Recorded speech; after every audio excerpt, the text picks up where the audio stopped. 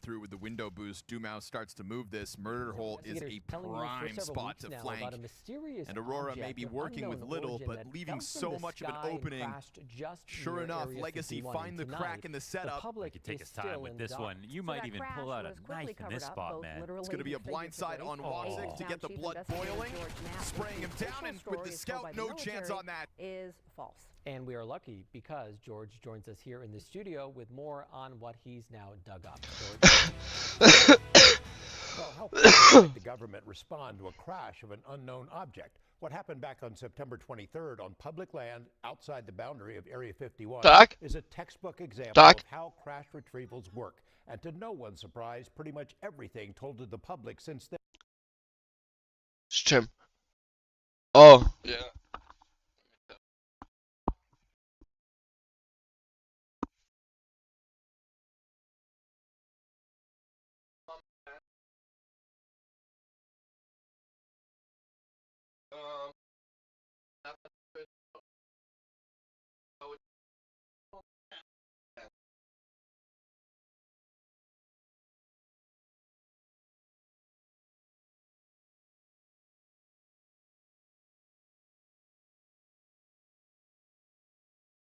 Świecić tam?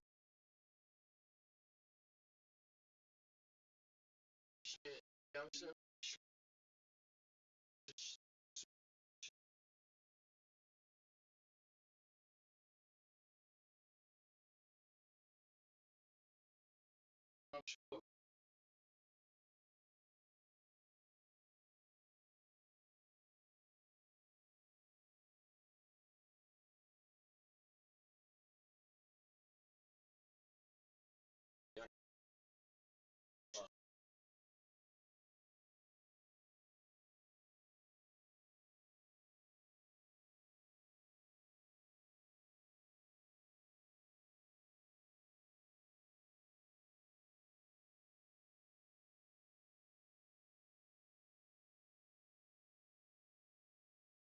siłę mocną,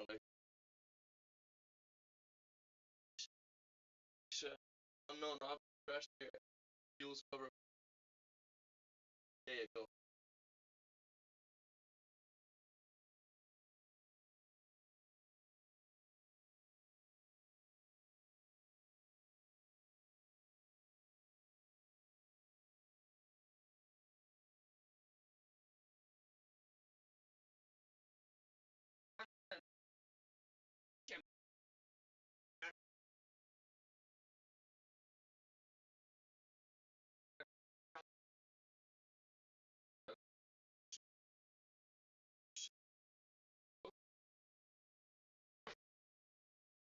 Yeah.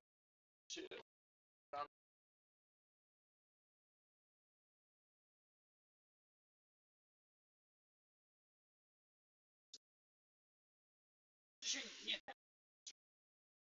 Czas.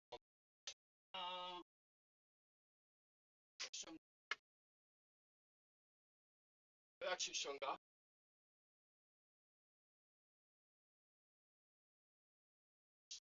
Nie.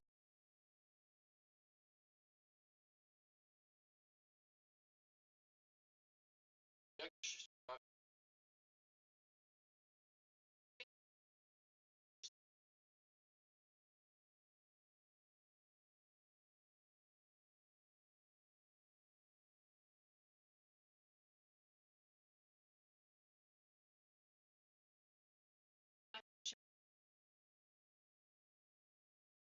Się tak samo montuje?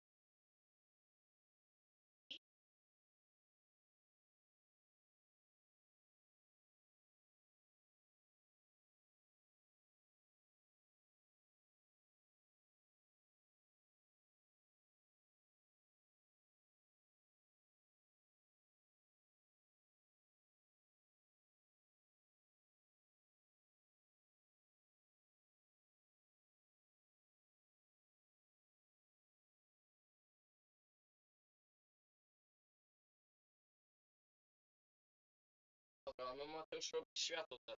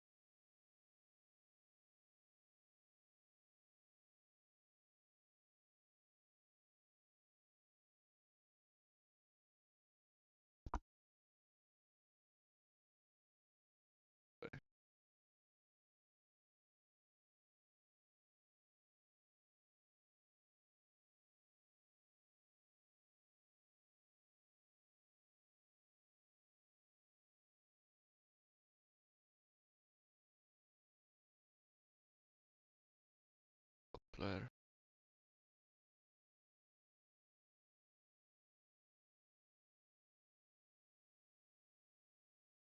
Nie wiem jak to się...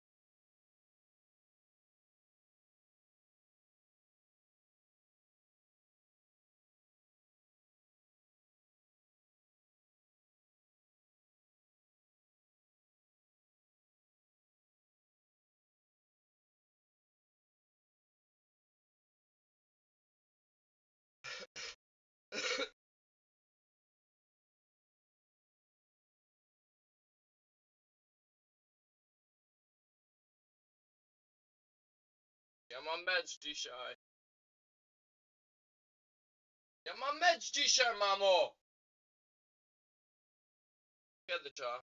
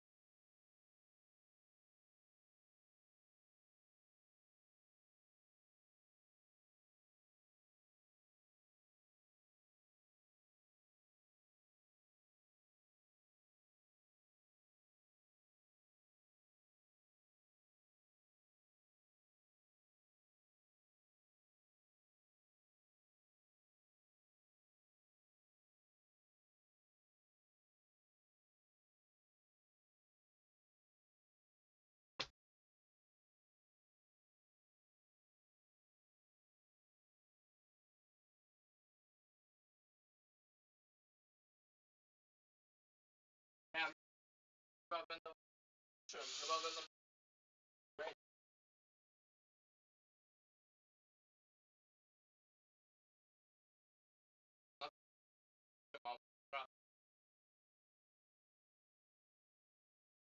Przecież ja...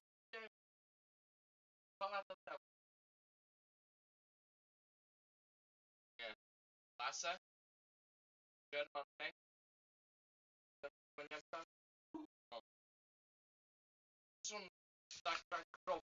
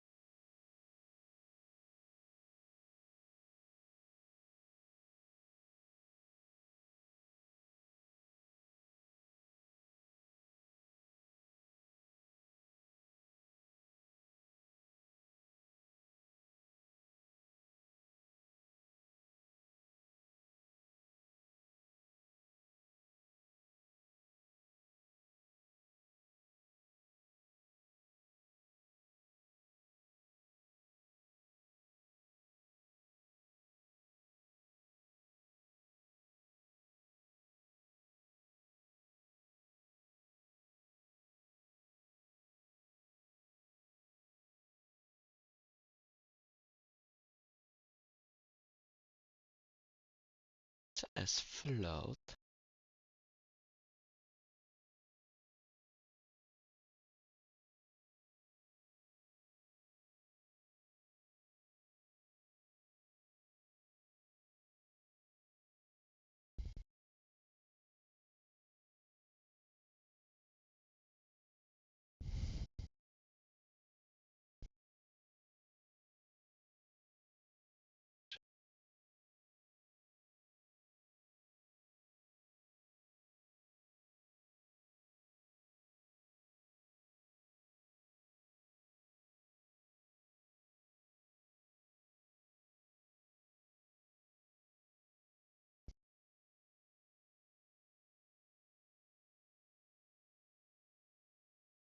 Then is pure fiction. You can see this in F-18. Scanners and computers inside this room listen to and record radio traffic inside Area 51 round the clock. On the morning of September 23rd, York Arnu heard some astonishing news. Had my cup of coffee, and I'm listening to Area 51 security, and all of a sudden, they get very serious. Locked down the base. Arnu learned there'd been a large but totally secret air operation in the middle of the night and that something had gone wrong. So we just had an asset go down. We had an asset go down. This is not Creech security, this is Area 51 security. And they had an asset go down. And then the next thing. Yeah, clear. Also, be advised, is the UAV unmanned aircraft with ordnance. He picked up details about strict security measures which were implemented almost immediately. Not only was Area 51 itself locked down, but within a very short time, so too was a large swath of the Tikaboo Valley. It became clear that some kind of craft had crashed miles outside of Area 51's boundaries on public land adjacent to Highway 375, also known as the ET Highway. Arnu jumped in his truck and headed south. Arnu went back out for a look. The Air Force had used who knows what, debris that came from something other than the first video. Public land. Indicated this was where the object slammed into the earth. Both he and another aerospace explorer found pieces of who knows what, debris that came from something other than a drone, seemingly planted to confuse anyone who came looking. But they also found pieces under the dirt that are likely the real thing. I'm pretty sure that this piece came off the actual aircraft. Arnu, who was at the site of a genuine Reaper crash years earlier, says there's no way the Air Force could ever recover every piece of a crashed aircraft, so they added some dirt and sprinkled in some misdirection instead. If I were them, I would probably do just that. Is there a good guess about what crashed? On the Dreamland Resort website, members, including former military and retired defense contractors, chimed in. The leading theory is that the drone was one of a latest generation of AI-controlled craft that accompany advanced fighter planes and can act independently to get the job done.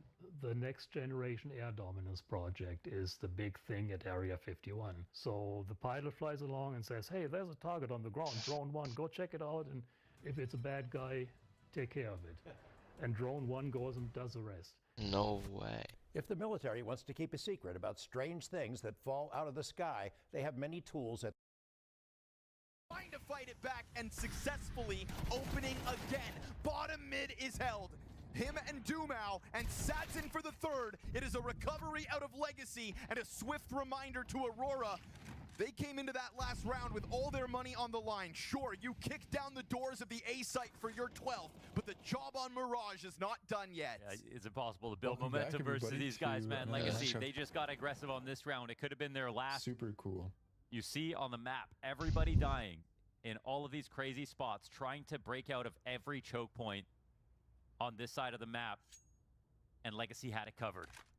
Woxic, up, not thinking he could even save this. Gonna try to get some information back. Maybe get a kill to carve out a position to save, but that won't happen. 5 up for Legacy.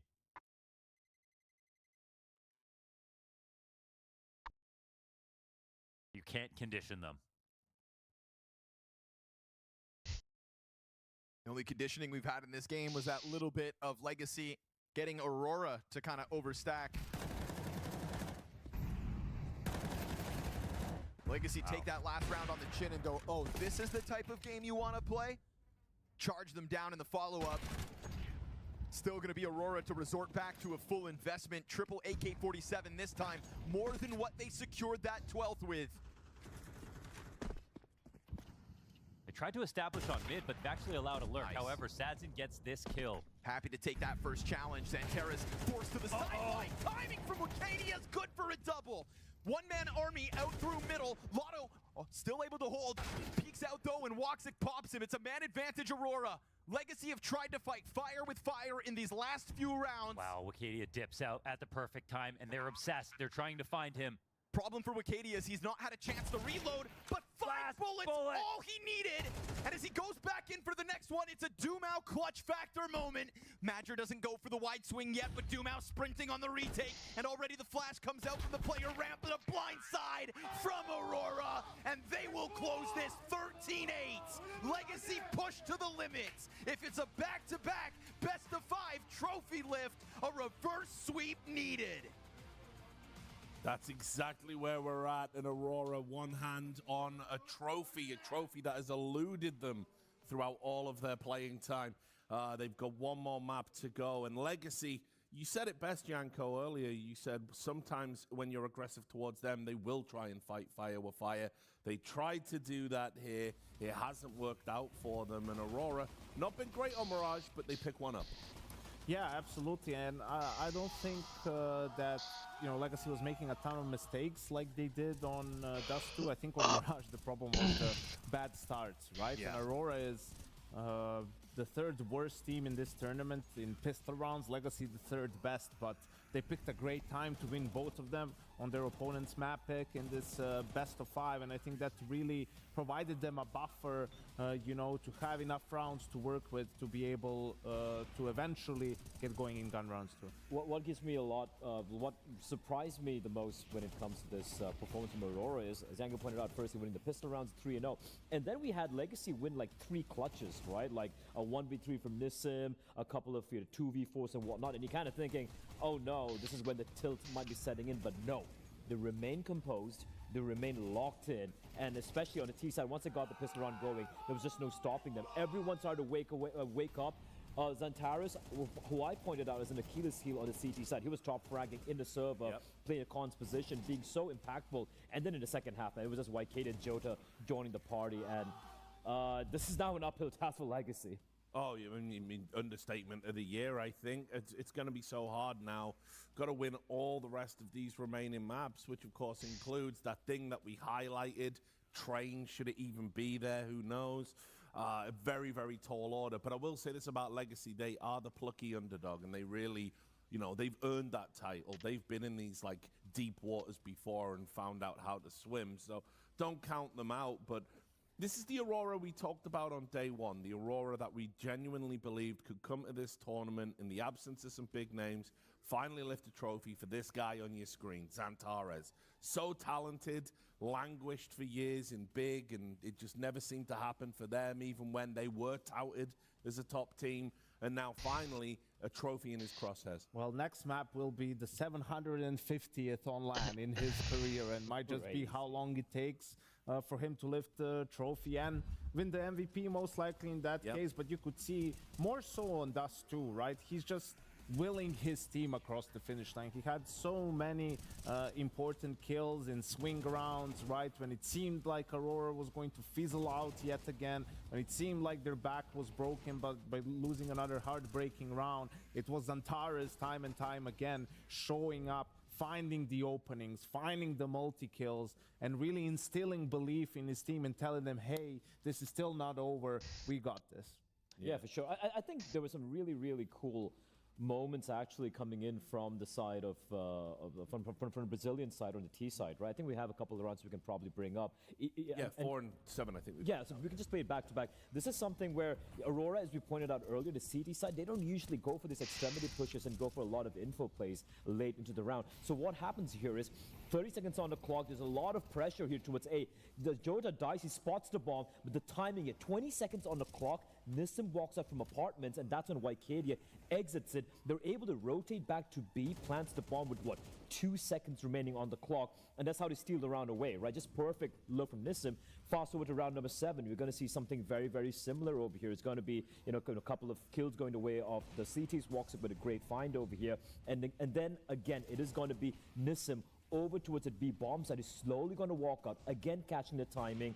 And walks, despite his heroics on the A side, the B bomb side's lost. Nissim catches Major, just running in. He's like, oh, he might sneak out again. And boom, just like that, 2 well-constructed rounds from these lurks, just punishing Aurora.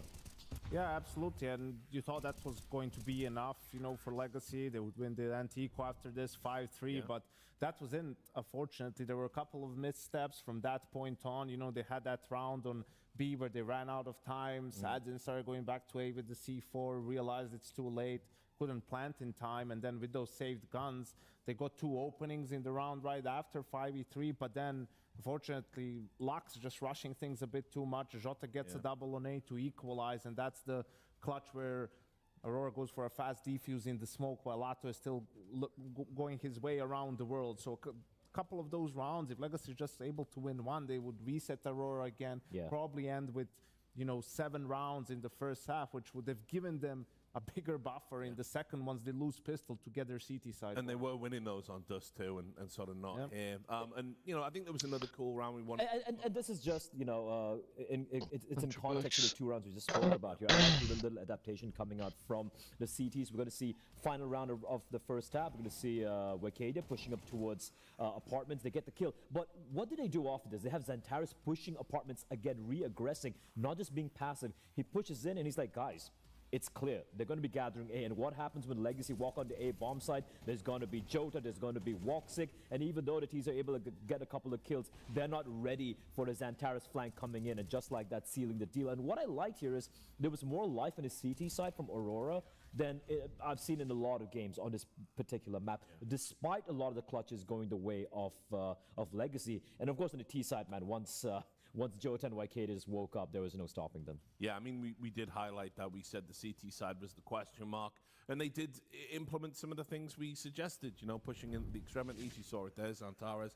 Take that space, get that info, adjust accordingly. And maybe that's something they can utilize moving forward. Because I still think, and crazy to say, because they probably are about to win the tournament, they definitely still need to work on their map pool moving forward, because there are going to be better teams out there that will punish that lack of activity. That being said, this is the map we expect them to close out on. It's been a map that's been very kind to them at this tournament. Yes. Seems to be the one they specialize in. If you leave it in the pool, they're very comfortable picking it. If you pick it, you better be good. It's Train. And Yankees pointed out earlier as well, right? Like, we were a little surprised why Legacy didn't ban out Train. I think Overpass would have been a little bit more 50-50, so to speak. But coming into Train, Maybe they saw that game in Legion game on Overpass. So that maybe, but I don't think you should be cowed with that fact, right? You have your own game to play. But Train coming in, not only is it, I think, one of the better maps for the side of Aurora, but also Legacy won, what, 1 out of the past 4 outings? Yeah, it's not. I mean, this is what we're calling this a specialist map. Is that a fair assessment, Yanko? Is it a little bit different than the other maps in the pool? Yeah, I think so. And I think this is, I said it multiple times, if Aurora is going to be a contender, Train and Overpass need to be, you know, 2 out of the 3 of their best maps. Yeah. Right? Like, they just need to, in that sort of a way, make up for the lack of firepower compared to the other teams or some other deficiencies that they have. But I also think this is their best chance to win this final. It's just ended here on Train, right? Because if you end up losing this map somehow, now there's this prolonged break between maps 3 and 4, so the players can grab some food and get some rest. Now you're thinking how you were right there and you let it slip on your own map pick. You're going in 2 maps that were so and so. So absolutely for Aurora, you know, you can tell visibly they're trying to make up for some of their deficiencies. Major is trying to scream after every round win, and big highlights, and Wakadia too. You know, they're almost artificially, because it doesn't come natural to them, hyping each other up, and it's paying off. I mean, they're 2-0 up, and they need to continue that. They cannot get complacent at this point when they're so close. Just to show how unlikely it is for Legacy to bring this one back, when Furia pulled out the reverse sweep just a couple of weeks back in Malta and Thunderpick, you know, being 0-2 down against Na'Vi and winning 3-2.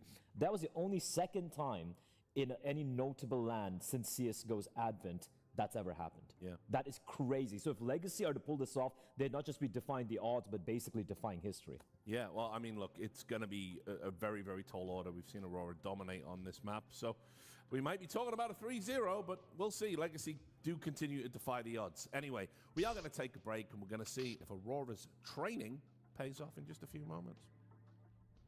She said she loves you. But she can't love me. But I love you.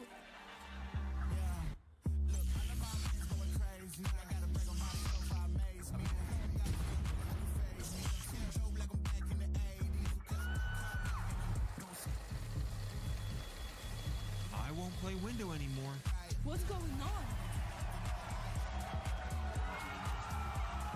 Play your role, 1xBet. The human body was built to move.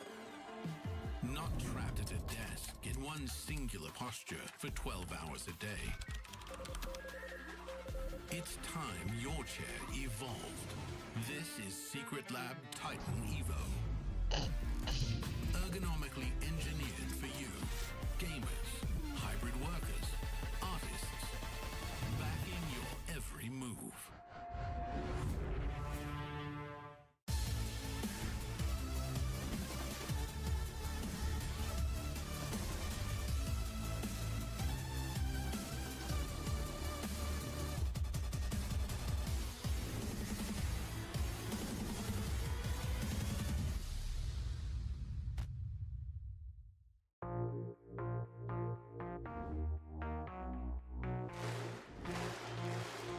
Astana, are you ready?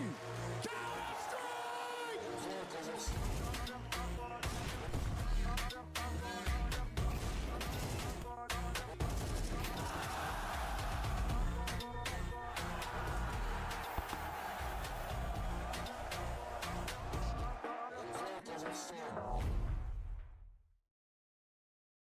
Hello everyone, Jackie Powers here, back live from the building here at PGL Bucharest. This time around joined by the legend himself, Naf, of course, from Team Liquid, Hooksy from Astralis, Youngster from Heroic, Ashley Battier, of course, from Gamer Legion. What was the moment that you fell in love with Counter-Strike? Like falling in love with the competitive side of it at least, I think was I started playing on a team with some IRL mates for fun, and then we went to some local Danish LAN, and there was like a really good Danish team there, like a third best team in Denmark or something, and all of a sudden we were like up, I think 7-1 or something against them, and we had like a crowd of 30 people behind us, and like it basically looked like like, you know, we were just sitting on like these wooden chairs and stuff. So I think just that adrenaline of having people looking at you like that and being impressed, and you know, I've always wanted to win no matter what I play. So yeah, I think that's why I really wanted to achieve something in this game. Where the dream sort of, you saw tangibly where you could go. I don't know, when I first fell in love with Counter-Strike,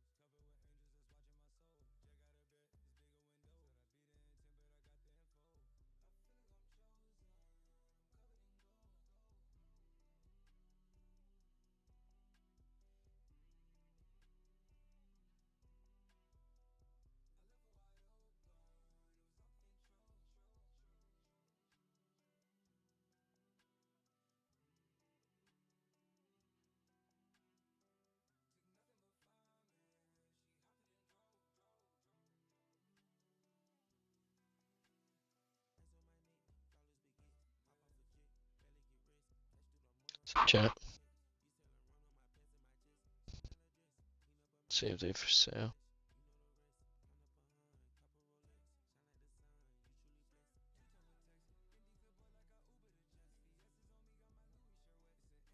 Still, it's not good.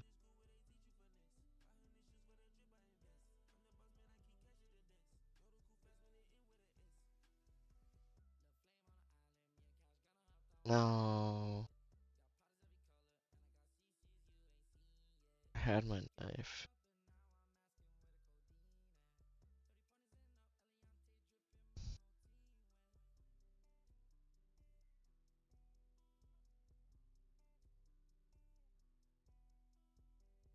One 7-4.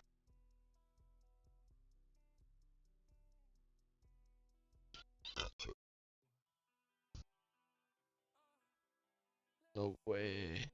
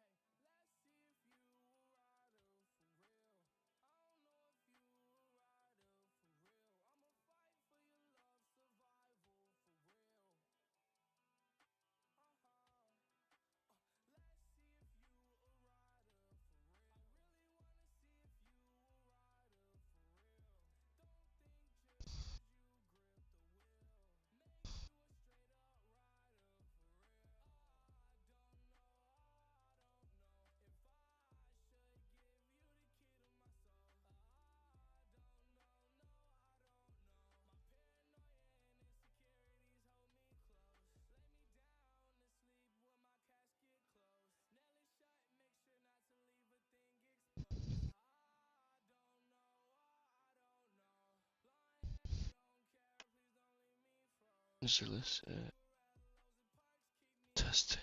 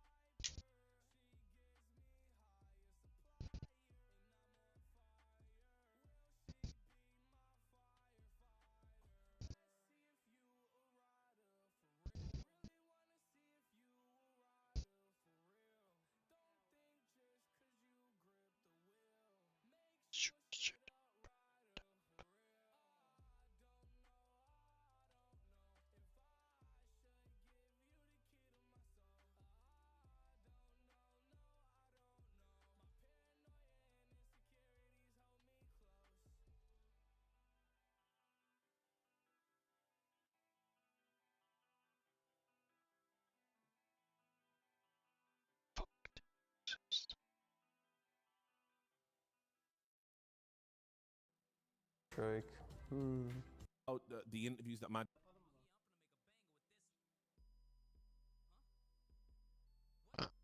Wow. This one, 15. 15. Oh.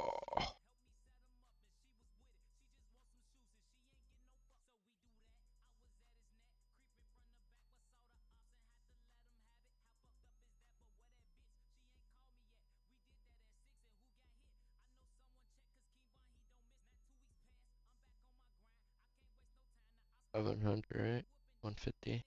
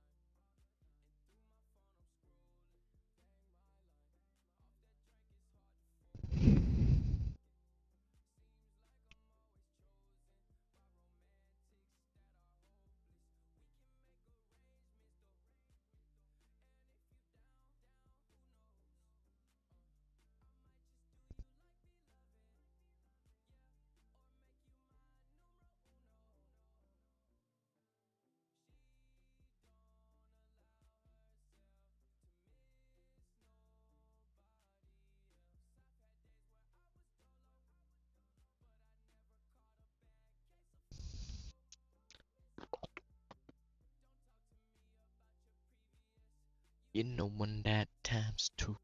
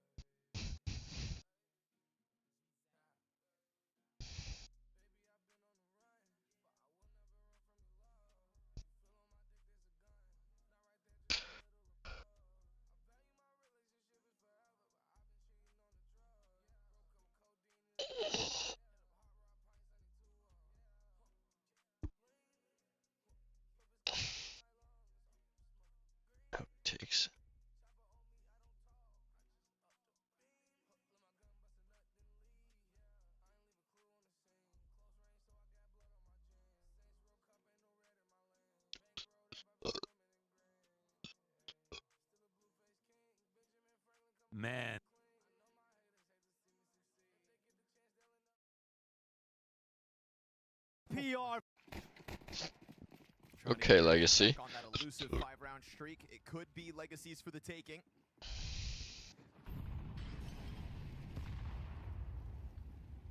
Not that upwards ramp attack that Legacy have used a couple of times already, but it is T-Con control taken over, and I think a good picture as to what's up at the moment. Legacy have done a good job of getting pieces in place for this B-hold often enough. Sure, when they leave a single player left in sight, they've lost 2 rounds. They have their lineups already. That won't interrupt anything. But the part that goes well is holding it back, and you have added a second player deep to this commitment, and it has been fresh looks for Legacy on these sorts of holds. Lux collects the first one. Great flashbang on the rotates yet again. And Xanterez, his turn to try and cause problems, but 3 is all they get. Dude. Stellar CT side from Legacy, all things considered. Yeah, and I mean, apart from, again, those 2 clutches that happened, both B takes where that took place, even those holds were successful.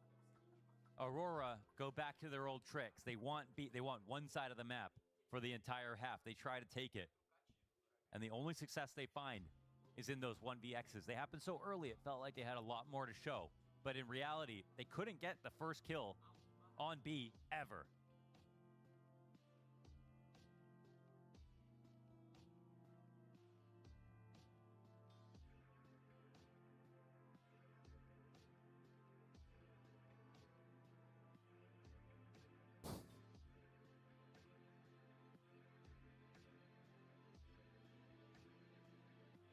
I feel like just looking at the Legacy players, they're almost surprised that went as well as it did. Yeah.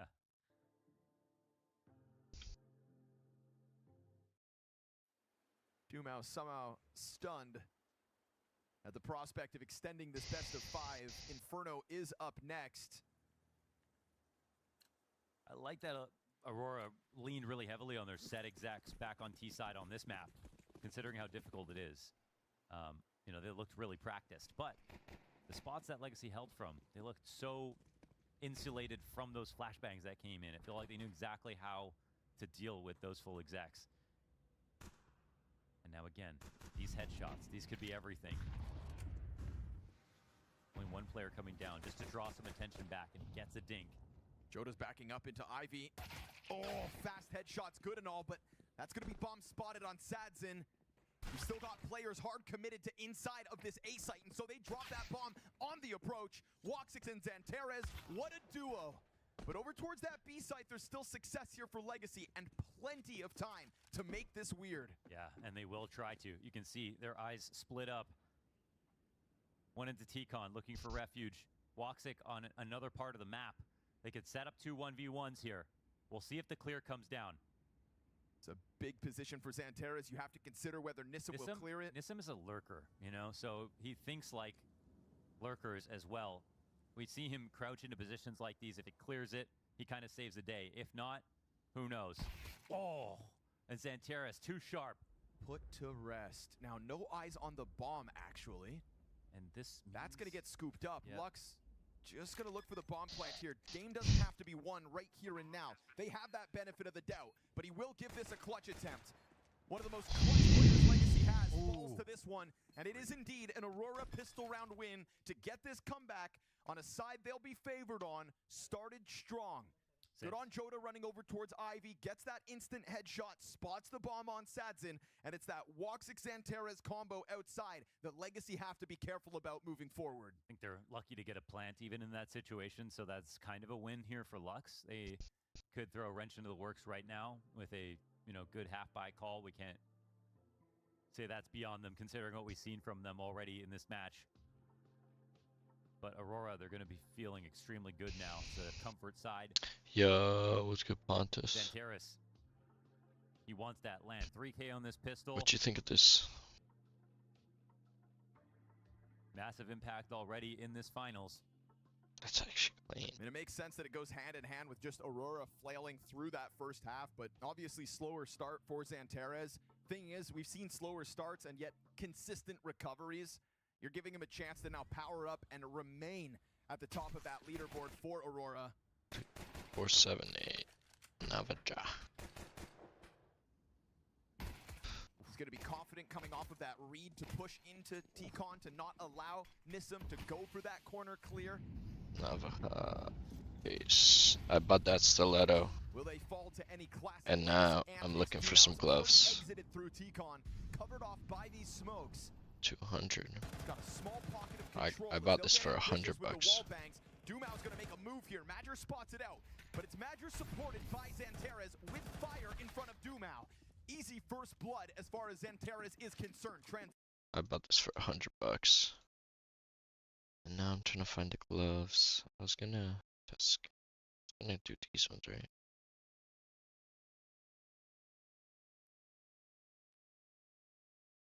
No, not these.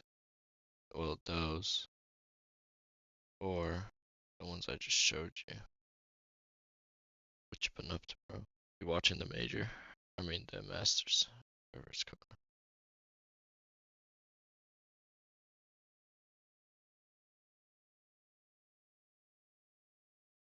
$184.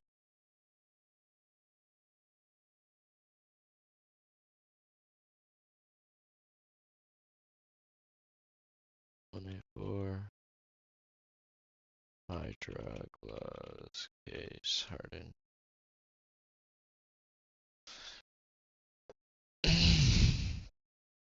$306. Test skin and game. Look at this. When you inspect, it's all blue. I might actually buy these.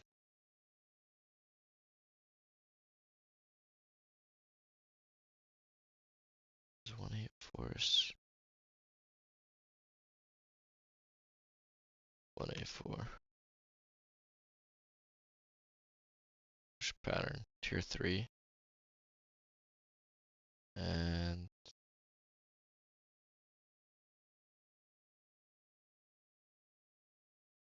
tier 3. And these ones were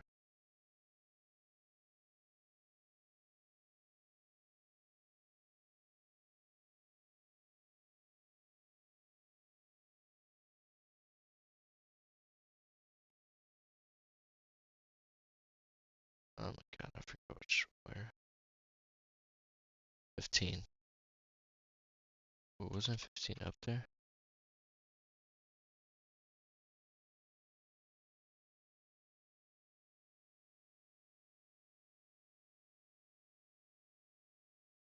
$184.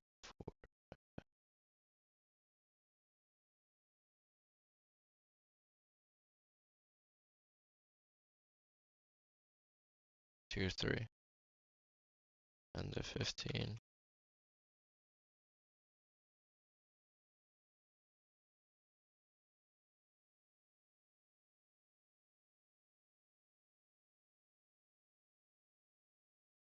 Tier 3.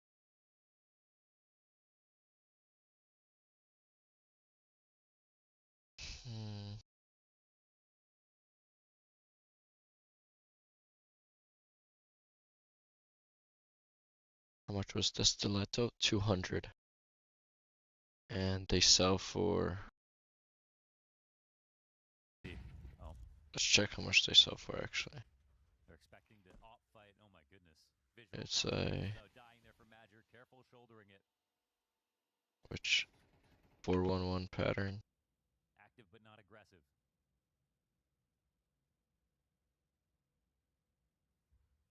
Time can just bleed down on train. It is so hard sometimes.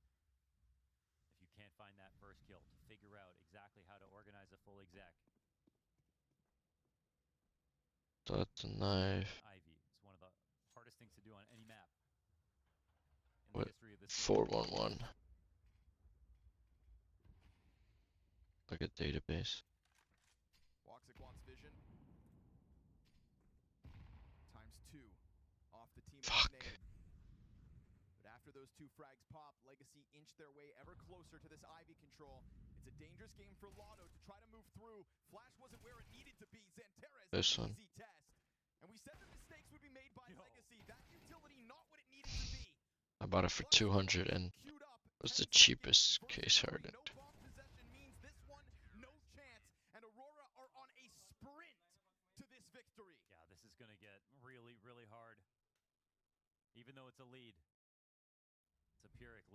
I'm waiting for this guy. Hopefully I can cancel it. I can cancel after 30 minutes, oh wait. It was a set flash, it was a good attempt, but Still at the case. players on Aurora 12 and 12 recovering their Cheapest. Damn, and I bought mine for how much was it yesterday?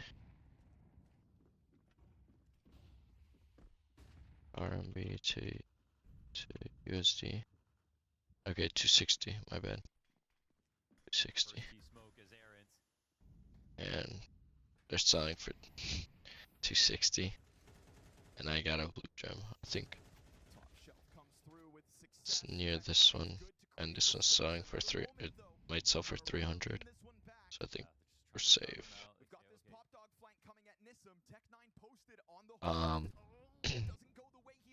Yes. I think certain ones it's worth. But I bought them. And I'm holding them because I'll sell them in like a week or two. When they go up, they'll keep going up in price. Because look at the price. Look further. And it's only gonna keep going up, I think. It's already at what, 487, yeah. It's recovering hella quick. We were at 6 billion.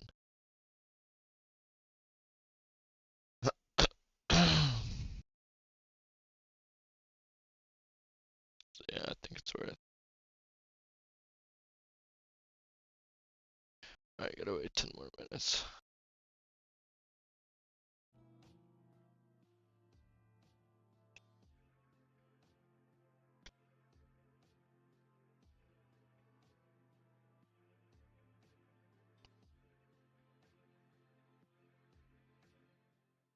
it's nice to see ideas like that work, Dude, but you're same, always looking they for hella that one expensive. sustainable type of round on a full buy. Oh wow, wow! Paired with a But they are expensive. You could probably get the cheaper ones, but I'm not sure. I'm not sure how much they'll go up, you know.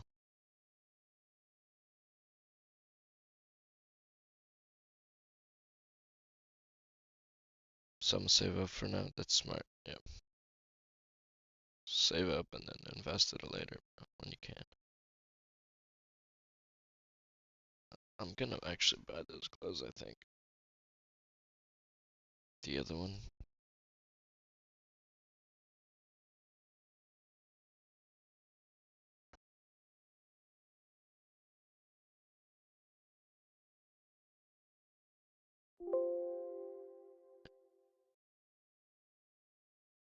Checking if any of these are blue gems, man.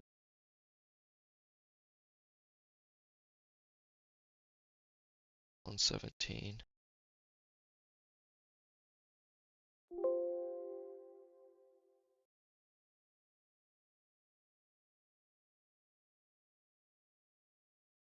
$5, $6, $7.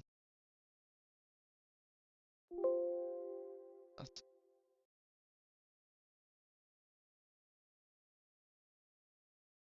no gems yet.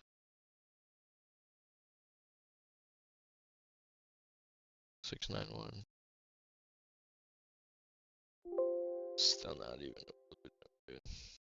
Ooh, what about 702? Really?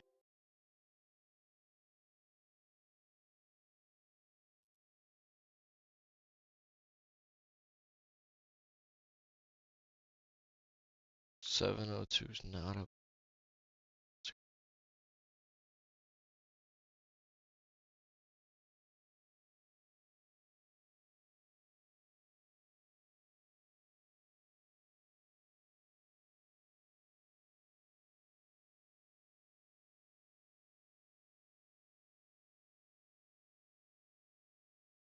It is very good to buy from, but you gotta have to go around some certain shit to be able to buy.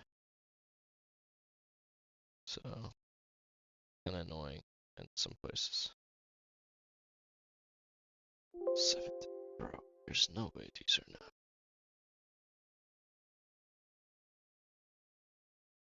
$891.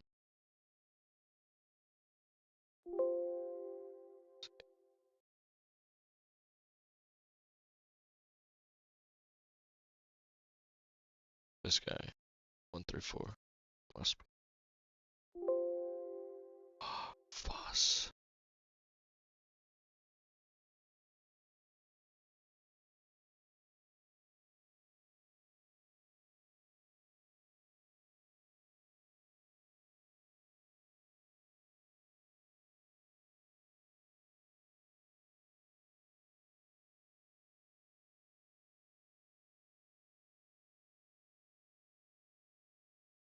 Hmm. 850.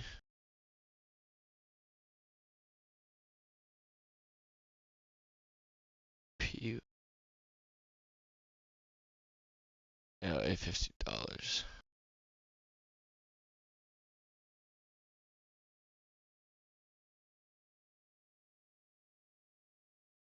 Fuck, they look good. They do. 704. That might be a blue gem. Tier 3.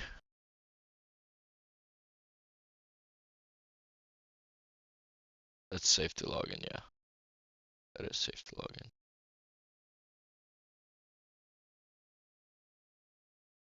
704184 is this one. Same thing.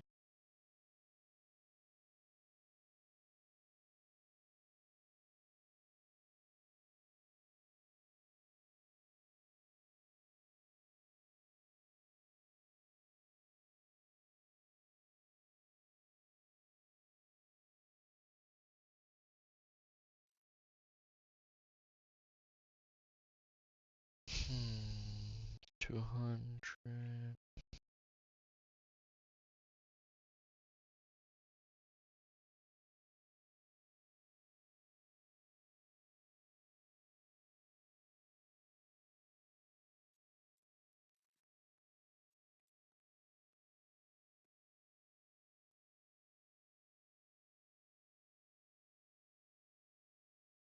No way.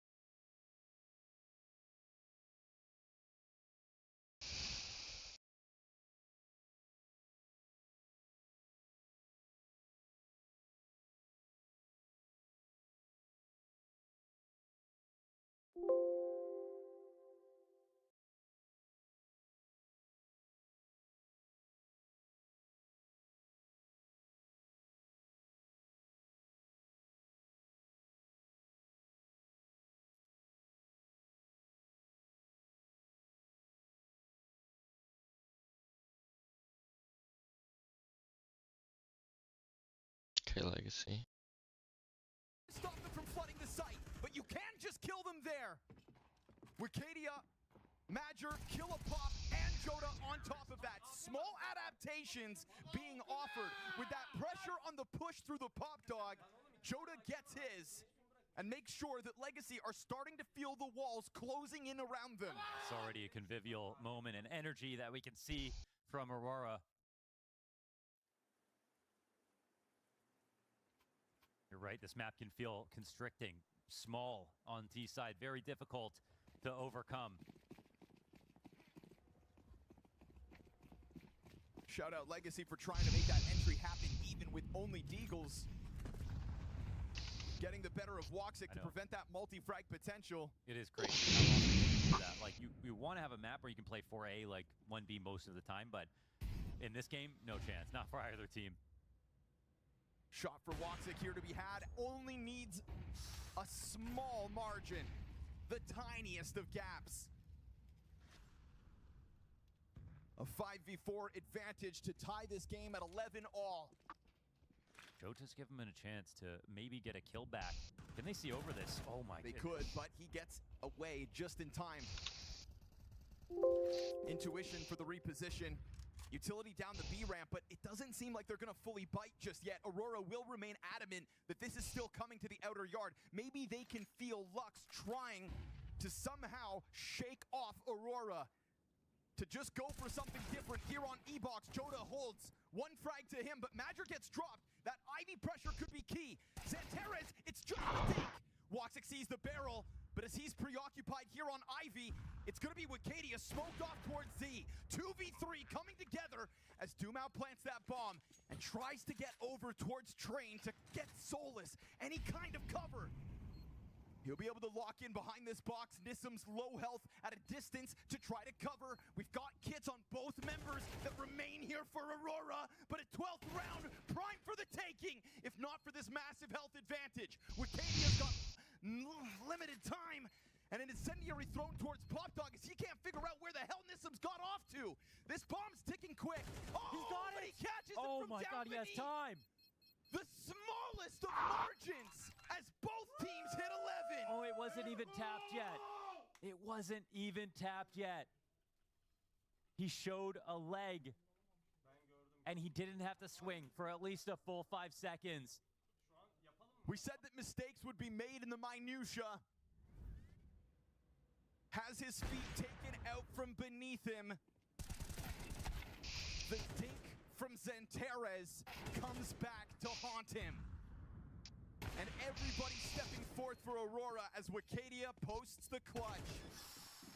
That one's gonna sting. 12 on the line either side. Woxic goes deep. As Aurora have started to feel like they can take control of the map as opposed to sit back each and every round. Over the top goes Woxic. And they are on top of him already. At the very least, it's the one from the offer. That gun could be key for Legacy if you can put it in Sadzin's hands. Surely he wants it instead of the Galil. And they're desperate. They wanted to jump on anything. It's 4v4. They take a nade, trying to come out of heaven together. Now CTs can try to reestablish control. It's a little bit of a poofy smoke as it bounces back here for Zantares. Even-handed on both sides of the map. You can tell that Legacy want to go back to their comfort zone eventually. Zantares gonna fade this smoke versus Nissam, looking for revenge from the last round. And Nissam, he could have held that angle, but he walked away. For what reason, I don't know. That's very brave, though, of Zantares to even try to phase that. That's the kind of game he's playing right now, playing to win. To give themselves one map and match point to push this over the line, similar to Dust 2, not allowing that to go to overtime. The horizon's coming up now on Legacy. They've got to make a move. 30 seconds. Sadzin's chucking out nades. Lotto's going for the A-site walkout, but bomb gets cut off. And as this game's gone on, you have watched Legacy get pulled apart across the map, piece by piece. Such a key element to the success has been Jota. Not only with these constant pop dog pushes, but the last piece of this 5 to unlock the potential in 2025. Absolutely, he's made this team, and at this event, we really haven't talked about him much. You know, it goes all the way down to Wicadia in terms of fragging. But Jota showing up in this grand final with these major moments. Last few bullets. He is such a spark for this team. And how poetic that in potentially the round that wins him his first trophy, Zantares didn't have to carry. A tale as long as his career. His entire adult life spent in the chase of this moment. Frag grenade goes beyond the pack, but Wicadia is here to fight them. Legacy will break down the doors on B yet again. It is what got this T-side rolling. It is what has given them the chance at extending play once more. And smokes go deep for Legacy. Yeah, this could kill the clock. They're pushing up aggressively. The CTs are going to come through, but everything's Huge being retake. watched. Joda doesn't get the better of Doomao, down to now 59 health. He wants action over towards Xantares, and because they didn't expend utility to get position on site, they have so much of it to burn down this clock. 15 seconds on that bomb. Aurora are gonna have to dig even deeper because the win's not theirs just yet. Legacy in classic fashion just go all in B yet again. I mean, they kept trying B, they kept succeeding, and then they tried to put it on the back burner to show that they could threaten A, make sure that they didn't overstep on what was a gold mine for them in this second half. But they come back to it when they need to on the last round, and it works again. Wacadia only one on the defense.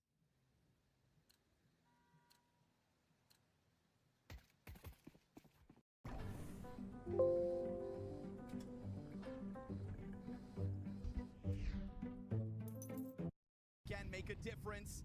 Flashbang finds Xantares, and it doesn't seem like he knows they're this close. Oh, great cover from Woxic. That would have been Xantares caught jumping up to the ladder, and where there's one, there's more. Lux trying to climb around, evades the death, but not the damage. It's two low bars for Legacy. Wacadia quick to the call. Flashes continue to come over top, and now Madger looks for a chance to strike. Total denial on the outer yard. Finally, something different sticks for Legacy. This is what they do. They build back momentum out of nowhere. The two straight, the outer win, the fast outer rush as a call. What a crazy moment for Legacy to pull that out and be successful. Probably the thing that Aurora expected the least. You could tell that Aurora just spent that whole round off guard. With the close positioning of Doomao, with the wild ladder climb and escape. Legacy remain elusive.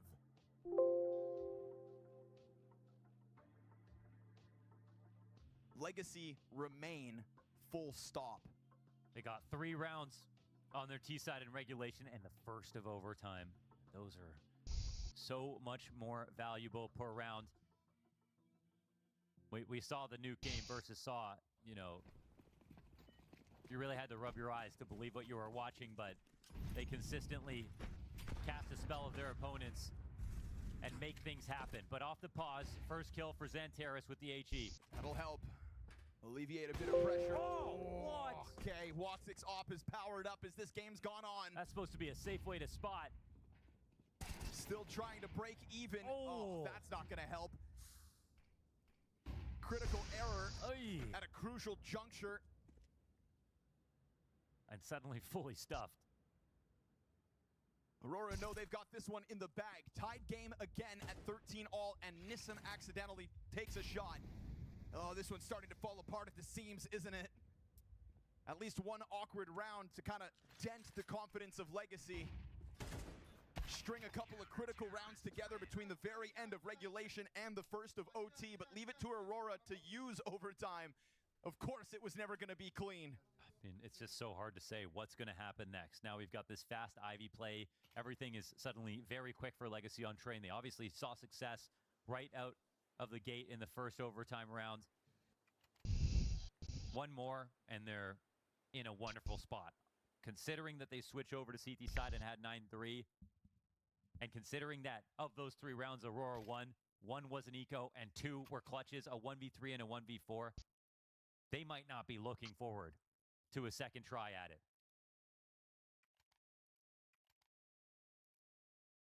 But Madger, after hitting that B site every single round, still has his ultimate trick up his sleeve. The one-off A commitment. Will it come?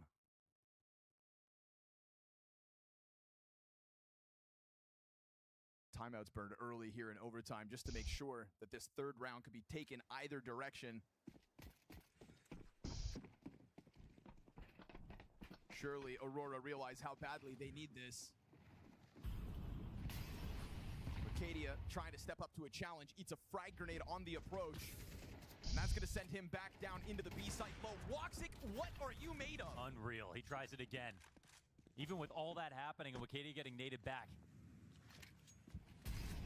He stubbornly decides, I need to help him out. Too often have they broken into the site because there's only one player in a late rotation. Yes, and too often they've broken into a site because Aurora just sat back on their hands inside of B. Stark contrast to more than half of the CT side. And that's Woxic recovering massively in this game. Yeah, we're into the overtime. We've got some cheap things, dude. Yeah, very cheap things, right? For most of this game, he was totally absent. Still on the recovery, but it's clear as day. Him versus Samson queued up here on T-Con. There's no flash to assist this peak. If he's going to walk out, he's just going to die. Not to mention shadow advantage on a play like that, so it makes Woxic's job all the easier. Again, small mistakes punished badly when you consider the gap between these teams. But speaking of mistakes, Joda walks through that, not even with a gun in hand. What's even the What were you value thinking prop you could there? get away with? Maybe it's just to set up Xantares because he is the savior of this one. Goes back in, does what Joda couldn't, and ends it. 2 kills inside of the Pop Dog. Aurora, that was sketchy. That was, well, Jota, that was sketchy. Yeah, Everything else actually looked pretty perfect, to be honest. Just Jota. Yeah, Joe definitely he's got some moments where he gets excited, that's for sure. All right, so second test, you know, to be real, like Aurora are normally much better on T side than they were in that first half. Just that in this game so far, it didn't work out. They leaned super heavily on these full strength B execs, all the fixings. If they want to try to do that again, they got to deal with this right side default position that doesn't get flashed, that doesn't get mollied. This is a clear gap that they've had a long time to think about. Look how scared they are already of the potential threat outside. Spraying down a smoke that nobody's even near.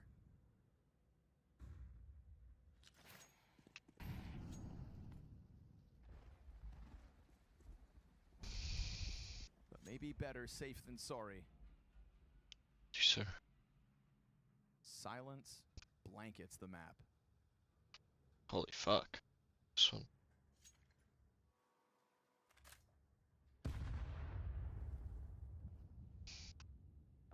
It's like everyone knows exactly what's about to happen. Question is just, can you stop it? Doom out. For once, are not playing in this position. Full exec will come through.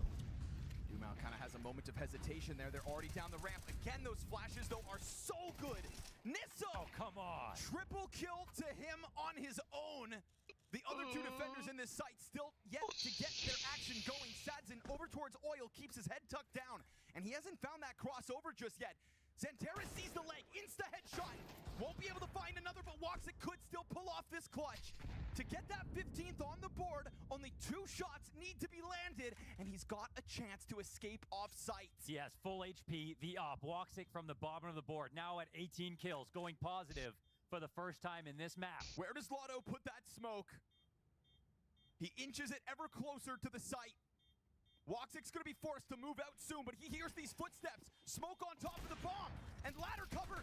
Oh, this is not ideal. The spam is close, but not there. Oh, he can't find it. Woxic losing the chance to clutch as smoke goes on top of bomb, and we stay awkward to the end. Okay, 14-14 off of that.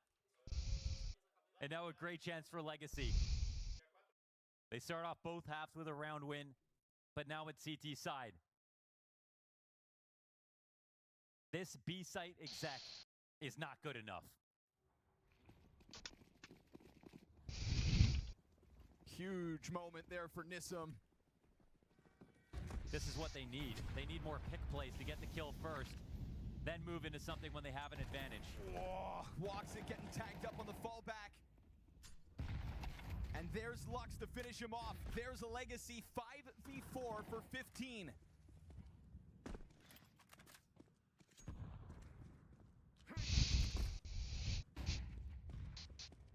Remaining active, our Legacy playing it their way as Aurora recollect themselves inside of spawn.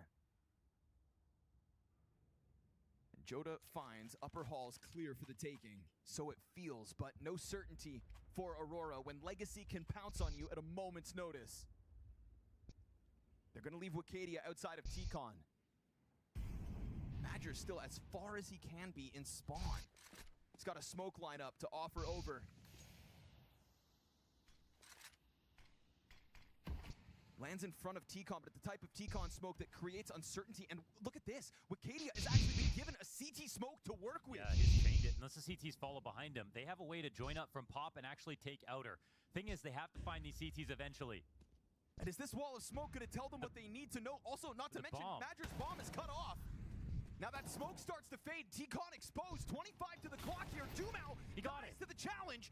Xantares is on the hunt for Lotto. He finds his, and they do manage to break through the outer yard. And that bomb has to cross. Will it be able to? Nade's coming through. You know that they can still thrive in the carnage and the chaos, and Nissim gave us a 3K, 1 round to go. Madger, it's bomb plant right there. Guns dry, health slow. Still Nissim survives. Oh! And it's Madger to topple for 15 rounds. 1 round away from their first LAN. Aurora play with their food on that one. What a sequence of smokes to get that route into the outer yard. Insane. They assisted this wraparound from that train, and Madger stayed alive with the bomb inside of main. Got the volley up on Olaf, and even though his teammate died first, everything came down to fractions of a moment. And it wasn't orchestrated perfectly, but it was just good enough. And right now, Aurora will take that. Because 1 round away from the dream realized again. Dumao plays around with the threat of Pop Dog. Joda sees this as an invitation. Going back to spot. Mo, how many B hits in regulation? And now they're starting to target this outer yard again. Xantares, it's a near lineup. It's Lotto from the corner and a total stuff. Not this time. Not done yet. Madger has to try to clutch 1v5, and it's a back turn to him. They turn on him, and now he's just going to get cut down after the one. From the highs to the lows, yet again for Aurora.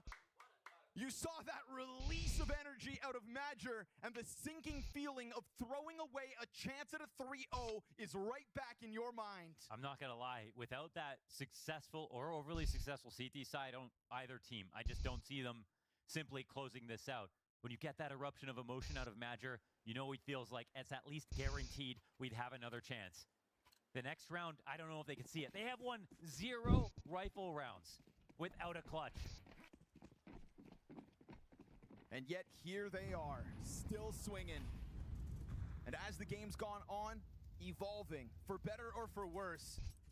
That Ivy stuff with a deep position from Lotto.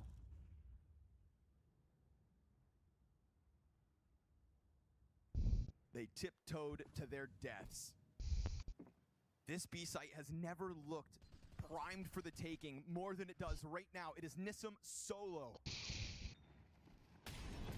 Molotov on Sadson unravels the initial setup. How does this change things for Legacy? They add 2 bodies to this B bomb site. Lux above oil, and also not to mention this drawback from Nissim. Oh, they're going in light. They just come out down the ramp, and the trade from Woxic in the back of that pack, but there goes the bomb, thrown forward at the far side of the site.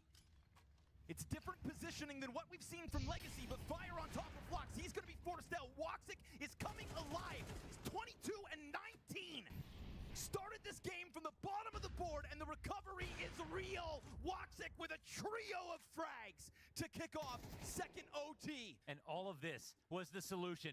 A 1-flash exec, run down the ramp, no telegraph, no time for the CTs to respond. That's what they needed to do. Their first rifle round 1 in this match on T side without a clutch. Slicing through that defense off 1 flash. Good coverage here from Woxic. They capitalized on these mid to late round advantages that they could find before that didn't have to do with the bomb getting planted without bleeding out so much at the choke points. They gave Legacy a little bit of time to get ready before, and that's what they needed. You know, ironically, sometimes you think, well, the more nades, the better. We get all the spots mullied out. People can't stand anywhere. That just gave Legacy time to think. They were prepped and ready for those. Now they show a bit of a weakness. Maybe they feel like it got unlucky. But it won't matter now that it's in overtime. They've already scooped that round away. One more and it gets very scary for Legacy. They've taken their sweet time to do it, but again, I use the word evolve a round ago.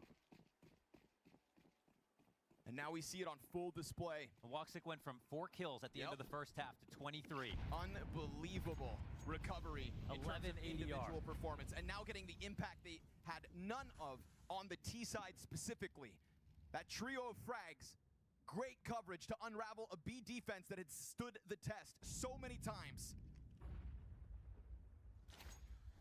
That doesn't mean Legacy are out of it just yet. We get that incendiary sent forward onto the setup in Pop Dog. But the fact that they can hit that B site so unannounced, now Legacy are going to be playing mind games against themselves because it's not always utility that shows the commitment. It's not so one-dimensional now. A tough job for Lux to remain at the top of the scoreboard and also figure Madger's moves out. Dumao caught in transition to the instant headshot here of Xantares. It's a helping hand offered up from Lotto. That nade is going to get Jonah done for, and Lux has gone unnoticed. Woxic finds his deep into the bomb site. Wicadia also combines, and now a T side that is starting to take off. Nisum is nowhere to be found. Now they've broken through. Now they're figuring out new ways. Xantares looking sharp as ever, making sure he has the kill lead in this game.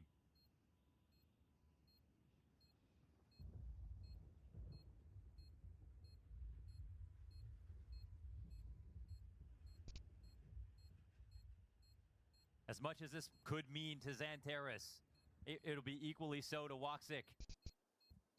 Coming to play for his national roster alongside Xantares.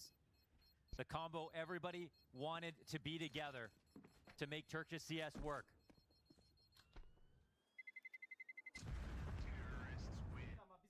And this is his map.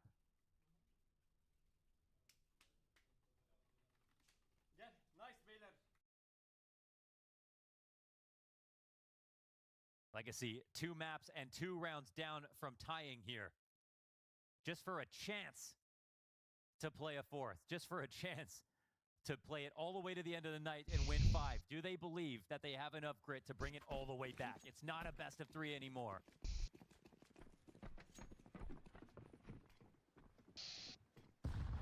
Smoke lands in the outer yard, but there's really nothing behind this. They are setting themselves up to take down that B site once more. Nisum with an incendiary in hand plays the front of ramp, but he's got to be careful. And down goes his utility. That's instantly going to draw support over from Lux, but that rotator's only playing with an MP9. It's not Dumao who comes over with flashes in abundance to interrupt Aurora. There are limitations for Legacy in this final attempt to get a round in the second overtime CT side. And while Aurora posture themselves to simply smash through this defense yet again, that dwindling utility on full display, Nisum gives himself a smoke to play around, but it's that coverage from Woxic that looks to make the difference yet again. He turns it back around. Dumao's gone unnoticed. Madger's hands busy, but the bomb plant unstoppable, and Dumao will still find himself a second. It's Woxic pressured from both sides. Sadson goes up high, denied by Xantares right behind him. What other duo would you want for the clean sweep of this T side? Woxic left on his own device, can't finish with the tech. Oh, you won't slow it down, and there'll at least be 1 round here for Legacy. Lotto pulls out the clutch by a hair. A lifeline, a saving grace for Lotto to deny it. Oof. 16 rounds Legacy in OT2. And they almost pulled off the final boss for them, which was this B exec with everything. All the nades coming through. It was a time where Legacy were a little low on money. Dumao again with these 2Ks in her. He's been so solid for Legacy. It's even a 3rd before he dies.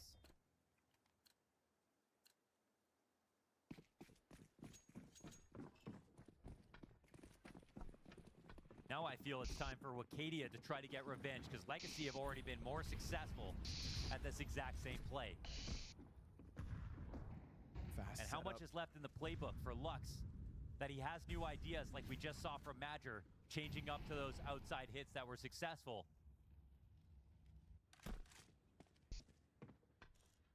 But you've given time over for Woxic to get into position.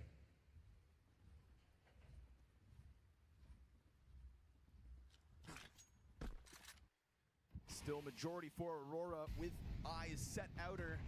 Here comes that exec. Woxic missing the first shot. Flashbang's good to get Wicadia off, but then, oh, he eats another. It's going to be Joda instead. And there's that bomb spotted, still stuck on the top shelf. But your Opper's down in the backdrop, and Nissam's gone deep. Madger right there, his next victim. Nissam and Lotto pull this apart. Oh my goodness, how did they do that? Legacy will bite back. Again, they will fight on. Nissam, that's incredible. He runs the entire way, alerts all 3 CTs. They can take their time to peek him. He's standing there in no man's land and still puts up those 2 kills. Unbelievable aimers coming out of Brazil here on Legacy, all at the same time.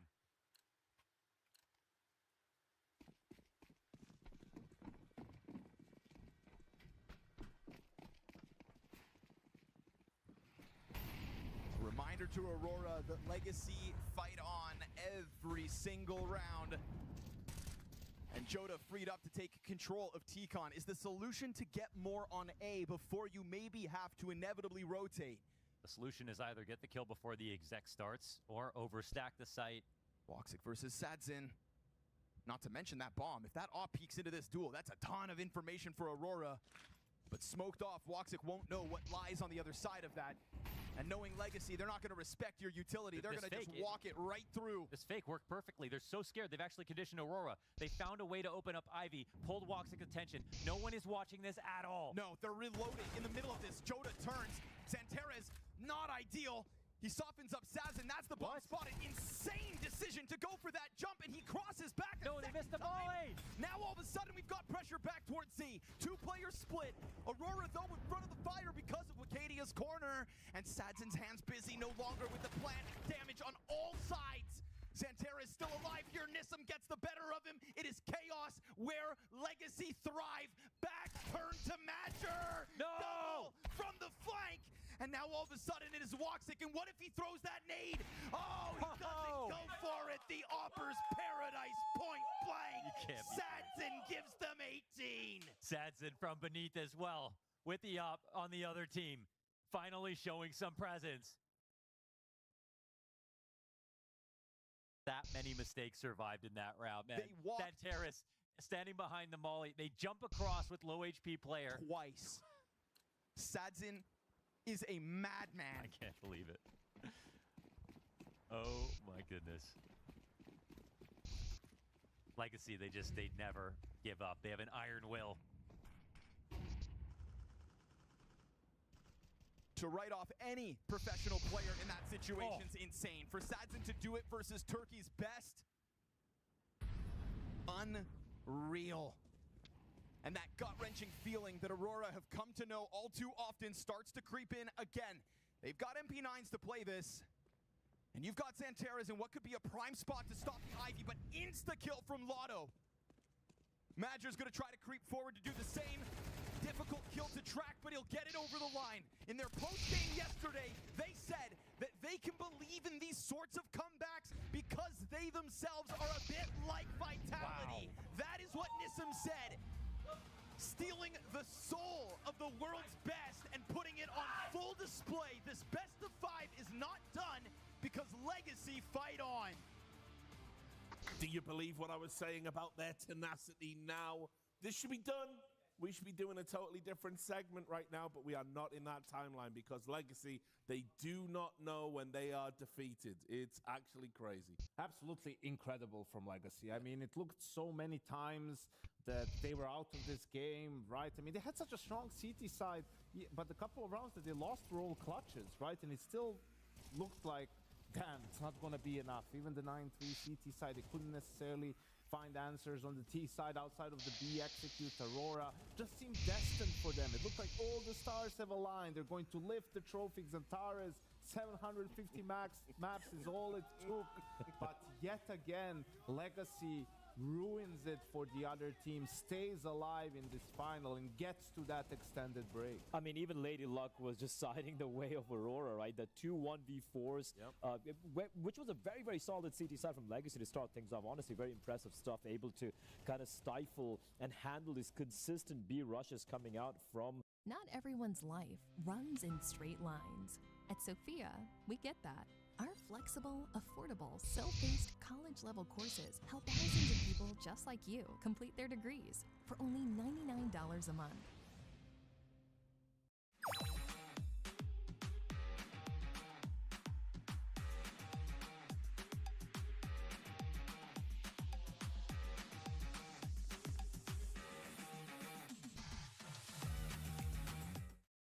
In the overtimes, they were calling new strats, trying new things, but Lux just had more up his sleeve, and in the end was able to do the unthinkable. And, you know, again, we've talked about this, the word we keep using, it's brittle. You just never know how Aurora are going to react in these moments, you know? I already think there was a prolonged period of time there where maybe Madra and Xantares didn't make eye contact, but you think that's the moment. This is when it's over. This is when they're going to close. It doesn't go that way. No, absolutely. And man, I just want to give praise to Nissan, dude. Like on the CT side, he was so impactful, especially in the blue bombs. And every time Aurora went in, he was always making sure the opening kill goes away to CTs, making his trades really hard for the Ts. And then some crazy individual plays. I can say the same for all the 5 players there. They were absolutely mental in so many crazy clutch rounds. I mean, because it was such a razor-fine margin of a game, realistically, you could highlight, you know, you could say Xantares was the MVP if it maybe gone the other way of Aurora. Sure. I thought Jota had some insane impact down the back 9, so to speak. Meanwhile, you look over, I think they're probably, like, Lato has the most kills. I'm gonna say Lux again for me was like my standout.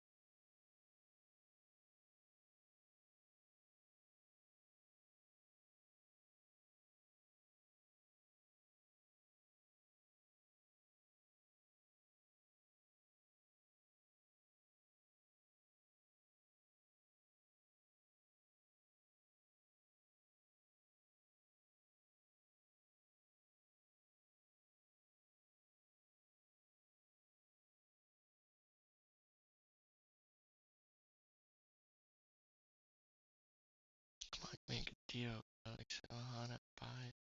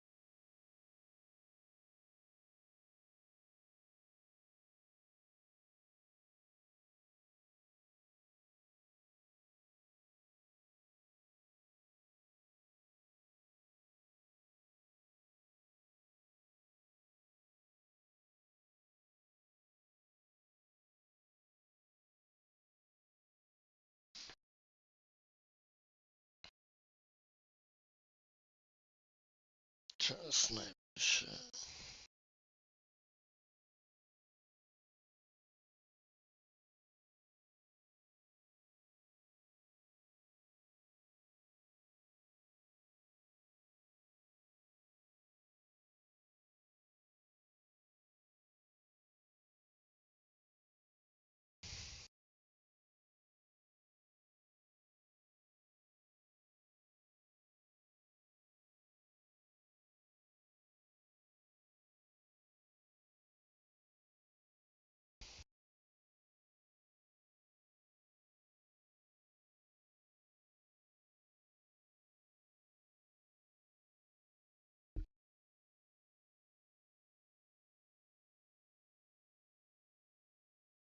Yes.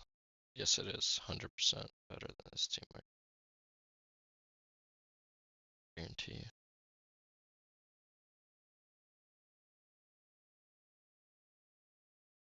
Steam, you can't even. Well, CS Float. This is what you should use if you're selling skins, buying skins. This website. Other than that, stick to just that website, honest.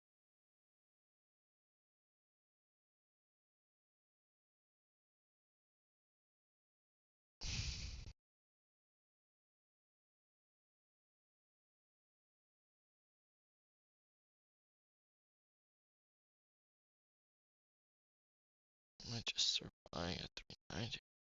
Yeah.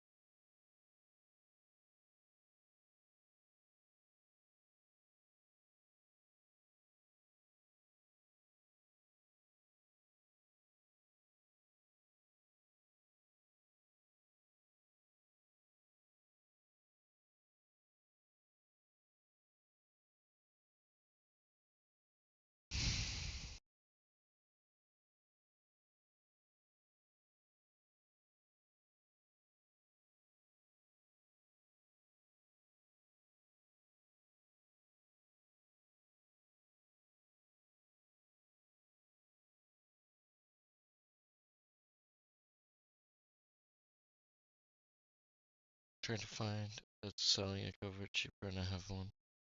Only found one.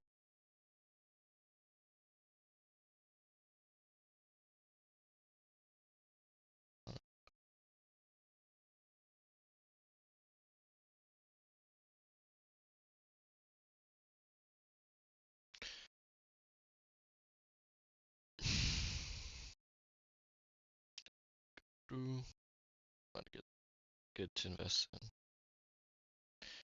Yeah, man. Buff is a good website. Like, those are cheap.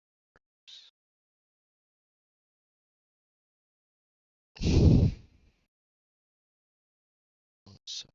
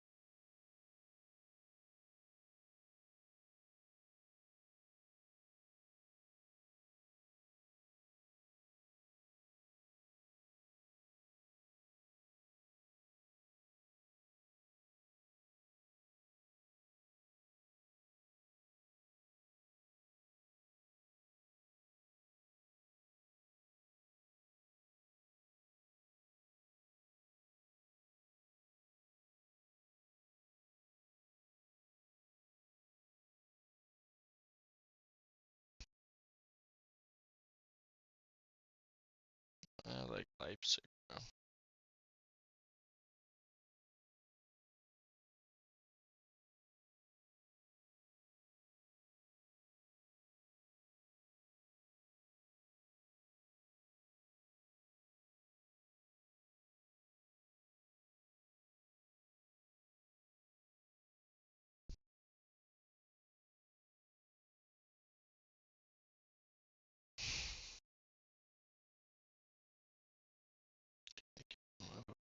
Best.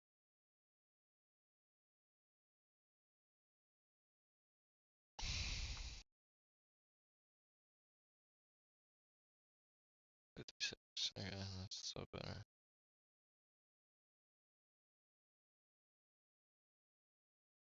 Three nines to okay.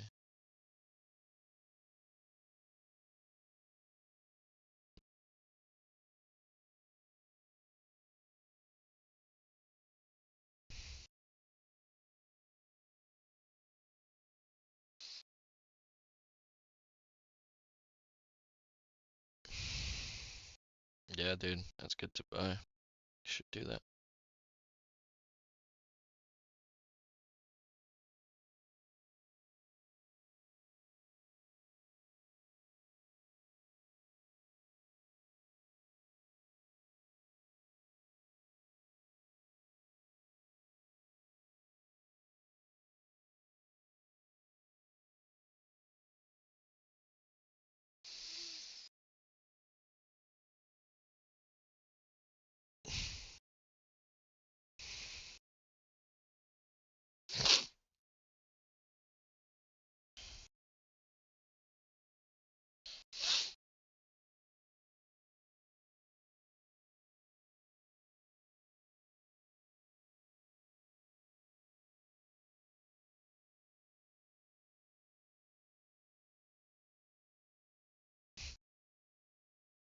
Buying with the Chinese market.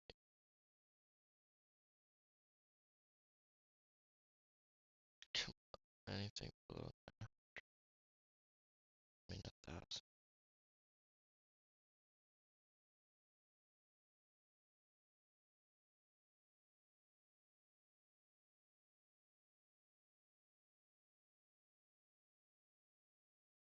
Nice and fucking name.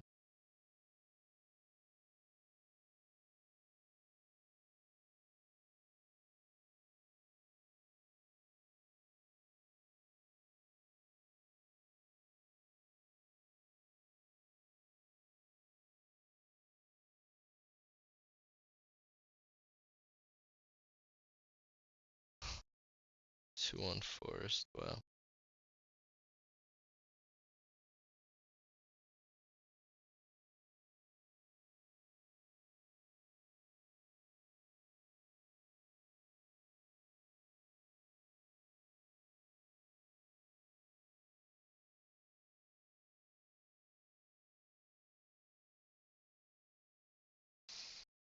to only go up.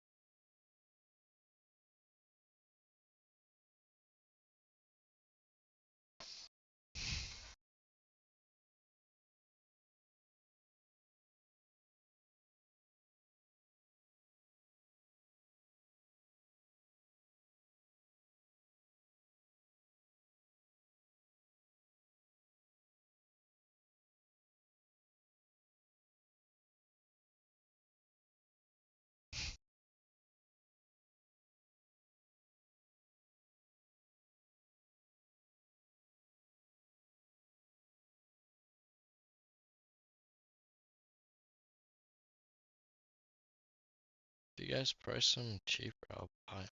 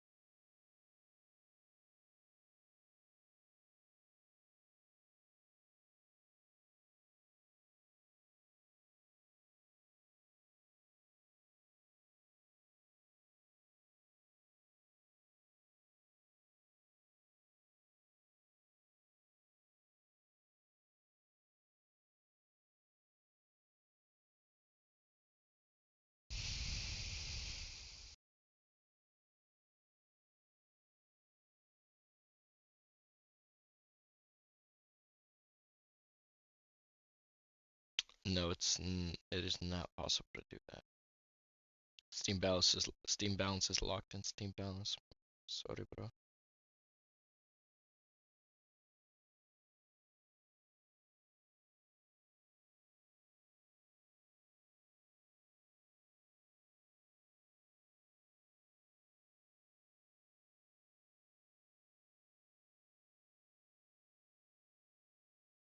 Yeah, it's locked.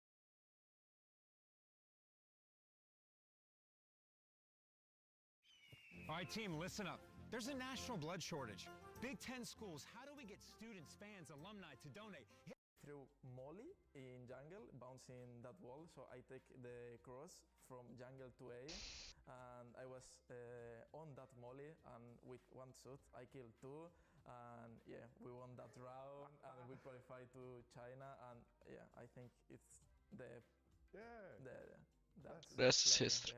It's a hell of a round. Even describing it, I can imagine the weighing up the situation. I just got to do it. And the scenario is like, sick.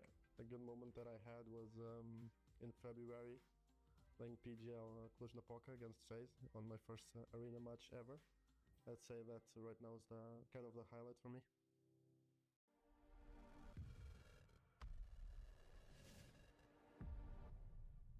Hello everyone, Jackie Powers here, back live from the building here at PGL Bucharest. This time around joined by the legend himself, Ashley Battier, of course, from Gamer Legion, Alex from Gentlemates, the wonderful Jacasmo from Fnatic, Hypex from Gamer Legion, LNZ from Heroic, Martinez from Gentlemates. You can only buy one piece of utility. What would you choose? Smoke. Probably, I'll probably choose the flashes, because you can have 2. Okay, yeah, that's a good point. And like the other would be the smoke, but that one you can only have 1 of.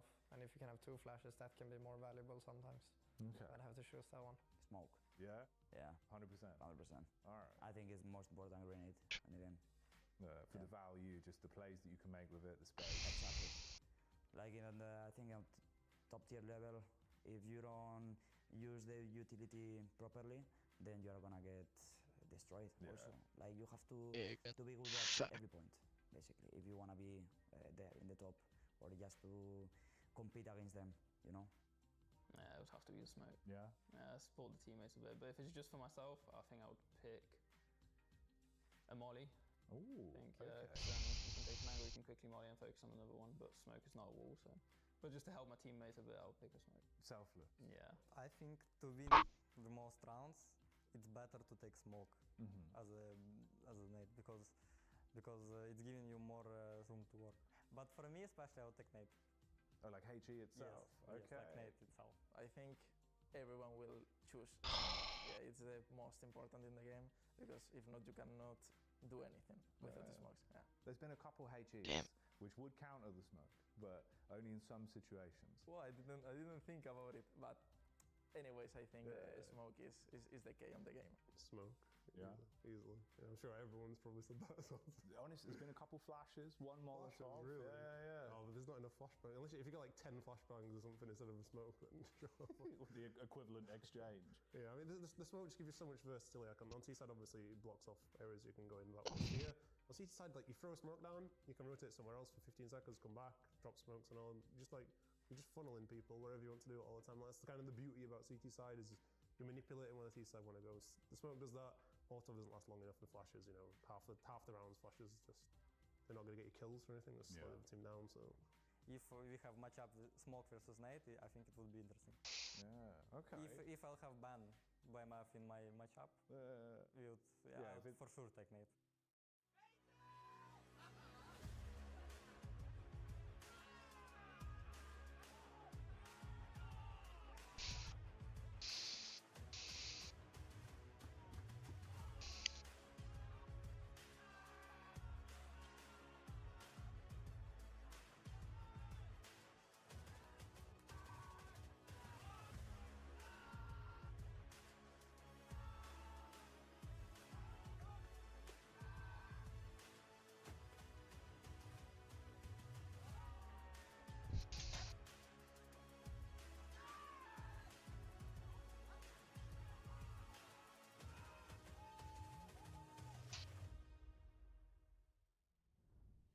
Where there's a will, there's a way.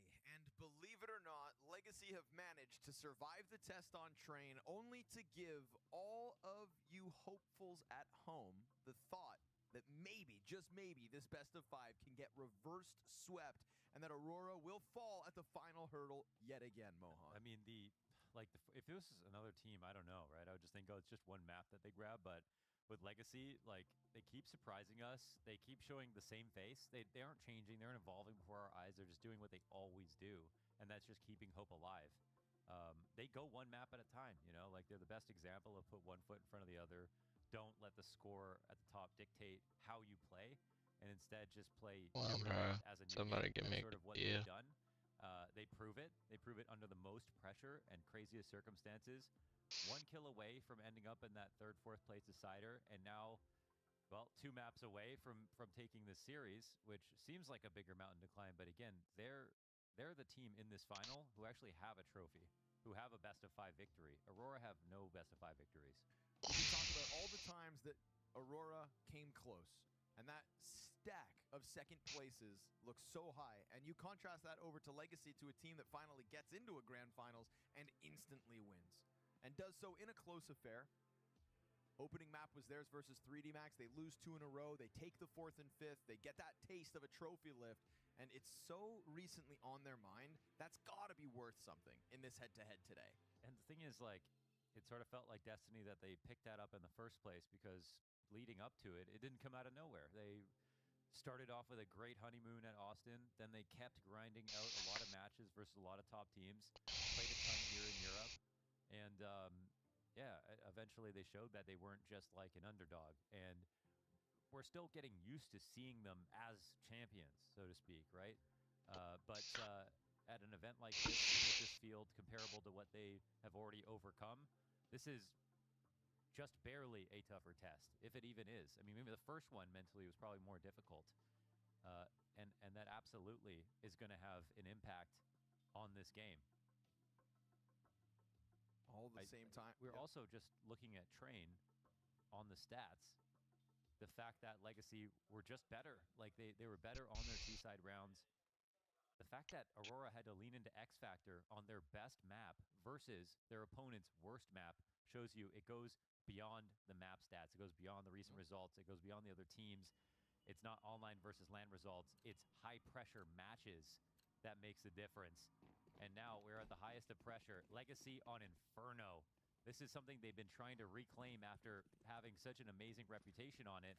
It's still not going to be easy. It could still end here. But again, you got to be a fool to say that this is the final stop for Legacy. For a team that obviously thrust themselves into the spotlight, defeating Vitality on this very same map, ending that win streak. This is where we all learned about Legacy. In a way, even with recent struggles, that's still got to be worth something. Still has to feel like this is where that special element of Counter-Strike can be had. All right, folks, so we had a little break before Map 4 goes live. It is a best of 5, a marathon, not a sprint. We know it too well. Woxic gets flushed out of the depths of sight. Zantares, the first kill. Madger's got one as well. These dual Berettas looking for a third, but Dumao gives him the drive-by. And so Lotto's plant behind Fountain. It's a 2 versus 2 post plant here for Legacy. Joda already moving his way through the church, and Wikadia's pair of Berettas still inbound. Clean one from Joda. Just hits the headshot on Dumao up close and personal. These Berettas once belonged to Zantares. Whittles down Wikadia. There's the headshot. Oh, there's the clutch. Oh my goodness, another clutch. Don't let them clutch. Instantly gonna remind Aurora. Oh boy. Instantly gonna make them stew in it. 1v2 from the back of the site. That's the first ingredient to a successful recipe, a tasty, delicious recipe for a Legacy win. A fast start and a clutch. Nice headshot on Wikadia. It's their most outstanding stat and something that will be the reputation that precedes them moving forward. I would like to know how many teams have pulled off. We're at probably 34, 35 clutches now in this tournament for Legacy. I can check. I mean, 30, 34 on just 3 players alone.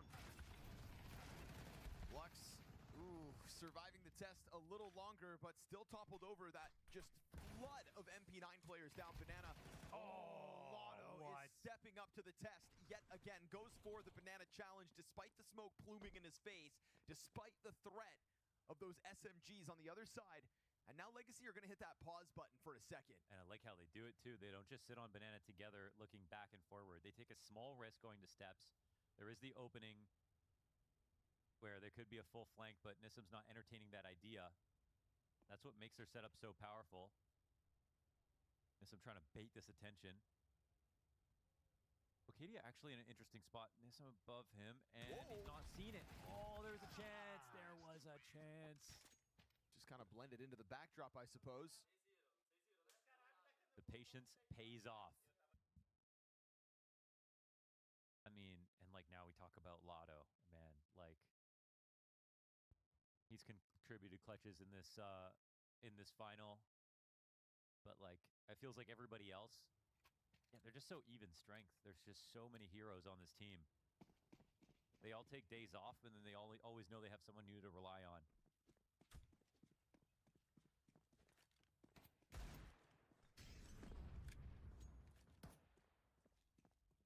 32 clutches at this event between Nissim, Sadzin, and Lux alone. And I know Lotto already has 2 for sure. I'm pretty sure he has 3. We'll call it 35. Woo. All without knowing whether Dumau's also in that mix. Don't tell me Dumau's never clutched. I wouldn't dare. Eagle shot from Wicadia kicked it off, but again, Legacy never too timid, even in the face of losing a man advantage like that. Lotto didn't fully come back and clear this, so Joda's going to have a good, interesting timing on the mid flank. What can he make of this one? 2 backs turned to him? Yeah. Oh, Lux kind of half cleared that doorway, didn't actually clear the wall beneath the balcony, and that's going to end up costing him. Aurora, it's also a hand on an AK-47. This is tough for Sadzin. He knows someone's in alt. He needs his teammate to come and join up with him. He can trade this info over. It's a big blind spot, though, in what he could see from the balcony window. And Joda is doing a good job of disappearing. All while Sadzin gets closer to just jumping it out onto the balcony. And I mean, at a certain point, they've got to just take a swing at this. Dumau on the recovery, 2 kills deep in this 2 versus 4. And that's the site opened up. The plant will go down. Lane is a safe plant. Xantares trying to run, but just wants to go get that gun. Makes sense. Joda's AK-47 picked back up. Oh, such a good setup for this. Fire to cut in between the 2 CTs. They decide to fight, and they'll recover the whole damn thing. 2v4 between Sadzin and Dumau. Oh my gosh. Taking their sweet time up in the apartments pays off for the 3-0 start. I mean, I felt bad when it happened to Saw. This would be another level, though.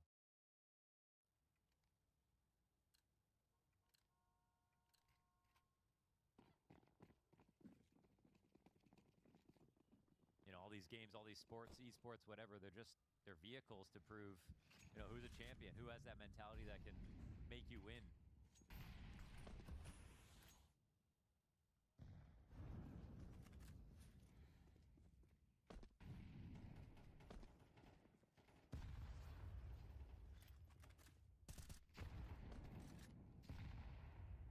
Nades through the smoke, don't really find their intended targets.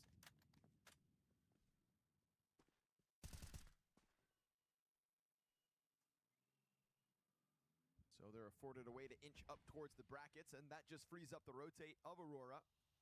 Going for the boost over the smoke.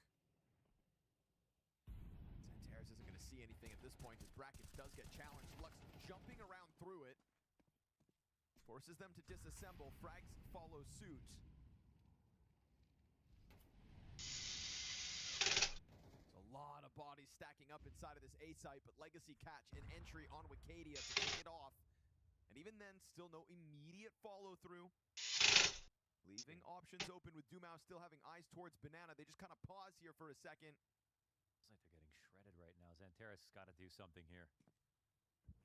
Tries to take it into his own hands, and it is Lux to meet him with another instant headshot. Woxic doesn't get active, and we're going to get this CT spawn wrap. Oh, what? Madger just gets turned on by Lux. They could turn it back, but it's 20 seconds. 2 players are still here. Woxic alive. Oh, not able to get anything more. The pit player overwhelmed. Dumau even offering a team kill in the mix. Got scary there because of time, but because of Lux going so successfully out there on his own, the numbers game still played into the favor of Legacy, and the numbers have betrayed Aurora here because it is no buy in sight. It's just salt-inducing, I'm sure. They're getting absolutely shredded right now. Like this, what is this, Lux?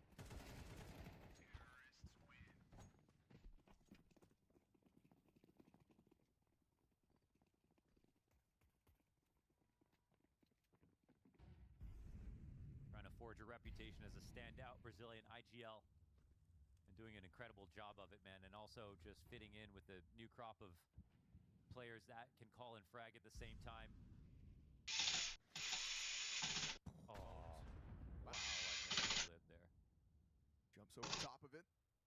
Goal. Oh. Lux just saw the shoulder though, so Santera's not able to offer any kind of a hold. Woo. MP9 and a 5-7 though around the corner to respond. A challenge out through the apartments as Wikidia gets whittled down and Woxic gets toppled. Yet again, this A site looking prime for the taking. Wikidia on the retreat and Legacy on the offensive. Could have been Pit. Wikidia took a small risk getting back here. They don't know where the other CTs are, so they're probably going to be careful about it. And that's a small dink. Badger emerges through that moto smoke. Spotted. Yeah, gets found out again. So health down low. Wikidia known to be up. Nope, never mind. But the reaction, with the pistol out, Satsin's just running around with a Glock. Scary situation there for only a second because they forgot about the player in the corner. 5-0 for Legacy out of the gate. Just scaling incorrectly around the wrong side of default there. I mean, it was a losing position anyways, but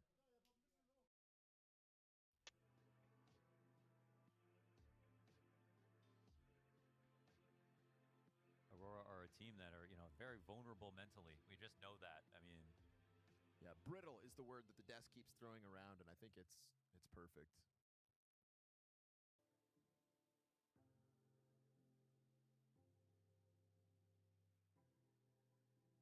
It's also scary to watch.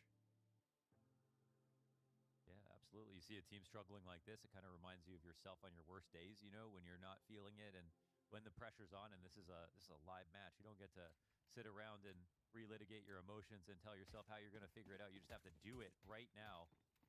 I think Aurora, you want to break. Aurora is such a good reminder of the human element of Counter-Strike. It doesn't always boil down to numbers, perfect strategies.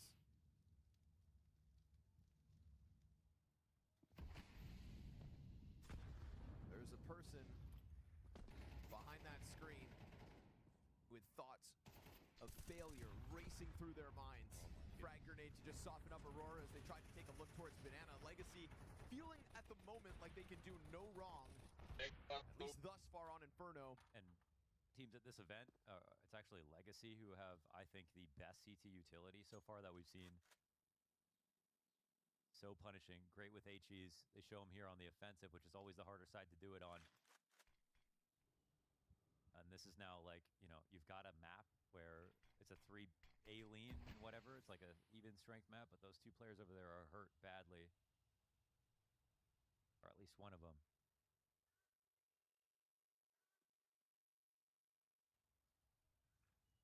Who's going to save the day for Aurora?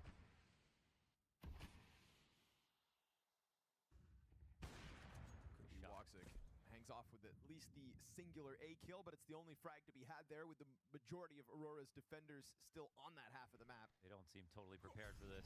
They're going to try to follow through. Legacy, quick pop into the B-bomb site. Assistance inbound in Woxic towards spawn.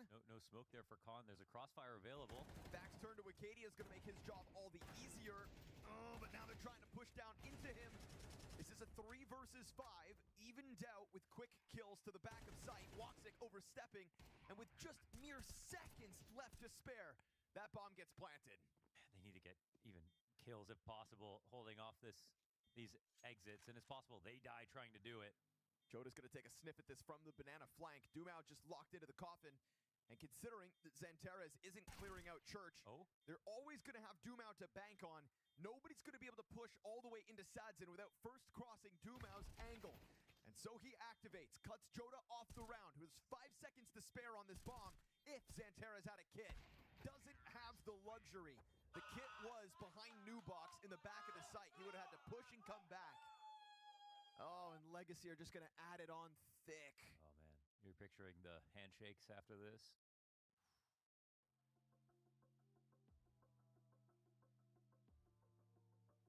Guys are monsters, man. What a T-side so far. Economy in shambles. They can try to buy. Katie is the only one who can get an M4 this round. they want to have nades. There's an applicable quote from Nissim's post-game interview yesterday with HLTV. Quote, I think after a lot of hours in the game, the guys playing until 6 a.m. since they were 13, we all know that it's about the momentum. And if we win the pistol, the first buy round, that is why I think it was all about momentum. It's got to be their biggest strength. Like, that it's both the positive momentum that they can gain when they're winning. They're so good at getting it. But it's also not responding to another team that seems to get more confident. Legacy continue to play fast in the face of a terrible loss or getting wiped off the board within 30 seconds. They just go right back to it as if they're the team that's winning. And so after just squeezing through that train test, you come here, you win the pistol, you win the first gun round. That's the exact same momentum he's talking about that completely smothered their opposition and saw when Legacy were last tested here in Bucharest. That part of the formula between those two matches, I was almost in mirrored. jest. I was almost in jest thinking, like, oh, like that last map, this is a real test for Lux to show what he can do, you know, calling a comeback. And that's because they've never really shown that they can win train, especially not versus a team like Aurora. And he pulls it off. Meanwhile, Aurora continue to show us that they can struggle in grand finals. Oh, this is so flimsy. One guy walking out into lane by himself, no crossfire available. The T's are just, you know, doing their average due diligence here. There's only a half investment from Aurora, but that was the only guy who could afford a M4 down. Now overstacking the wrong bomb site as Legacy are taking a look at B. So yet again, Aurora are just going to feel like they are so many steps behind at this play. Man. It's a free plant. Enjoy your save. I ask you this.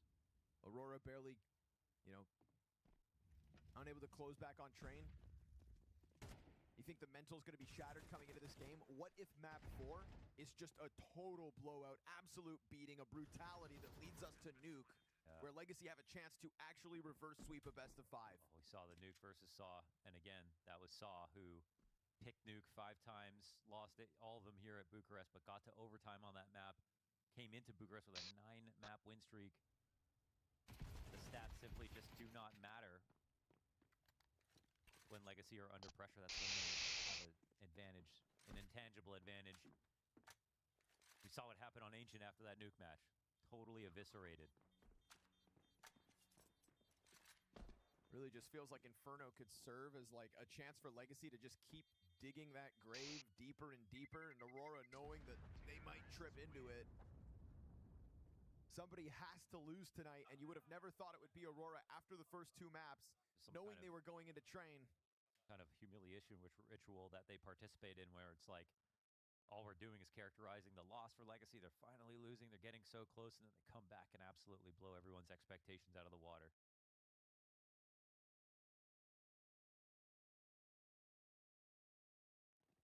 It is a graveyard in the Aurora camp right now. Yeah. It's crazy that after train, the desk segment was more of like a psychotherapy session than anything else. But that is just, again, the human element. You can't ignore it. We all have eyes. Madger's saying after that 2-2 loss that sent them into the decider game to make it to playoffs that this team has never been in such a crisis. That was mere days ago. If you think 2 13-1s is going to completely overwrite that, you're wrong. But we've also seen Aurora have incredibly flat starts in games, versus Saw notably, and still make a map of it. So is this that turning point? Because they had for a moment of 5 versus 3. Oh, this is, yeah, got to be the rounds. This is the best case that Aurora have had so far. Is it just another one piled on top? Do Legacy have the answer? Because they've got all 3 players here on A to try to burst down the doors. The frag does land well. Oh, goes too far. Woxic steps into the crosshair, hits the head. Wicadia and Joda trying to crossfire now, separated inside of the A site. And they know that there's a player over towards that pit, but they'll go for the bomb plant first. Evened out, health advantage belongs to Aurora at the moment, and Joda's going to keep that pressure up inside of the smoke. But the Lux clutches are notorious. How's he going to divvy up these angles? A player on both sides, he can feel it. Joda's climbing out, making his move to the left side of tall box. Oh. And that's going to be the end of it. That is Aurora's first. 8 rounds of play on Inferno before there is any sign of life. I appreciate Joda going first. Even though he's low there, he has the best chance to catch him off guard. And that's one. Not dead yet.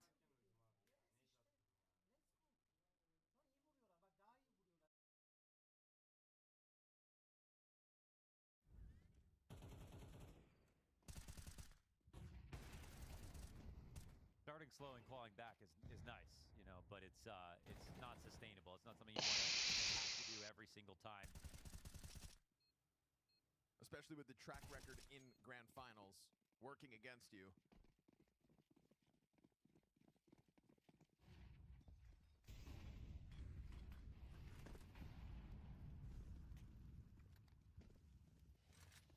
Sometimes, you know, when you kick Legacy, they just get up and hit even harder right back. Don't be surprised if they do something crazy this round. Luck's already taken a look through the brackets, working there on his own. Bunch of utility expended by Legacy in that direction, and Madger's going to be found out just floating towards Banana, so he dives back into the site, and they're not going to give him a chance to really collect his thoughts. He'll continue to drop utility here in front of the commitment, but Legacy are charging. Fire. Santeras with a double. And there is Wicadia, third piece in place. Much needed hold from him, but Lux kills Woxic in the background, and they know Wicadia is still nearby. Whoa, bomb carrier going back at it. Now they've got man advantage. You just never know where they're going to peak from, high or low. Look at the deaths on the radar right now. Look at those CT death markers stacked linearly here on the CT crossover. Frag grenade goes deep, but not deep enough. And does Lux want to move? So he'll try to clutch it. Crosshair on this peak. Oh, it's crazy he can get to A. He actually figured it out. He's out. And he can walk away right now. Jota's wondering, there's no reason for him to leave. He could be held. He has 19 HP. There's no way for him to leave safely. He has to hope that Lux is staying here and waiting for a chance to fake plant, but that's not the case. It's going to now be an unbelievably difficult 1v1. Lux can go anywhere. Speaking of graveyards, bodies stacked on that commitment from everybody, and worst nightmare. Stomach just sinks now, when that bomb gets planted on A. Doesn't feel like the kind of round where you want to play in the balcony if you're Lux because of your low HP. Does Joda consider the mid push? No. He's not even got his gun out. Lux, perfection. Quad kill for Lux. That's disgusting. Putting the pressure right back on and adding to that tally that nobody competes with Legacy in. I just saw Madger smiling, and I don't think anyone's cracking jokes over there. That's just got to be the first sign of insanity right now. Thinking of the number of ways that they can lose a situation. And it's ripped from them, right? It's not even a massive mistake there. It's just crazy the way that Legacy play it. CT's wide open. They double swing on the guy in the back when, you know, Aurora can't even communicate how they're going to approach the setup.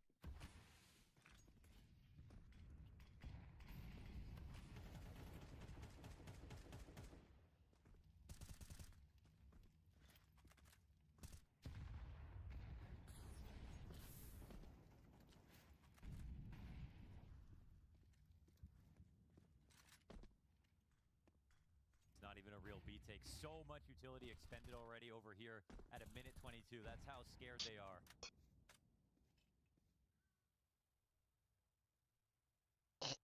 Smoke and Lux. Oh my goodness, that's absolutely insane. I mean, you couldn't script this. Oh, he was watching for it for a second, trying to patrol that. Madger in front of the smoke. 1 minute. But with Lux lurking through CT, he still hasn't decided yet. It's actually quite difficult to call from the T perspective. Madger's going to get active on the mid play, does shave one off, and they hold. Okay. Woo, that's what they need here. Aurora, some kind of belief in getting this at best for CT round half. Lux just tried his best to make him extremely uncomfortable. But getting that kill on Arch and then going into CT is obviously a solid play if they can take Banana at the same time and then make that beat split happen. That's when it would get difficult, but Madger plays it very well. And honestly, pretty bravely, right? Down at the bottom of Banana in front of that smoke.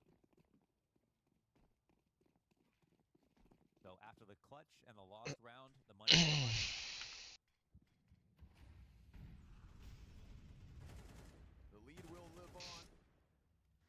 testing that, but to double your rounds right here with the last couple of this first half, whew, that's what Aurora needs. I mean, they need more than that, but that's all they can possibly get. Better late than never. Feigning the Halls pop right now. No one's ready to come out just yet. Again, just luring that utility out because they push and pull so well. Second go is coming. Jota has to shine here. I mean, he has lots of help, though. Yeah, somebody's got to shine. You'd think it would just be Jota inside of pit already. Tech-9s that are going to have to jump over that railing on balcony should expose them to an easy hold. He's keeping his gun out. That's all he has to do. But there's a lot of shoulds in this matchup. Santeras takes the first one. There's already a player in pit.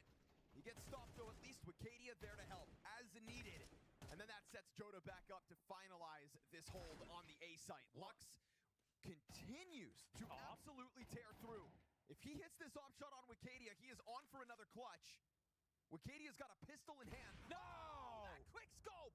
What are we even watching? He's holding this. Madger, terrified. Will he peek into it?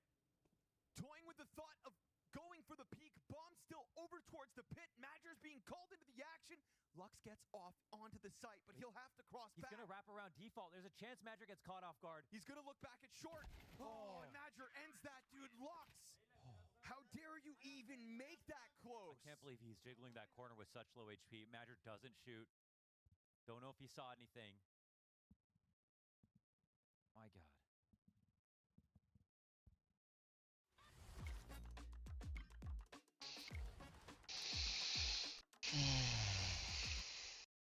This guy's got the clutch gene.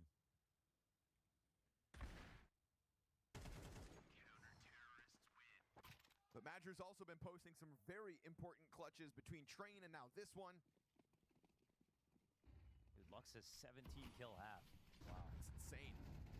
Leading the charge and trying to slam themselves into B. Oh, they got Santeras to back up. Lux comes through with another double. Madger's gone unnoticed. Huge moment for him, but only 2 kills under the pressure of a 4-player push beyond him. And a very aggressive smoke to send him back, make sure they can't nade through it. There is no utility to do that. That missed. Trying to smoke their way upwards, and Dumao ends up getting the damage they need. Woxic's got one locked in behind the fountain pillar, waiting for that second T to peak. He's just playing the waiting game, concerned of this distraction. Woxic is going to sit here and ask, where the hell is this second legacy player at? And Dumao's already moved. The perfect crossfire. Woxic's going to have to force it in now. The crossfire set, and they rebound. Despite that best effort from Madger in the corner of Banana, it doesn't feel like anything will be enough to stop it here on Inferno. It's absolutely filthy. What a round again. Lux with a double entry, one through the smoke on a Hobbit. That Tech-9 spam perfectly placed. Was an 18th and 19th kill. It's so unreal. Boah!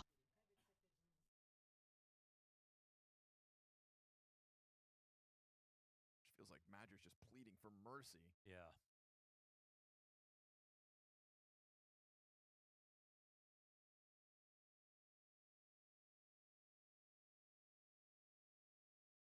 Dads is over here just thinking, I love my team. I mean, Legacy have no scar tissue in terms of being told they can't do this. This is a team that was born in the unbelievable, in defeating Vitality. And we were always going to say, like, even a best-of-1 victory, like, it's going to be so good for their confidence. And we would have thought that that would only apply for a short period before the inevitable losses started to get stacked back up against them. But that they haven't stopped Flanders. And if you don't think confidence is real, I mean, does anybody think that Legacy would exist as they are today if not for the Deus Ex Machina that got them into their Austin Major run? Weren't even supposed to be there. I feel like if you're a Legacy player, you think, like, this current year is just destiny. One day it'll be Legacy. You've got to put your action behind it, but to break their confidence and self-belief, that is something nobody has been able to do since they have burst on to the scene.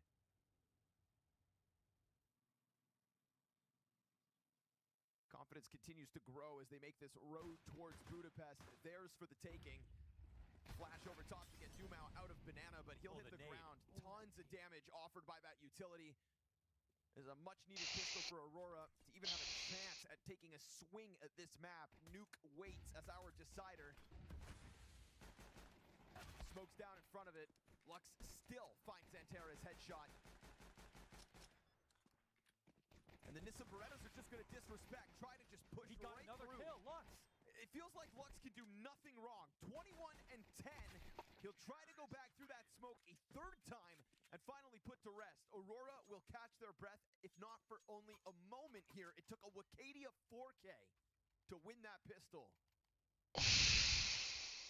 Aurora trail by 5 as Legacy 4 rounds from victory on map 4. Whoa.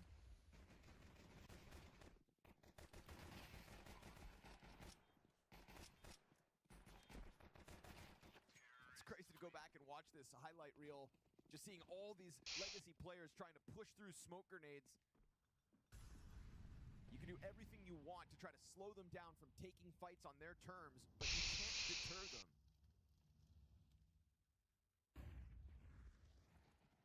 They have less guns and no vision,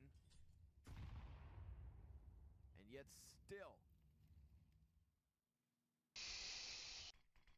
they'll do everything they have to try to test. Now, do such a good job of making the map feel so alive, even with sparse utility resources to work with.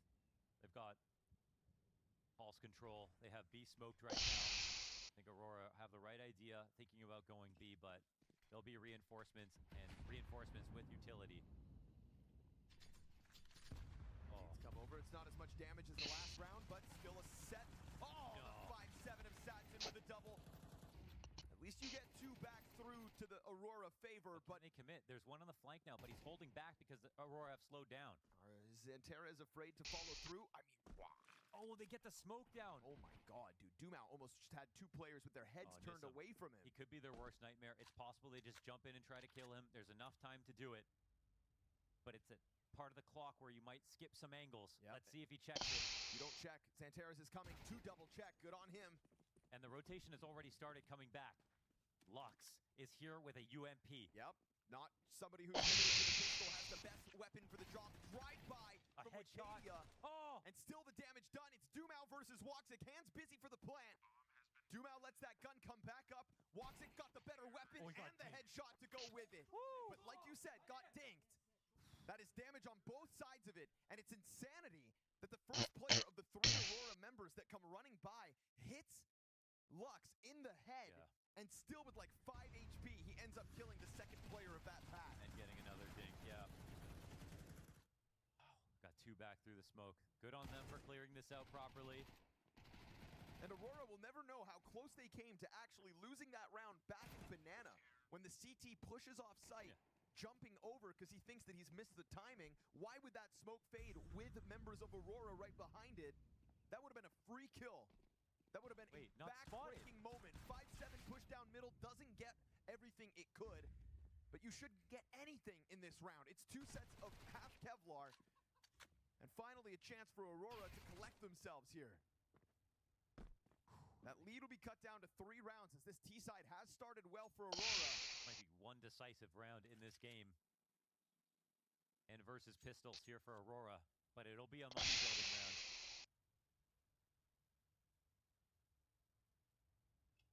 Can't help but wonder if Aurora are going to find a chance to offer us some round wins once it feels like it's all too far gone. Once the map feels like it's already lost, you have nothing to lose. And that's where we were for a moment.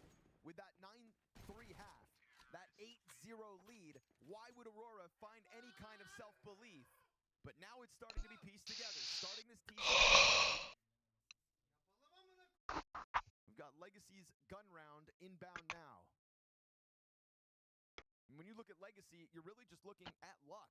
22 kills to his name. You've still got players that are in the negative. I mean, Nissim is 3-12. Yeah.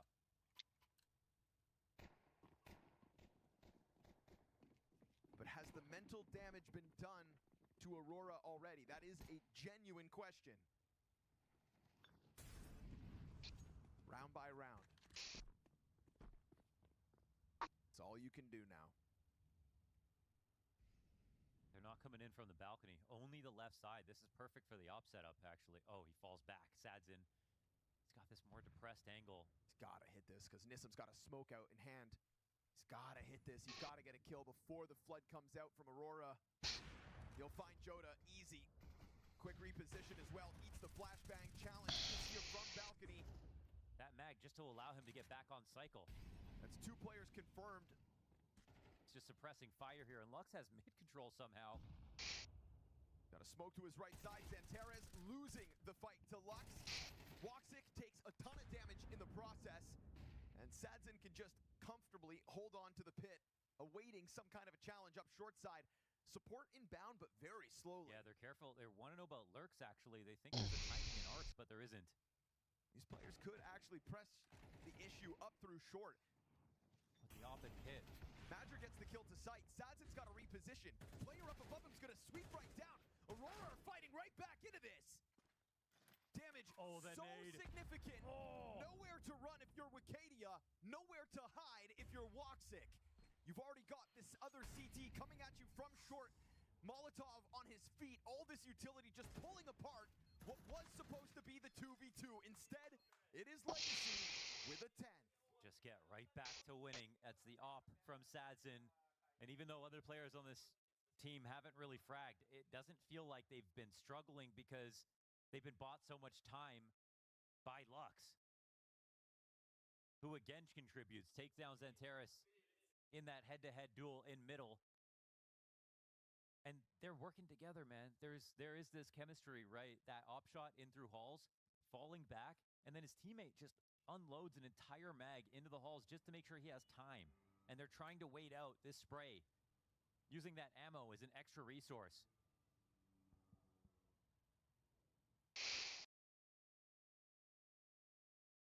Is the true 5th piece of utility that you have. 137 ADR for Lux on this match. And that's following Train, which has already been outstanding. 3 for 3 on openers.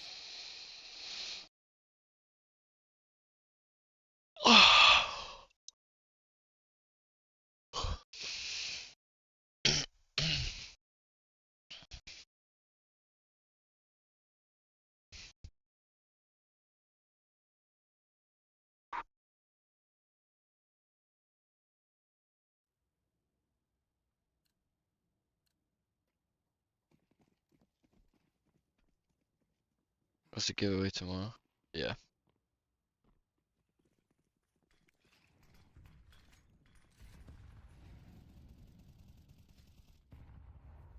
Just tomorrow.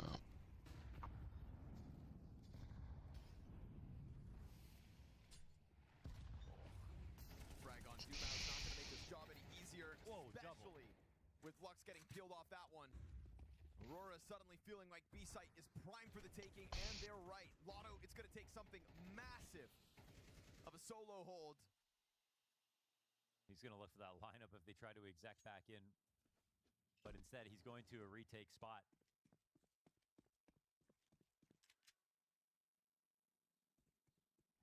He's looking for some relief here, but making his way to the wrong side of this map. This might end up being a save. Aurora might feel pressured to have to go through this.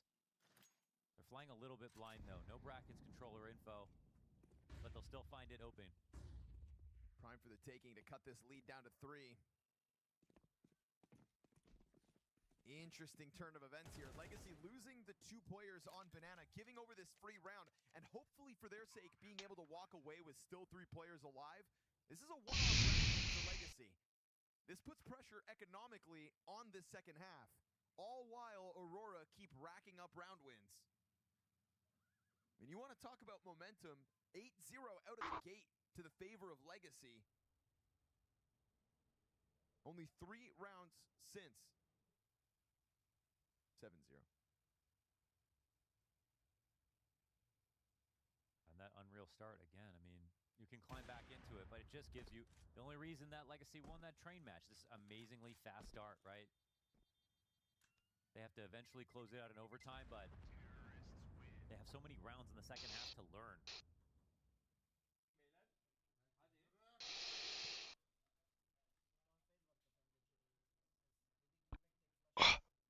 Better about this.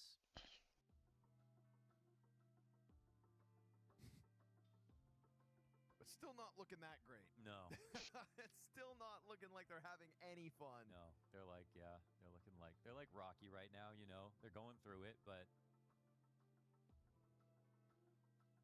no pain, no gain. At this point, you got to accept that versus Legacy, it's going to be hard. You know, that's not what Aurora should be thinking normally in this matchup, but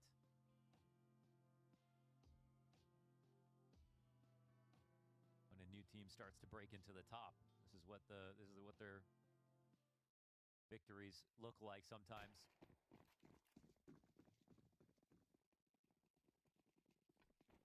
So it's that 2K from Woxic at the top of Banana that had Legacy safe. Gonna try it again. Taking Banana by storm. You're not gonna find Legacy overextending off site. But these nades, if you take Banana too fast, you will get punished by Legacy. They drop a lot of HEs. That one got jumbled up in the rooftops, or else it feels like Joda would have maybe taken more. Still got a lot. Oh, dude, it just keeps on coming. These nades are good. This is Legacy laying it on thick. It's gonna be Doomau to try to challenge on that smoke, hoping to line up sprays, which he will for a double. Xanteras gets the answer back, but you've already got Woxic just take down to 5 health. Oh, another! Okay, something left to fight for Aurora. Incendiary's gonna interrupt the bomb plants. Yeah, big time. Smokes are soon gonna come up. Challenge out from Coffins. That's 2 of the CTs announced, and the third one nowhere to be found. Sadzin's still over towards that A site. And Woxic's terrified, right? He doesn't want to plant. What if there's an HE that comes down? And Lux is over here really deep. Are they going to be able to double swing? I don't think so. I mean, Xanteras just slipped off. He's going to die. No cover for the bomb plant. No cover whatsoever, but Joda at least kills Nissim. And now you're going to know that Lux is out here on an island.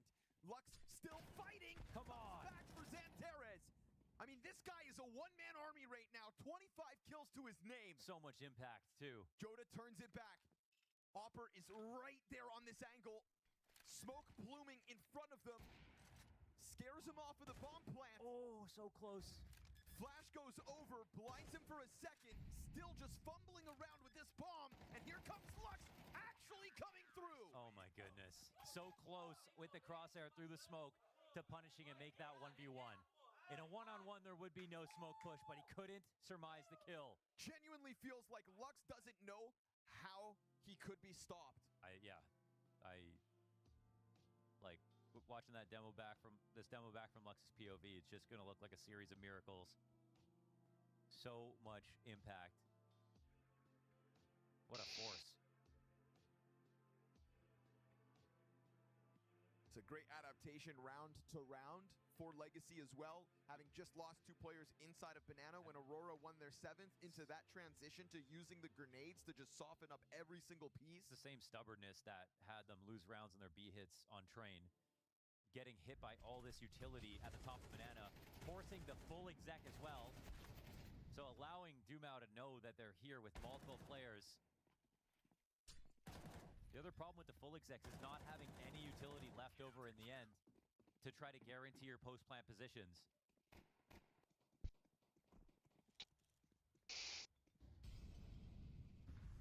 No cover for the bomb plant.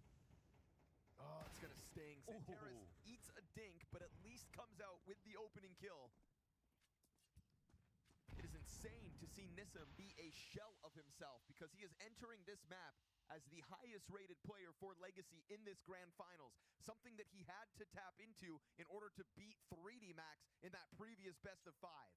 And when he is nowhere to be found, finally takes a map to kind of let off. We have Lux dominating here on Inferno.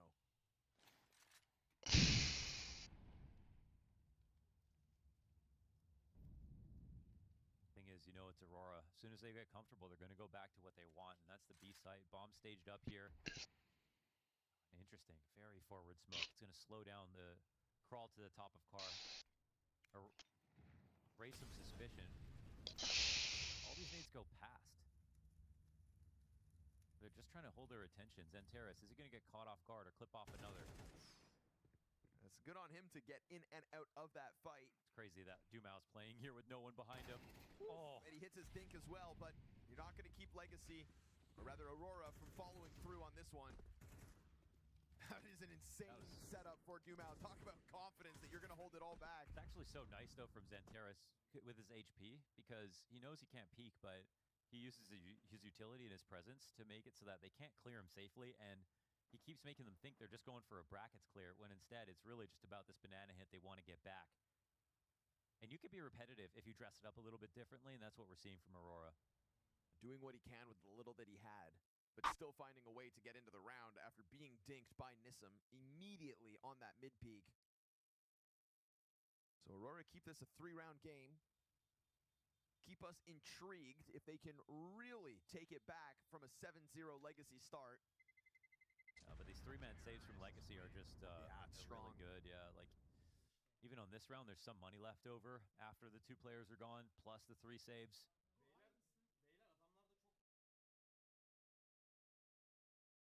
It's got to be said as well, though, just while we can, this is a very rough major.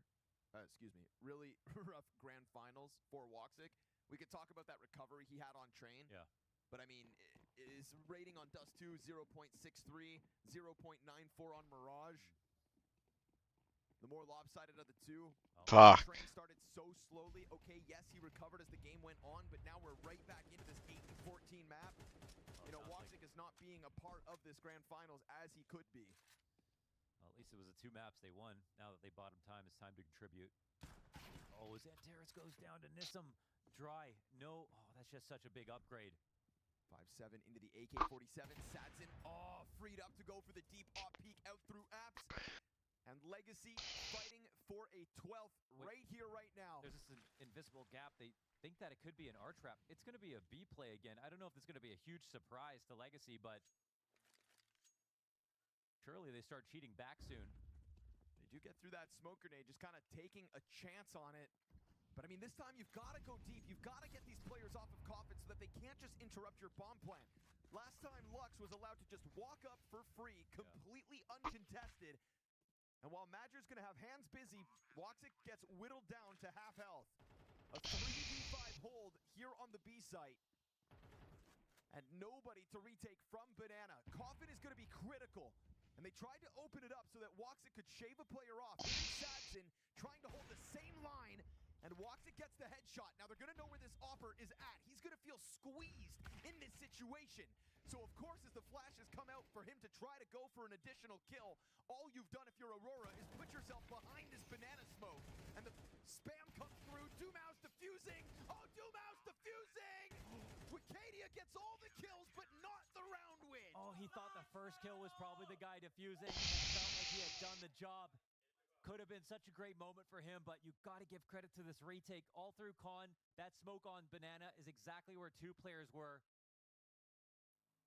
I don't know if Aurora can stomach this, man. Oh, man. Wicadia goes massive in a 1 versus 4, cleaning that bomb site of everyone.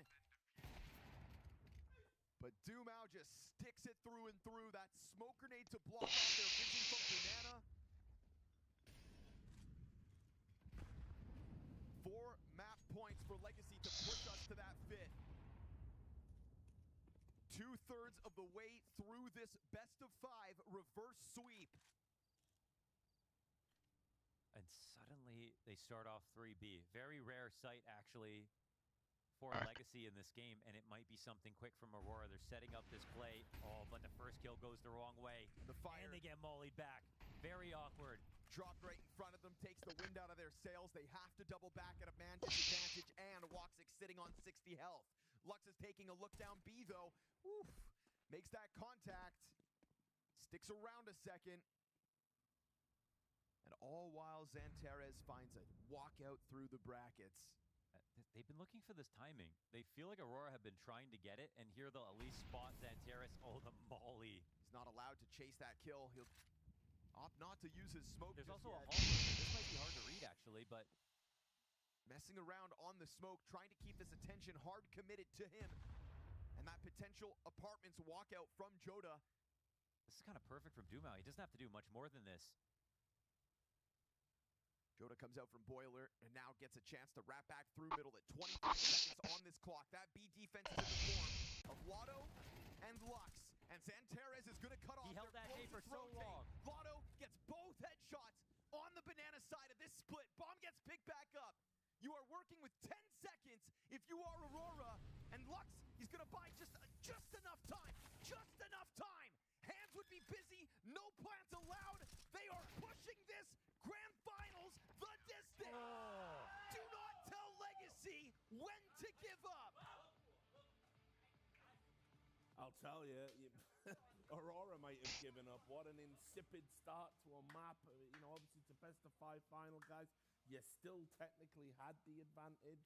They went into that unbelievably flat. And now we do indeed go the distance and go to a decider. Listen, I don't know what deity's watching over Lux, because he could do nothing wrong in that map. And also, I did say, Richard, I wanted to see a little bit more. Vistaprint prints everything to get your brand in front of your fans, like t-shirts, water bottles, and totes, so everyone can gift it, work in it, and take it. Whether it's one of a kind or one for your whole team, if you need it, we print it with 20% off for new customers at Vistaprint.com. The future doesn't need bystanders. It needs self-starters with limitless ambition, eager to look at our challenges and step up. At UMass, be the future you want to see. Be revolutionary. Are just the easiest team to break mentally in all of Tier 1 Counter-Strike. I don't think it's a lazy narrative, and we'll have examples to prove it in a little bit. But, you know, this is what we were talking about. Does feel like after Train, now the momentum is on the side of Legacy. Sure, they're behind the map, right? But going into Inferno and Nuke, it's two maps that they like playing, where they found success in this tournament and also at CAC. Right? It's be a matter of, if they get a lead, will Aurora have enough in the tank to claw their way back? And we saw that on Inferno, they didn't. And also, Rich, let's just trying to paint the picture a little bit more broadly here. Turning to this matchup, saying that coming into Train rather, saying that if Legacy were to be able to pull off the reverse sweep in a best-of-5, it would be only the third time since CSGO's inception that's happened on a a decently big land, so to speak.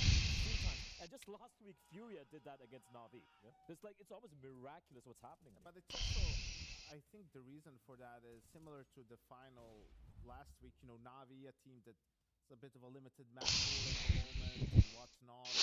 Then you add the psychological aspect of being 2-0 up. And now you're going into map 5, right? Everything that means, you know, thoughts at the back of your head, oh, did it really come to this? You're really going to end up getting reverse swept.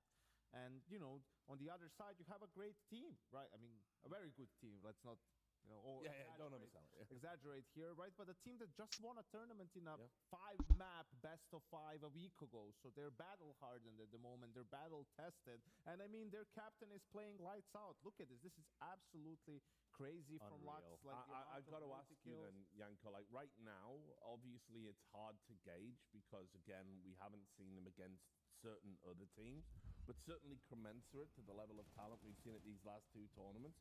Whereabouts do you put Lux as a IGL, a fragging IGL specifically? I think his fragging is a tad better than his IGLing, right, in that sense, but I think he's definitely out there leading the Tier 2 teams in that department. I think that's the strength of Legacy, is that across the board, their floor is really high in terms of individual skill and impact. Nissim had an uncharacteristically low impact. Now, he had 4 kills, and they still had an easy game. Yeah. That's crazy. And Sadin is the one that has a lot of volatility in his performance.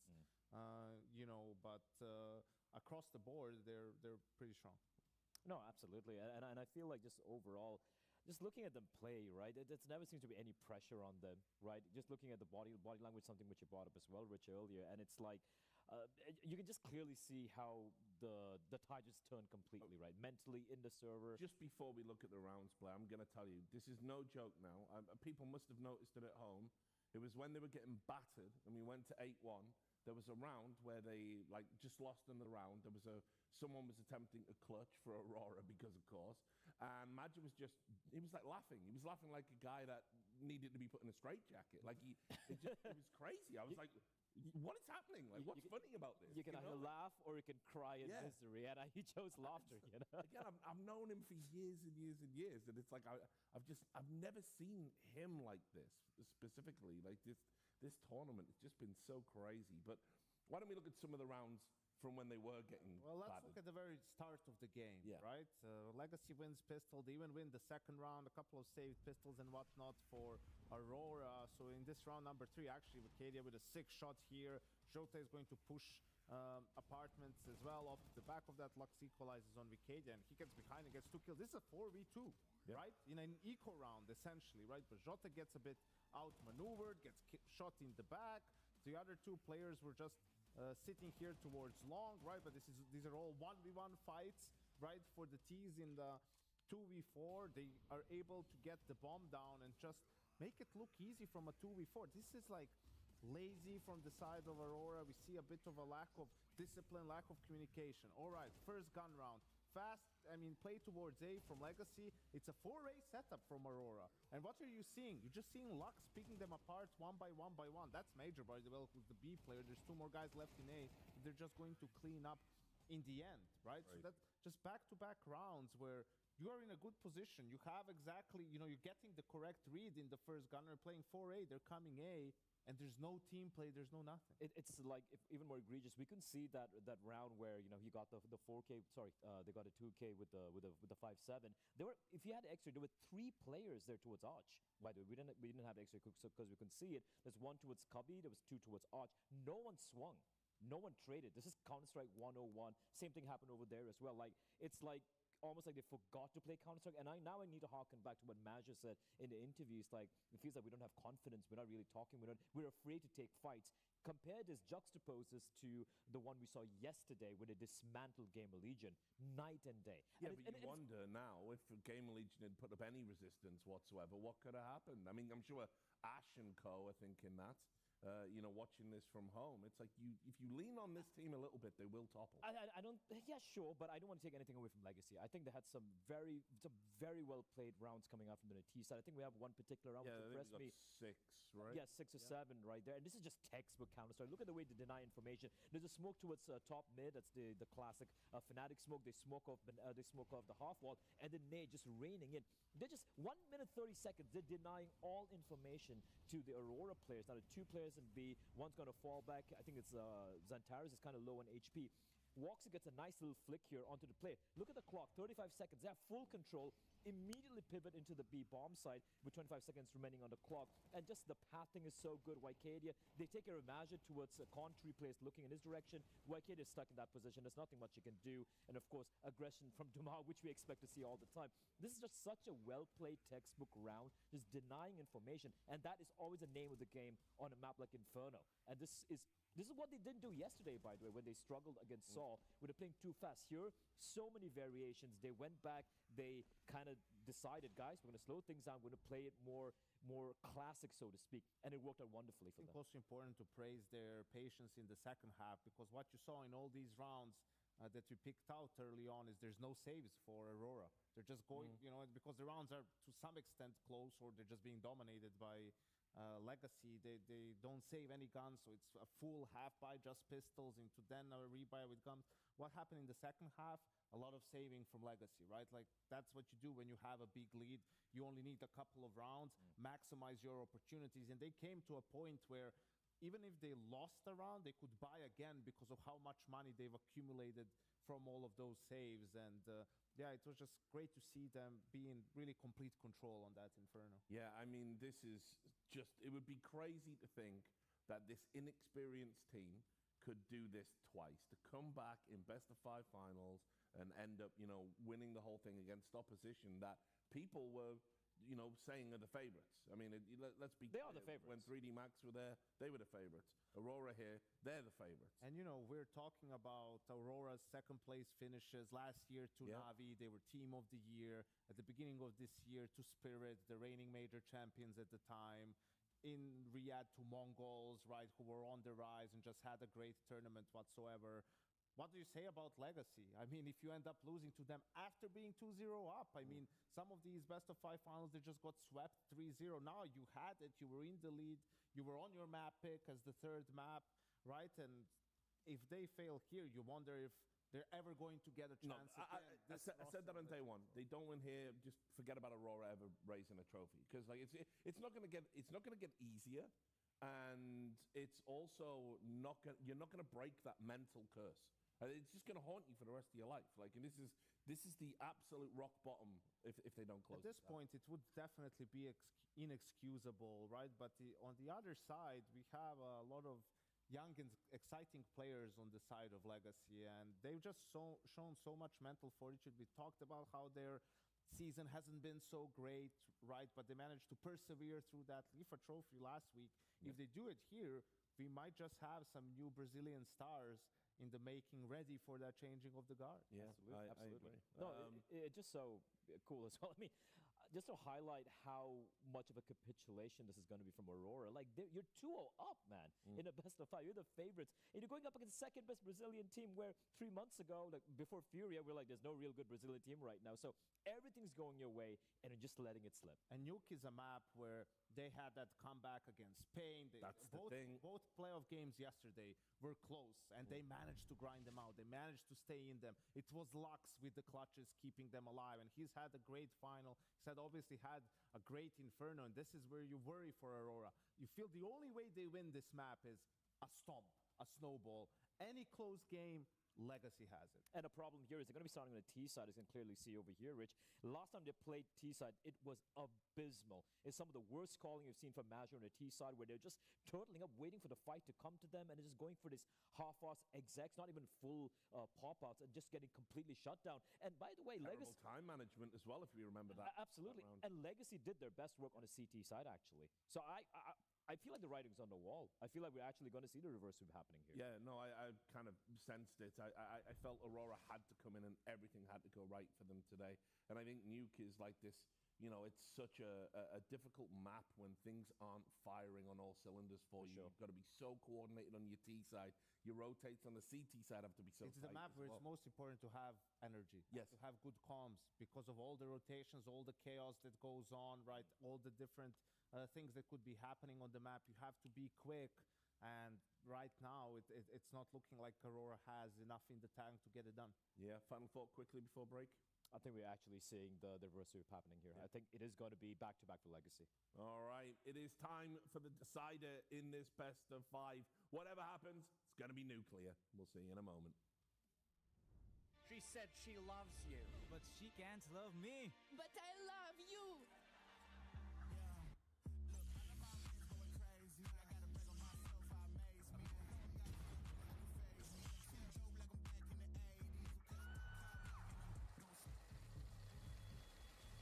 I won't play window anymore. What's going on? Play your role. 1xBet. The human body was built to move.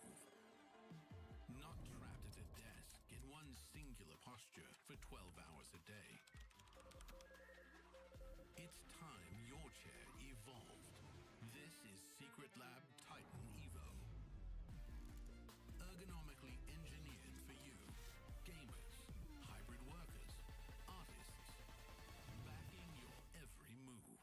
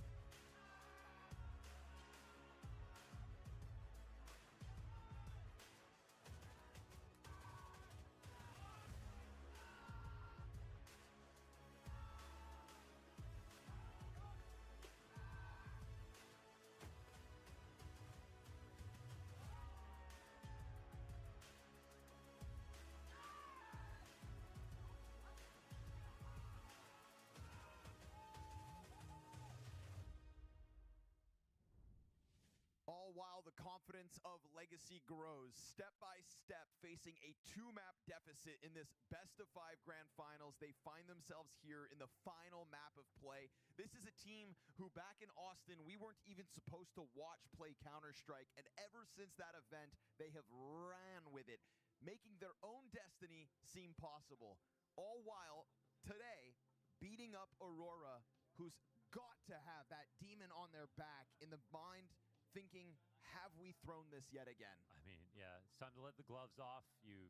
At this point, you have to laugh if you're Aurora. Letting them 2 maps back in. Good luck. Especially in the fashion of Train. It's whatever. You still can win the event. All you have to do is win a single map. It's got to be here on Nuke. It'll be a true test of their mettle, but because they started off winning just like we criticize Aurora for starting slow in each map, you can criticize Legacy for going down 0-2 to begin. It's 3 chances for Aurora to mentally get back into it. It's not going to be kind of swept from them sneakily. Like, they've had all day to think about this. The last map, they're probably trying to play it as if they know they have 2 chances. It all comes down to this. If they need to find energy, companionship in each other, to feel like, to give that extra little bit, it's going to be here on Nuke. Maybe on Inferno you feel like, I'm not ready to go there yet. Well, now this is when we'll find out if they can. Feels like we were getting a glimpse of what could be with Aurora after that very slow start on Inferno. At least they were able to recover that to a respectable scoreline, considering, again, 7-0 start.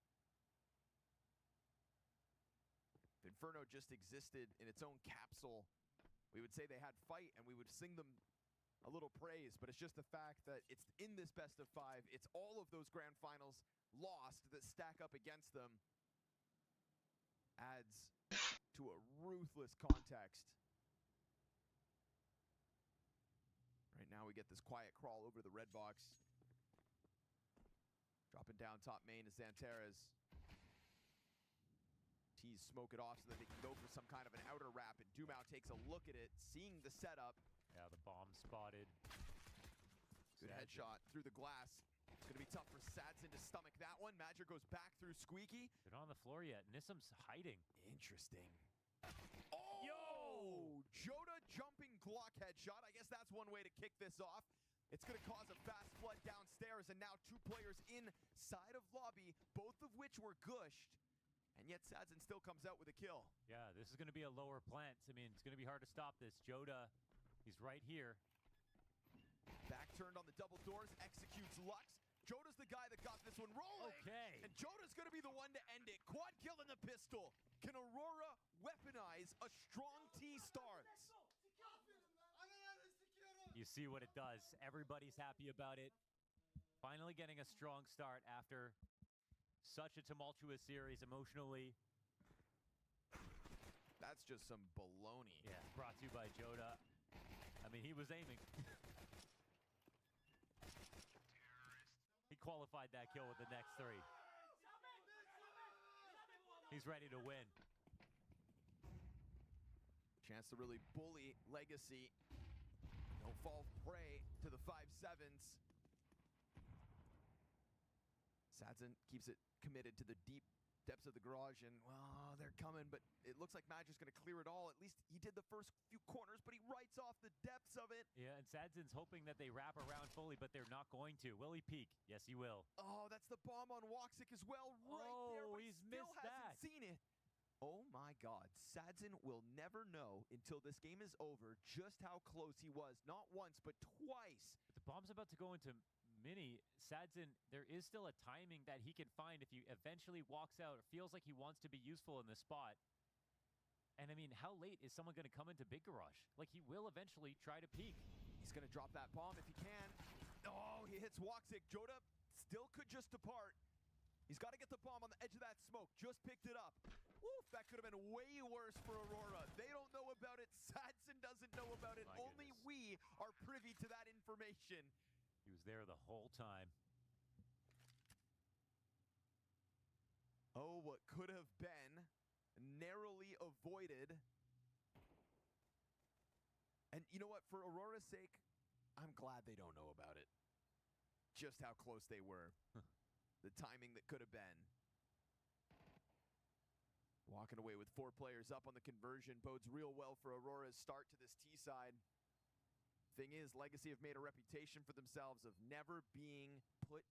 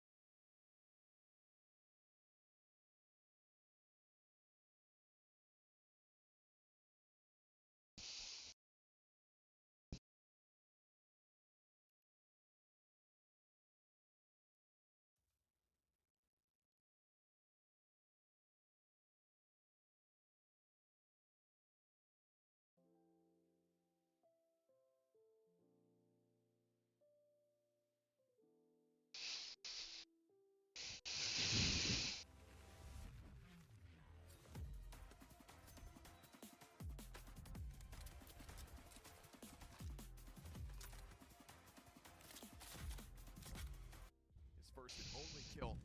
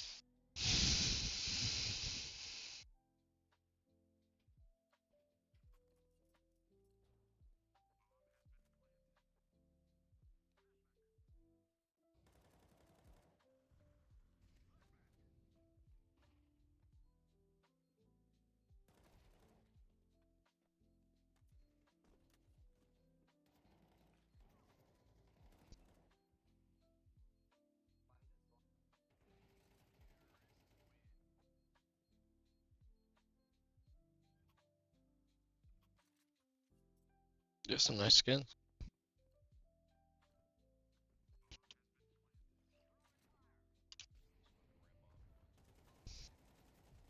Through mid molly.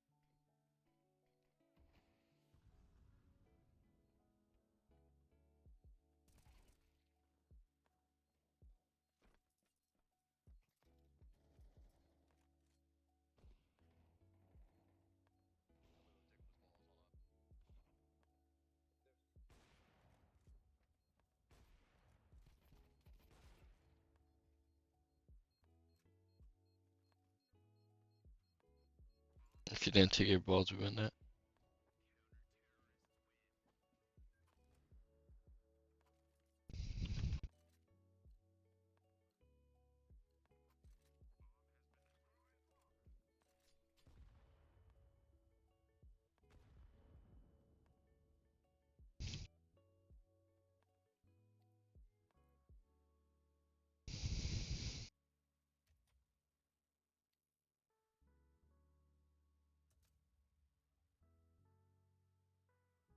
Some sentimental value in that one.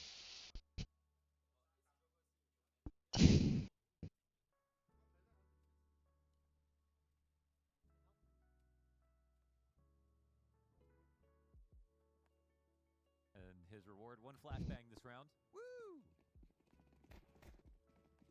This round is going to be called around Madger. He's got the most to work with. Isn't that bleak? Him and Zanteres with Money an eagle is each. screwed up.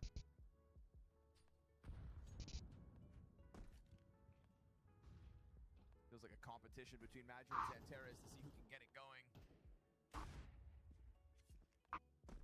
One deagle inside of lobby, the other one on top of hut. Or main, excuse me. Drops down in the face of that utility. Leaves Joda up there for now with just his Glock. Sadzin's going to catch it deep from the CT spawn. misses Joda. That'll give him a chance at the Deeg, but maybe this round just kind of letting Aurora cool off.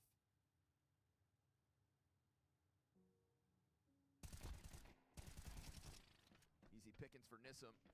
You do not want Legacy to start powering up into this game. Yeah. Again, remember the self-belief. You let that start going like a wrecking ball. They'll come for him. It'll come crashing through you, and right now we are tied 4 rounds each. Wow, yeah, they're ready to work, man. They're just chipping in around here and there. A little climb back. It was a quick start, but also a quick comeback for Legacy. They're always fine no matter what, ever present.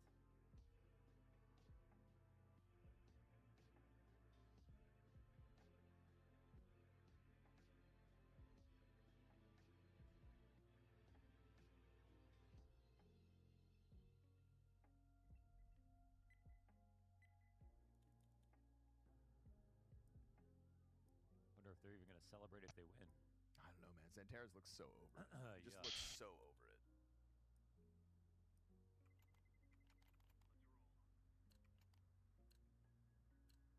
I'm not trying to be some kind of body language specialist in a best-of-5 grand finals, but man, you know, I've pissed off enough people in my lifetime to know what it looks like, and that is exactly what it looks like. Oh, man.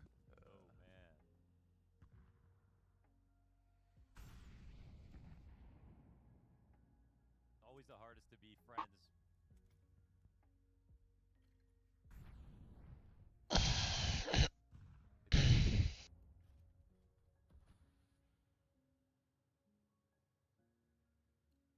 Looking for that move outside of the garage, but it is yet again a deeply committed Lux in the very, very back of garage.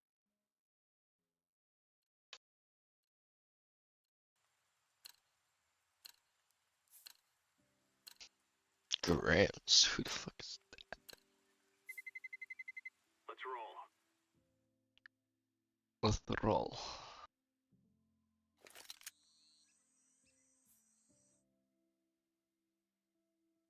Alright.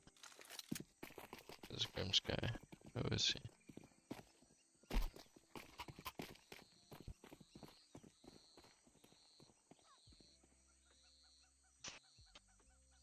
Might be good.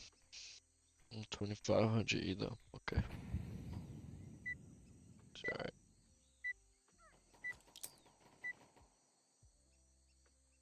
Dude, this CT, yo, what's up, Marte?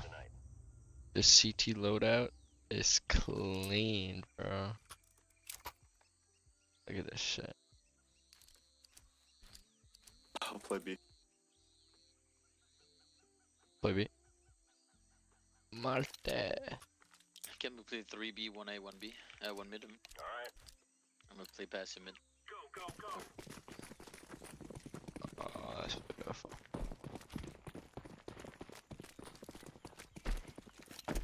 Would you lower you on Face It or on Premiere? Nothing B. Yep. Okay. Hey.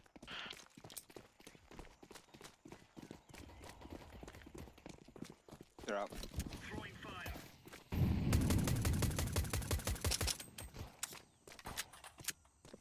Fighting with you, Cave. Donut dead. Backside, behind the box. Nice. Both. Right, 27k. And Face It, I haven't played in a while, but like 22. They all came on the 21. left side. Nobody came on right side, so I just hold them left one side.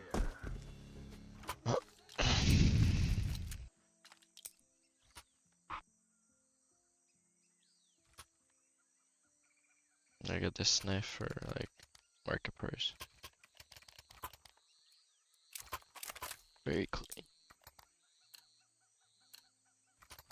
I'll molly ramp.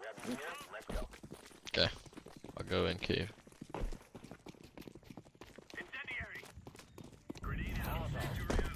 Grenade out. Laying down smoke. Close cave. Cave.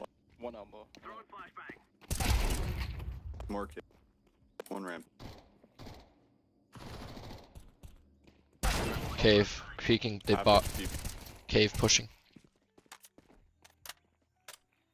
2 cave. He's still mid. Last guy mid. I would run Grims. I would run. M4 in cave. Yep. Because he's probably just in front of cave. I heard him by jump up, but he could be walking red room now. Yeah, by now could be. Yeah, this guy can shoot. You play high or low sense? I play low sense. Like medium to low sense. Just tough, just tough.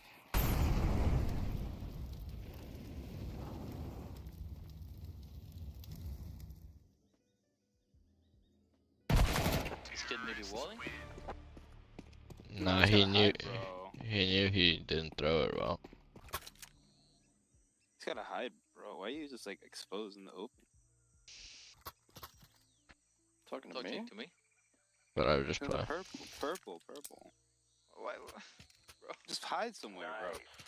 That's it. Okay. Bro, he got a 4K. My bad, bro. My bad, brother. No, I'm not saying he did anything bad. I'm just saying, like, bro, that would have been helpful if you stayed alive there. That's it. Okay, bro. You could have literally won that round, bro. The guy was lit. Somewhere out mid. One more. Nice. Behind the box. 2 mid. Jump up. Both mid.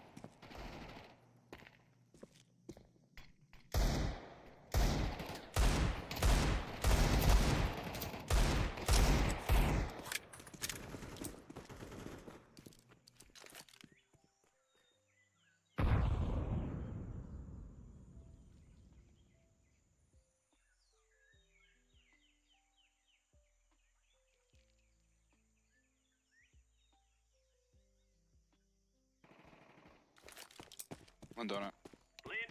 Both donut. On site. One is lit. Think. Where? Anywhere.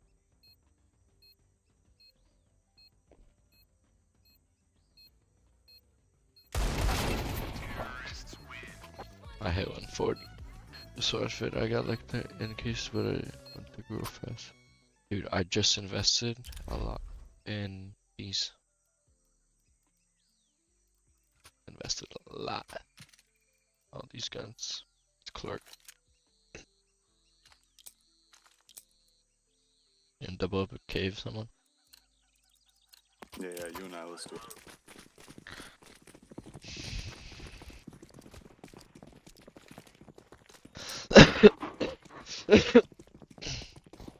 One close elbow. Close cave. In cave, in cave. One's ram, or... Dead, below. You was no red armor, bro. Love it. That would be alright. No. One more elbow. Cave. Lucky.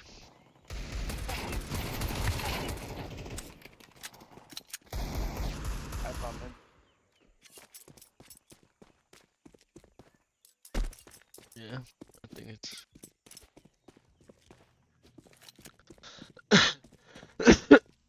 Nah, I think they'll...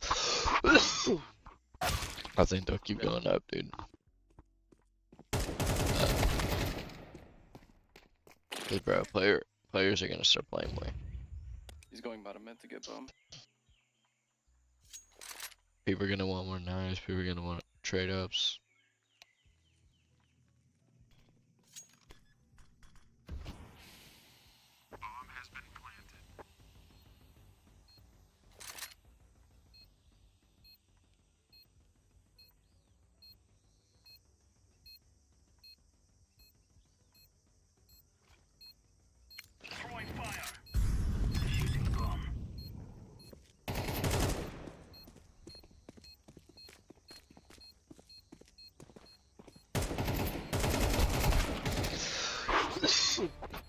NT.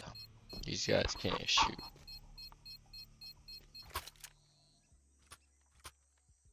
They also want 2x, bro.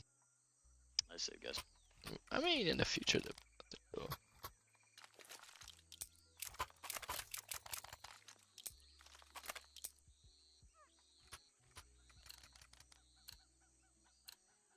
Let's go.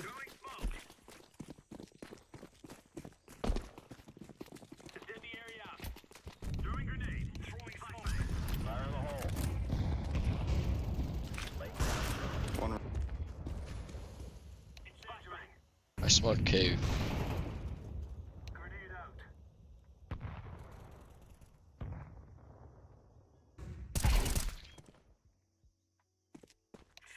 One in cave. Like two towards A side. You said cave.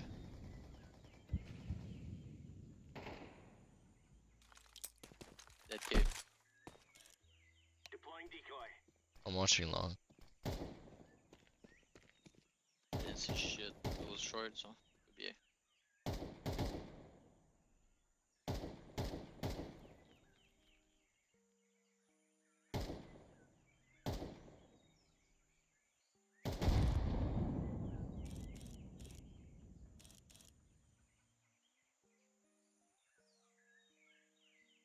So I'm watching mid or now?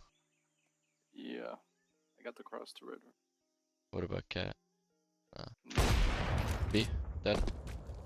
Holy. Just one. One on A. Pushing side close. Throwing fire. I trolled again. Flashing over, flashing now. Flashbang. I'm down. Where is he? On The the other wall. side. Pushing UCT maybe? Good job, Yola. And the timing on that shit, dude. I'm sending that crosshair. Game crosshair. I can drop one. Thank.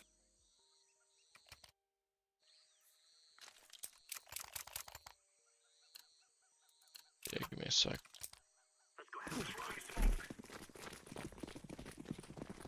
That's all.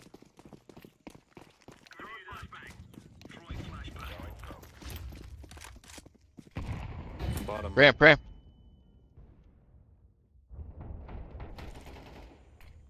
I can't hit anything. 2 LB.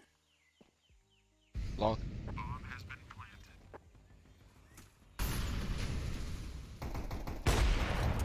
Can't see him at all. One close right side. Cave. Guy's such a pussy, bro.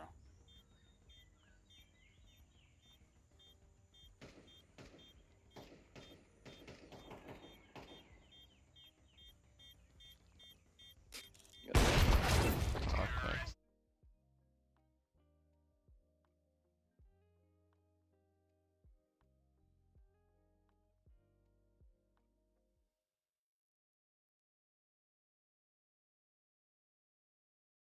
Which bro here? There's the code for it. Can we save? Come on, jump, jump.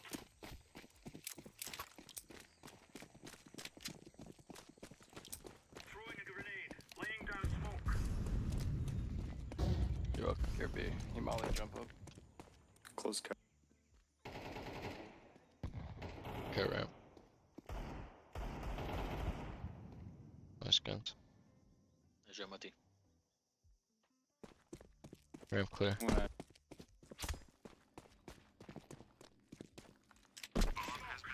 Wow, shit.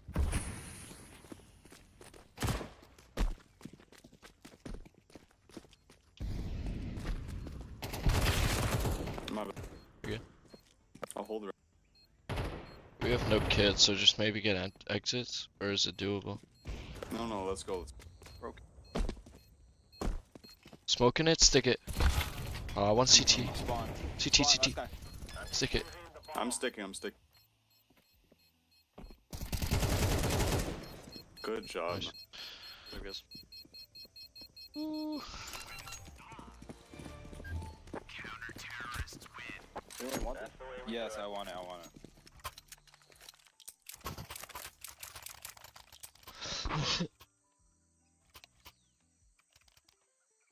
Smoking mid. What do you guys think of this glove knife combo? Chat. Because I can't aim right now with the rifle. I'm just gonna. That's the way we do it. Let's go. Tier 2. I'm scared of ramp push. Yeah. They did last team.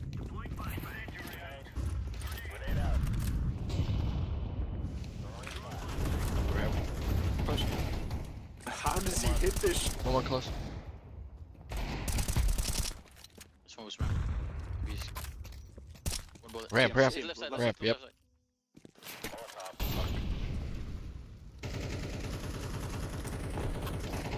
Don't have bomb, guys, so.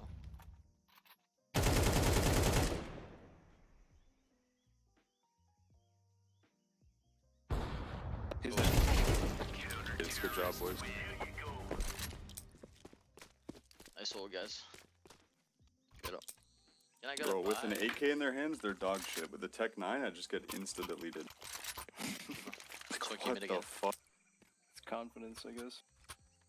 I mean, they just don't give a fuck. The Tech 9. Exactly.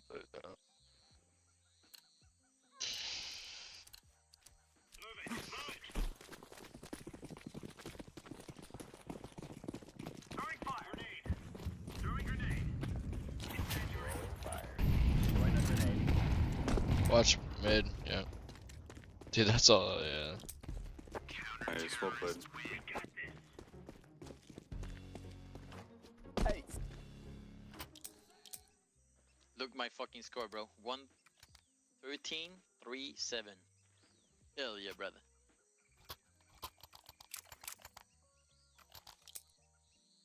Smoking mid again. Why is he talking? That was a full save, guys, so watch out. Watch the B rush. I'm gonna go A.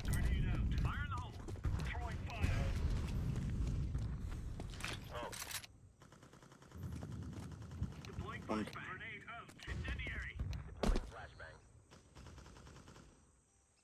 Bomb down. Nice, that's B. Can you flash? Can you flash heal? Yep. One close. One ramp still, one ramp still. Close! Oh, okay. I mollied ramp. He's close ramp. Close left, maybe. I'm gonna tuck. He might be tucked. Fuck, bro. Watch out. I'm watching you. Could also Still be K. Jesus. Bottom ramp still. Where was mid, no? Yeah. Should be. Nice. Unknown. Was ramp. Unknown. Was ramp earlier. Should be ramp. Could be anywhere though. Bomb is top short, by the way. Yep. Going red or A? Half HP.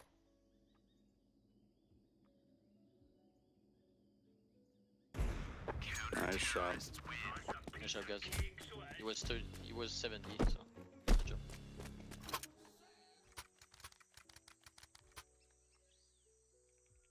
Here, refund. Let's balance eco. I'll take one if you can. Need one too? Can you throw that to yellow? There.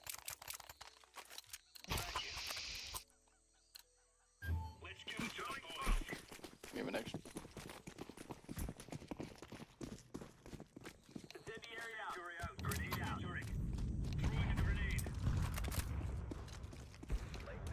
One close mid. Blind smoke. Fast cat, I'm blind. Flashing. Oh, I got him. Cave or cave? Pushing. Close. Pushing two. Two smokes One for short. B. One short, one mid.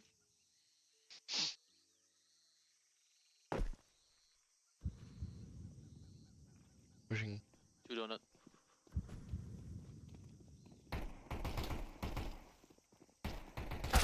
Wow. Saw that shit. On site.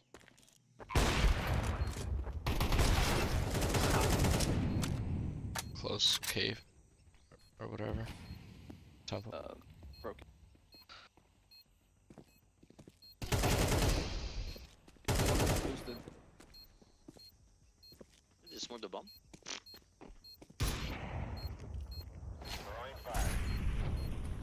Where's?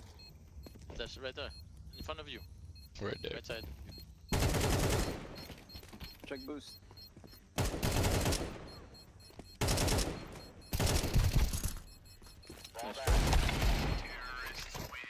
Oh, because I can't find bomb, bro. I'm retarded. Unlucky. I should have pushed. Oh.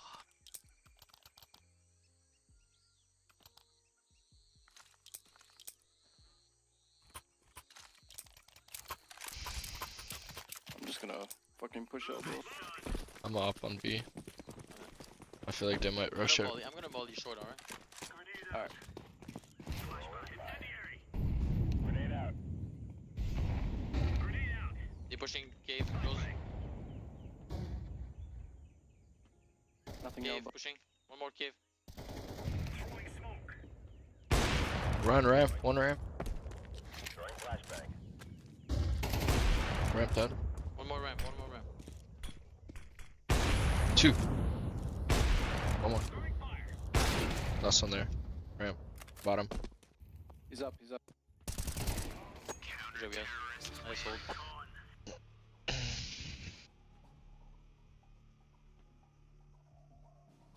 Nice.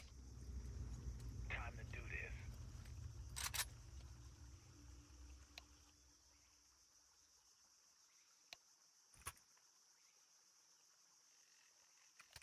Can we do can smoke red? Let's go donut maybe.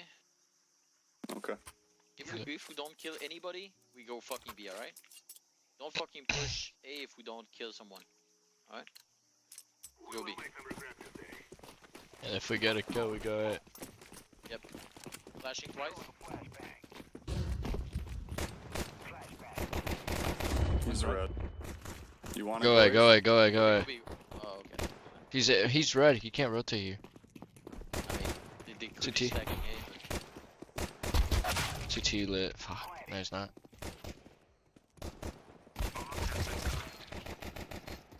Why are we? I just didn't kill the guy CT. That's I feel all. like we have to not plant there and just fight.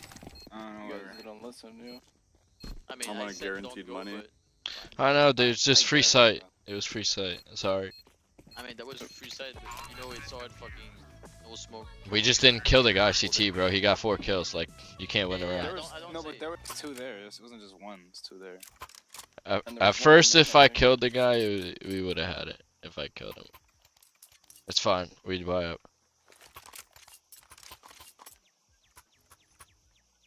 Maybe watch them We push. play B or what? Or you just want to play? I'm smoking red. Let's go. I'm laying down some smoke. I'm gonna molly cave and, or I'll just molly jump up then. I'm throwing flashbang. Push their main. Close cave. I'm done to die. Oh, you guys saved me. One Let's close take cave, mid. though. Yeah. One more jump up. It's still just NB. Jump up dead. One was A main. wait on Pushed smoke. up. Still B side. I'm holding A main push. He's long. What a fucking. That was the cave guy. One was A. 2 at B then? 1A? Yes, 2B. Could be pushed A main.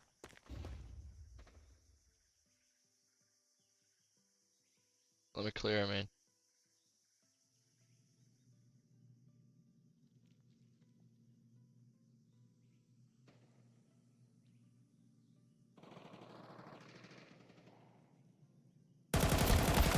Back at A main. One is low.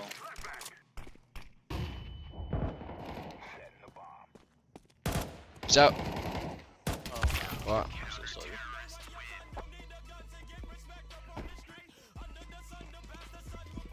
No, Nice. not bad. not plant there, bro? I mean, why plant there, bro? Come on. I'm gonna push cave.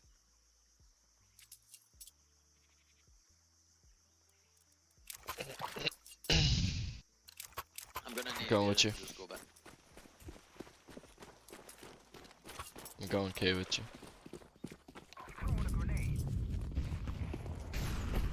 Two pushing. Good trade. Nice, nice, nice. One more B, one.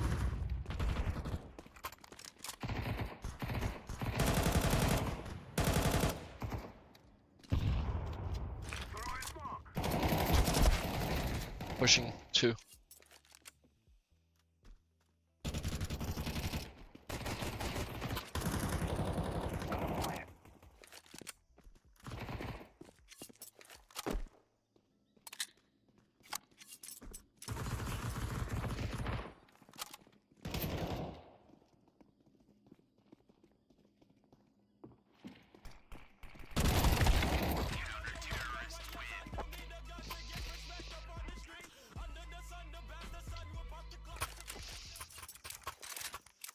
That was a nice save. They pushed A main like round 2 or 3 last round, no, second round. So they might Did you aggro A smoke main. red? Did someone get reds? I got it.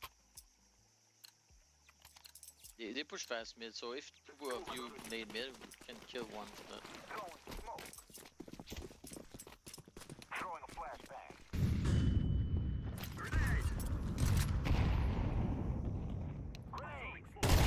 That A main. I'm pushing A. I'm pushing A hard. I'm full blind. The trade.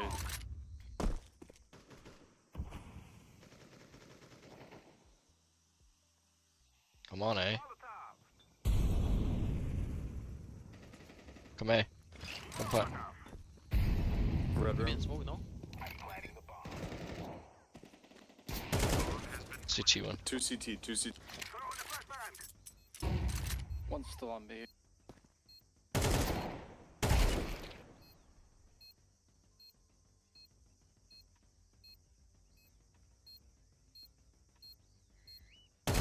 Both CT. Opper 1.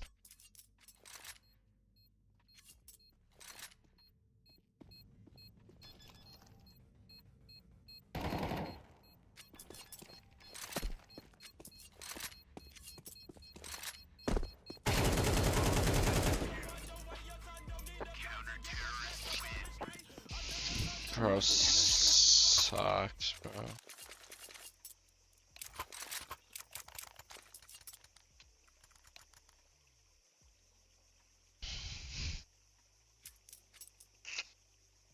Could I get a boost for B ramp?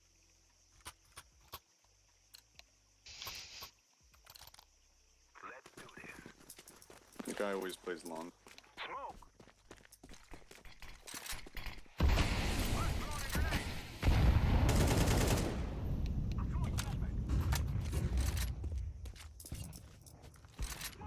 One more B. Okay, let's play. We have advantage. CT. Elbow could be up cat. Be careful. Yo, can we take B? It's free. We're still fighting middle. One red room here.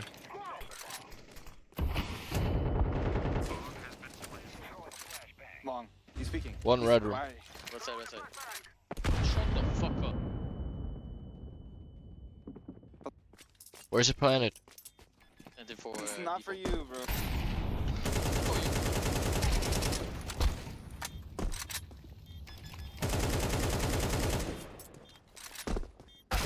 Fuck. How do we sell that, man? Like, what the fuck are we doing on cat? Like, I tell you, bomb site free. We got the pick, and we're still dick in hand middle. I mean, I'm lurking. You guys have 4B, right? Why don't you? Fuck, we all got W on our keyboard. Just fucking press it, man. Yeah, just go 5B or something. I don't know. No, actually, I'm running right. Yeah. They I'm threw so a sick smoke. of this. No, but they threw a molly. There was like utility This- that was stopping us from P. Bro, you throw a smoke and you go through it. Just trade me. I'm running ramp.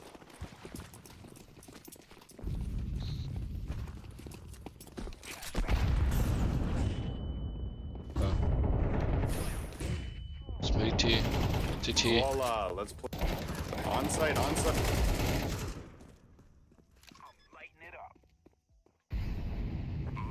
I'm nading CT. Okay, clear. Flashing above you, purple. Could be going in the smoke short, by the way. I'm watching your cat, Blue. I'm watching your cat.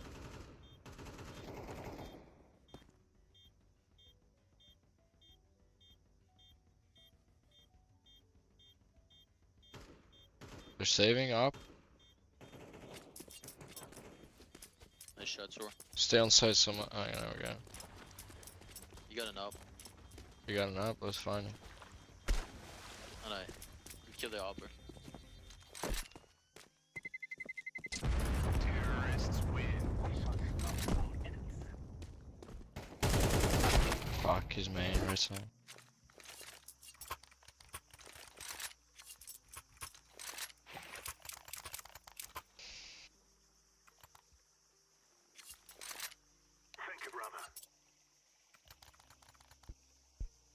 Can we go up mid?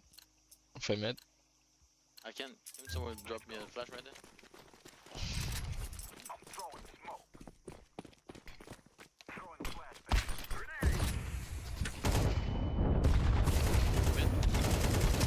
One more mid. I got two. One more. Ramp, dead. One was mid. Donut. Check it closely. MP9. Slow. Yeah. Fuck. Could be A, so I'm done.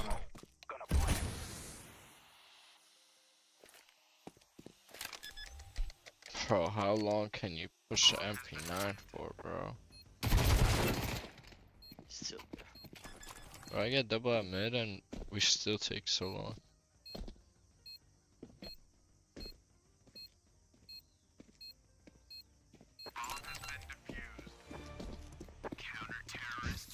It was 68 as well. I didn't think my teammate would follow me, I'm not gonna lie. I thought he was gonna stay and trade that.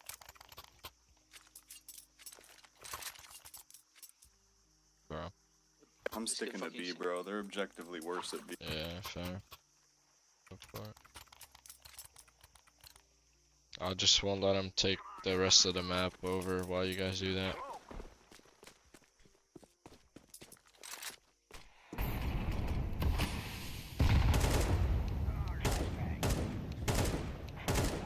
Could be. I molly jump up. Could be jump up. Boost. Could be jump up.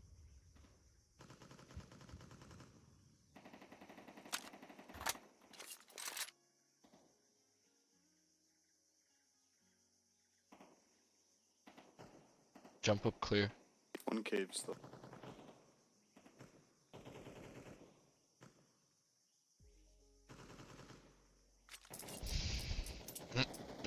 One more cave, one more cave. You could rotate off.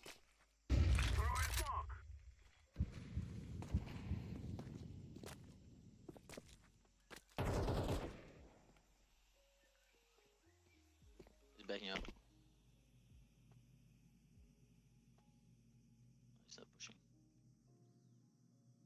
Let's wait this out. You're gonna be close here for sure. Yep.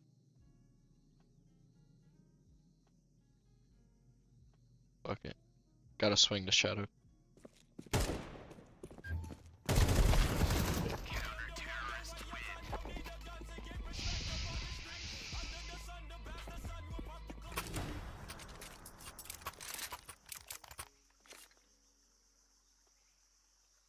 Plow through ramp, fuck it. Or we plow through A main, cause I honestly think if we go 5 A main, we win the round. Easy. Yeah, I don't mind it. Let's do it. Okay, 5 A main. Don't even stop for nades or anything. Just go. Try to, yeah, and be careful to push.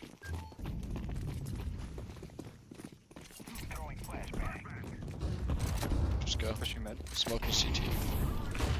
Backside. I think they just don't have One. One more, close.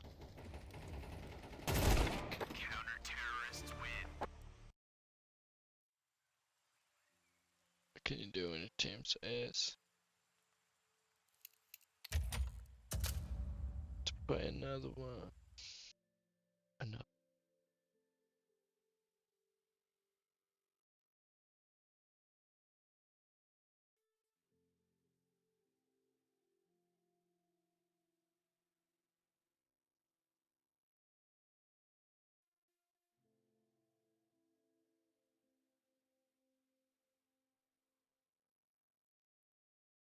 Almost at 5 kill.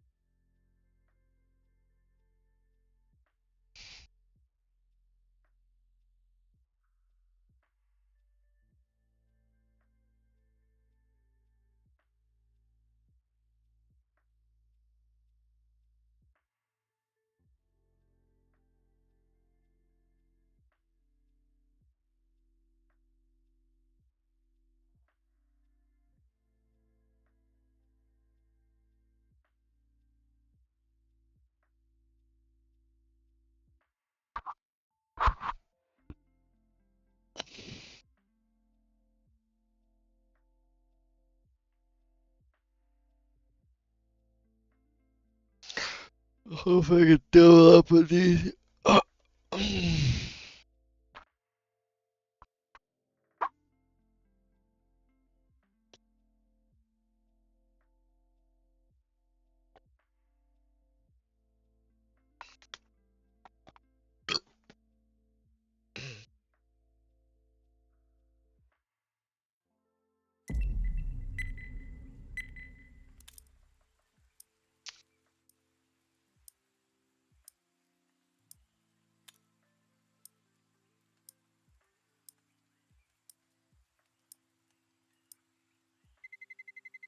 Let's roll.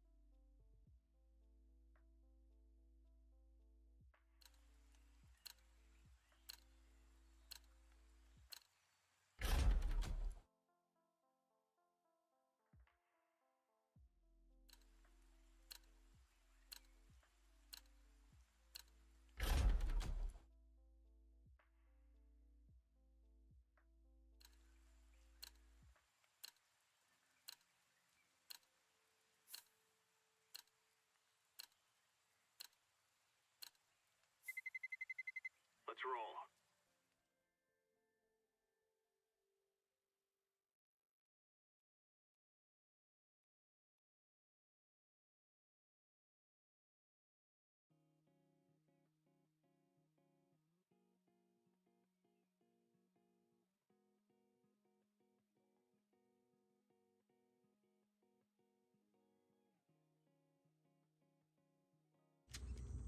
Remember, this isn't the killing house anymore.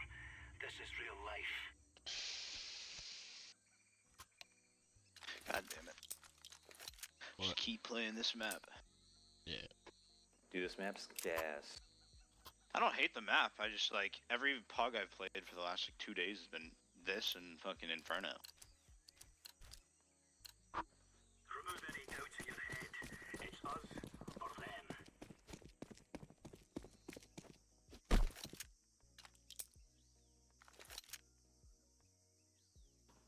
B rush.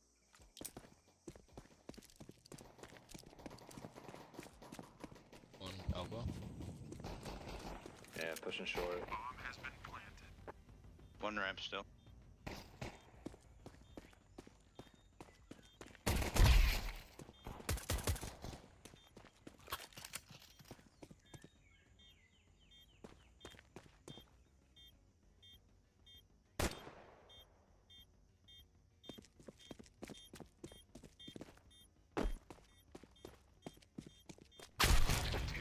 Pussies.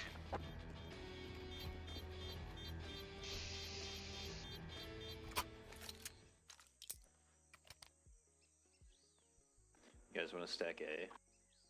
Sure. Stack B. Stack B. No, stack I'm a stack A. I'm gonna go to C.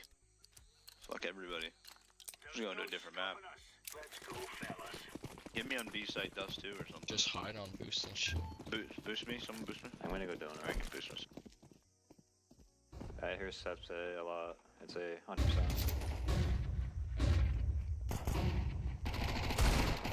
I can't fucking see. I'll be folded.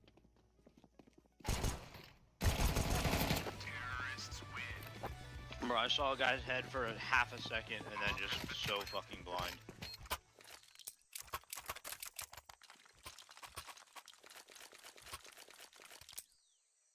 T club.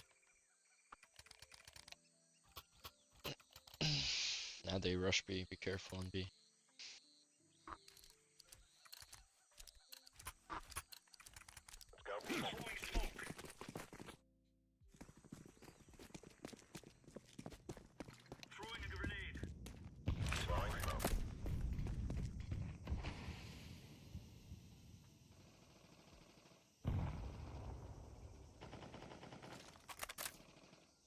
One elbow.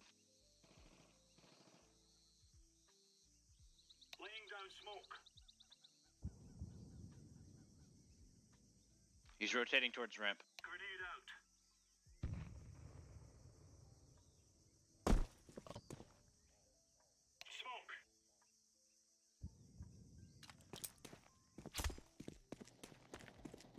I'm covering your elbow still. That was the guy I fought. Elbow. Terrorists win. Go down orange. Oh, you already have one.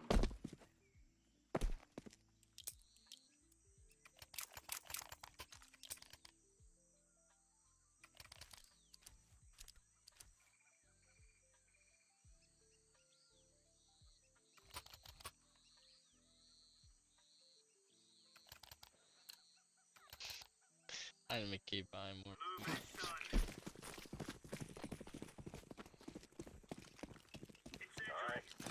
Grenade out. Throwing fire. Grenade. Throwing fire.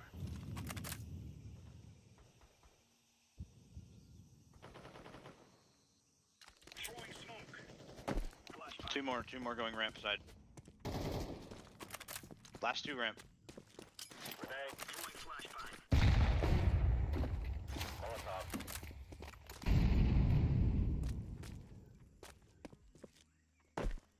They'd be rotating. Put in the door. Nice. Last He could be in bucket. He could be in bucket. It could be through doors. I got A.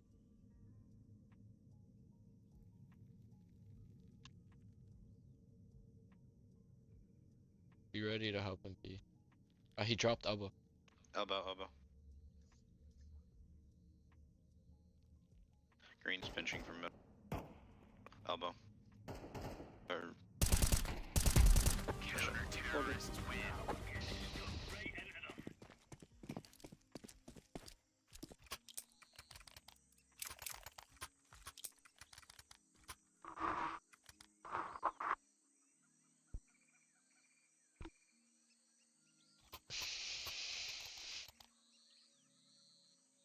CT. Let's go.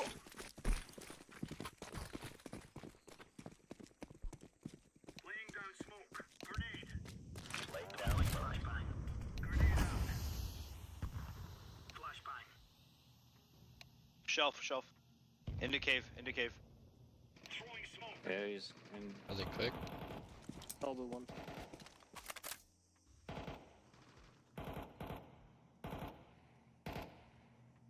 Behind elbow. 2 up on that one. And 3 on B, unless they...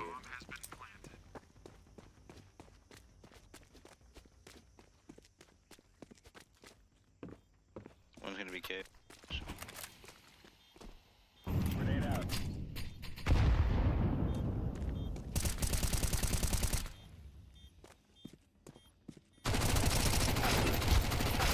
Oh, I ran out of ammo. Okay.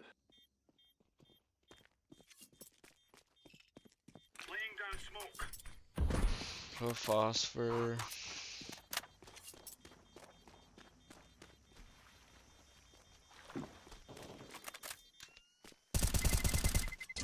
Terrorists win.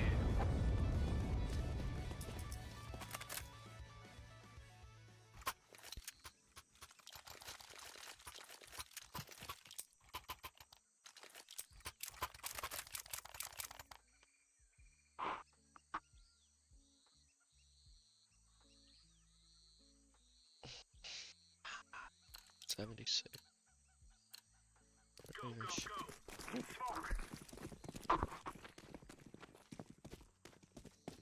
Incendiary out. Throwing a grenade. I'm so fucking blind. That's so sad.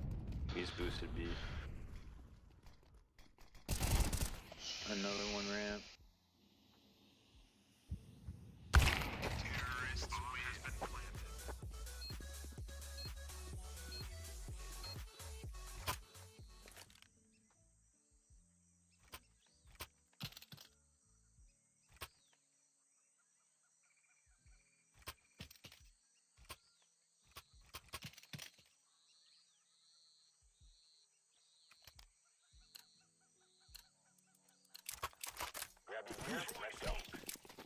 I'm gonna walk A main.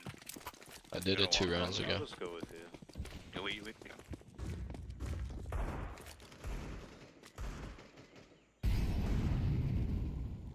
Meat, a lot meat, guys.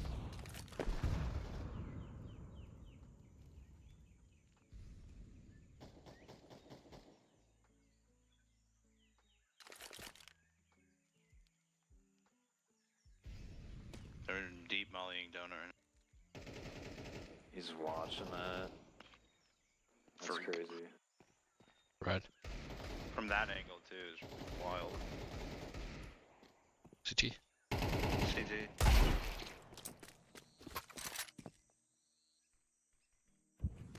And they get B, of course.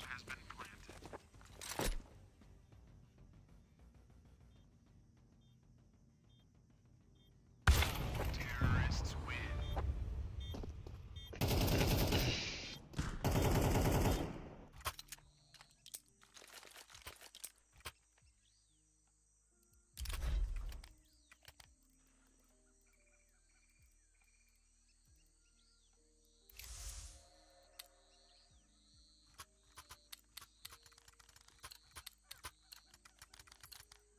Let's move out. Throwing fire. Grenade out. Laying flashbang. Laying down smoke. Molotov. One cut. I'm watching cat. Molly cat, dead. Nading cat. One more elbow.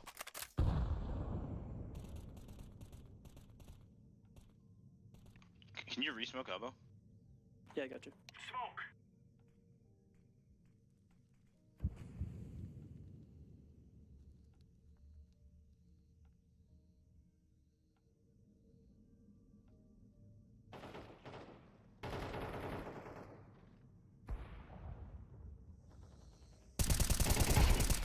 Dead A. One cave green. Cave. Dead. Ramp. Bomb is on B. Bomb is on B. Okay, coming. Ooh, Ramp nice last. ramp.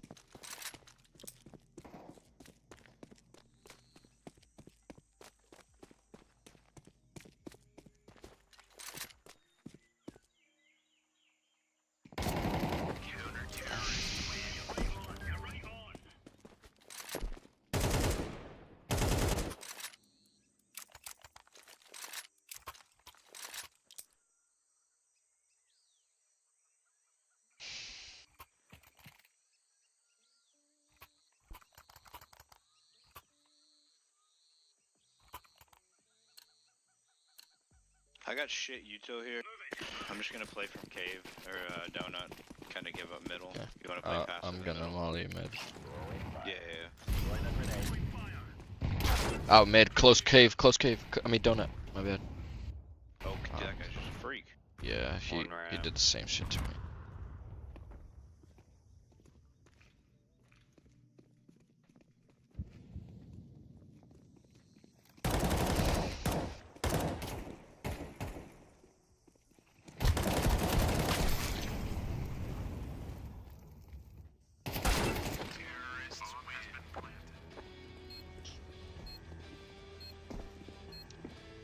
just dry swing mid. I'm a op mid. Buy it. I'll have Kid in red room.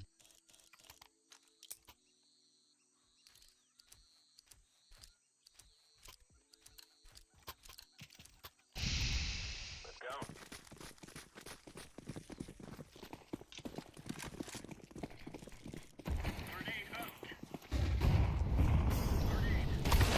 He's out. One more. Nice. There's an op on the ledge. There's an op on the. Yeah, you got it. Shelf, nice. Nice. 3v1. I'm getting out. I'm getting out. Fuck this. Okay, never mind.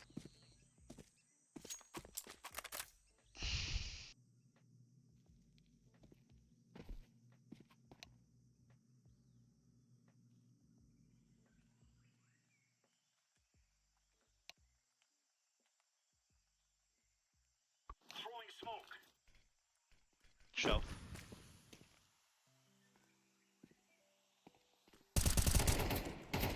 Throwing flashbang. Counter-terrorists win. All right.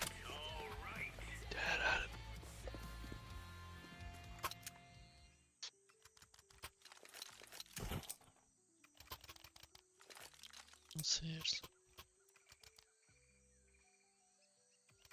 I just got.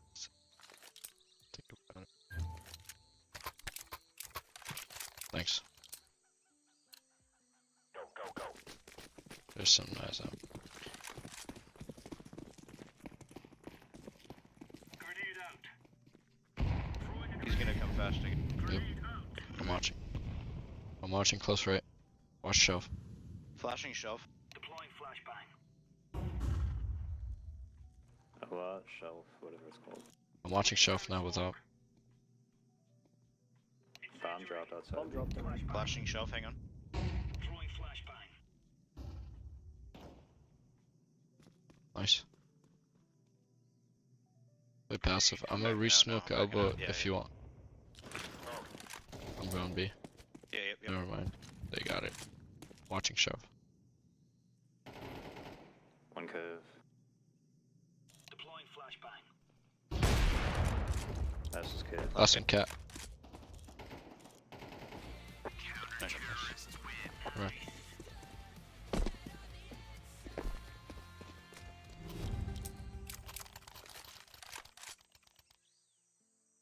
I got elbow smoke here.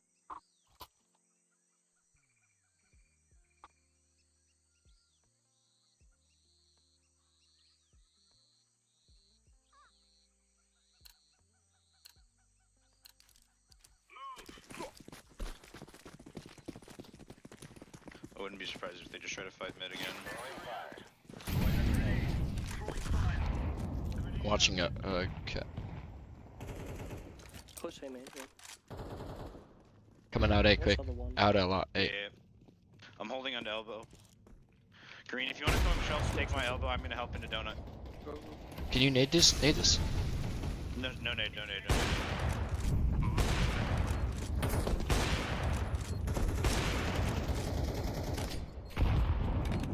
Let's wait this out. They re-smoked this. Okay, let's walk through. I'm going around. I'm going around. Okay. One default. Close right. Like CT. Flash oversight. Flashing oversight. Let's go trade me. Default. Main. Default. Last one on site, default. Nice. Dead, nice. Up on site as well somewhere. Last round. Oh.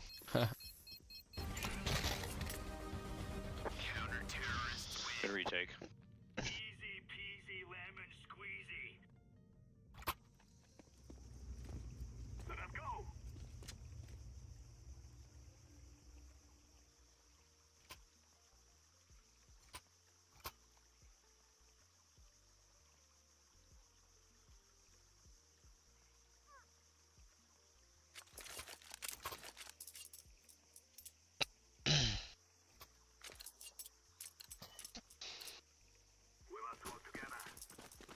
You just wanna take shelf to mid here? The two guys going middle? Sure. Sure. One mid close. Like close cat. Close oh Cave, donut. cave. Close right. Go away, go away. Split. Yeah, let's go ahead. Just one CT west.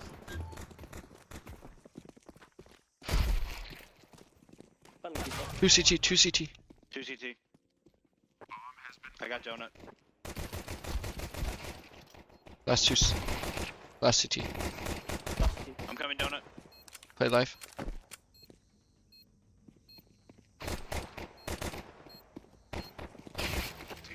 Well, it's the big bang.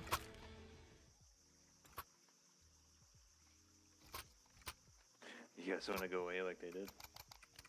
Sure. Do you think they're gonna do the same thing? Stack cake? Let's do it.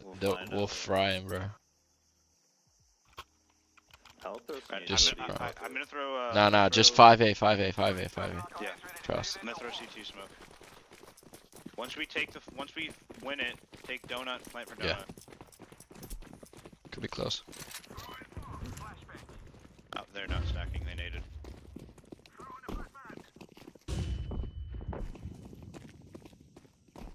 That CT smoke's a little deep.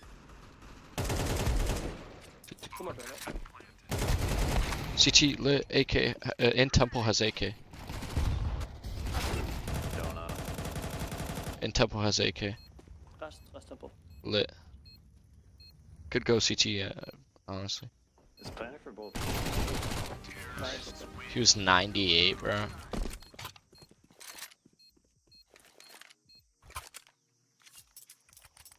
I can drop this. I'm getting rid of them stickers, don't worry. I just got this. I'm just gonna run up B ramp. Yeah, okay. I'll throw flashes over. That is clean. I'm just gonna throw like a quick pop flash over the top. Dropping an extra flash at the door for you. Falling, jump up.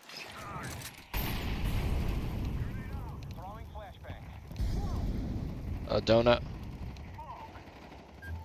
Nice. Donut one. Pushing A main. I'm getting plant down. Planting top T. One was donut. Orange, you wanna peek mid with me? Yeah. Flashing. 3, 2, 1. Clear. I'm gonna push CT here. Okay, I'm watching A My main. money's on these guys are in A main saving. Yeah, one guy already pushed me. I'm going through T spawn. Last one's Never mind. Nice. Good shit. It's the big show.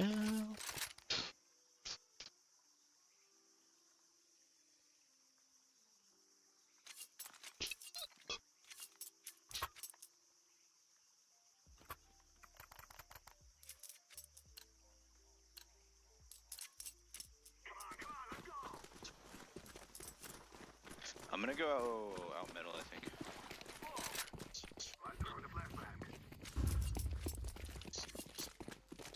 In cave, quick. Cave heavy.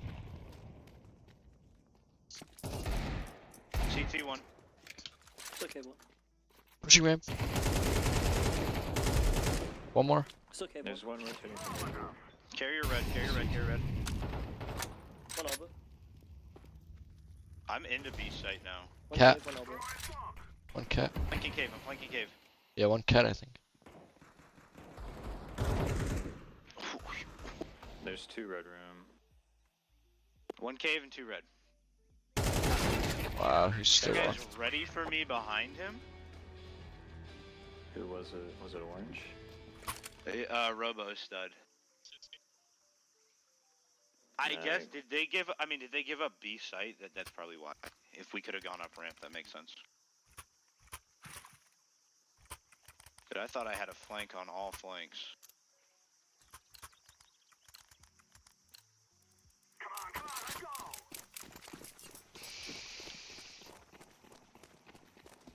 Do they fight cave, run? They tried to rush in. 2B at least. Temple. One ramp.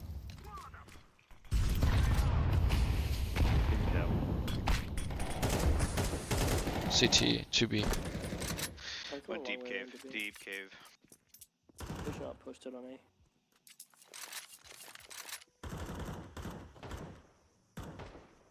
This one mid. One cat, one cat.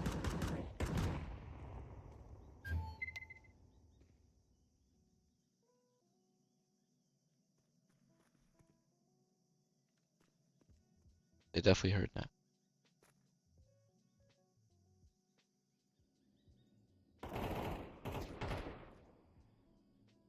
Could be close here. They saw bomb. One dead. One long. Just wait. Jump up. Flashing long. Flash Molly long. One more CT still long. Hopper. Smoking CT. One mid. Sounded like going CT. I'm gonna walk through smoke. They've all got to be coming from there. Just ran. Fuck. Two, yeah, all three. Two long, one long, one short. One long, one short.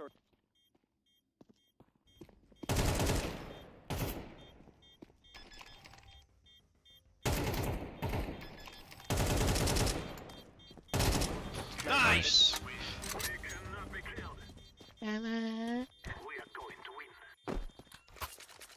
They should be broke again, I think, right? Let's knock it ecoed again. Yo, can we just push A main then? Five A main. Sure. Let's do it. Does anyone have can anyone throw instant red? I'll throw CT. We'll do the same kind of thing. Take site, take donut.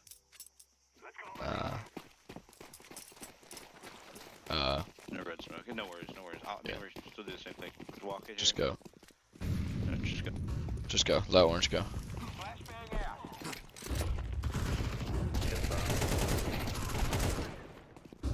Smoking CT. One donut. Out CT! Default. CT out. Donut. Fuck, they have an op. Temple. I'm reloading. Okay, so apparently I'm just retarded when it comes to I know, that's eco, yeah. crazy. What the fuck? I was convinced that they were gonna have like maybe a light force buy, if anything. But a fucking op? Yeah, and, fuck. and 3 M4s? What force buy?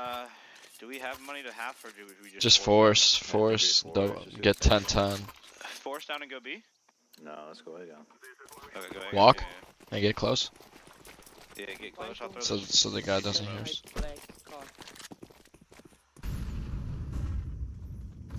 Let me know when you guys are ready. They just smoked it. Let's get you guys close. wanna pop through it? You wanna pop through it? Yeah. Do it. Let's go. Yeah. I got flash. Flashing up. Can you smoke? Donut. CT smoked. Can you smoke donut? Flashing CT. We gotta fight for donut. We gotta fight. CT. Donut dead. One more donut coming out. CT last. He's the op. CT. Fuck.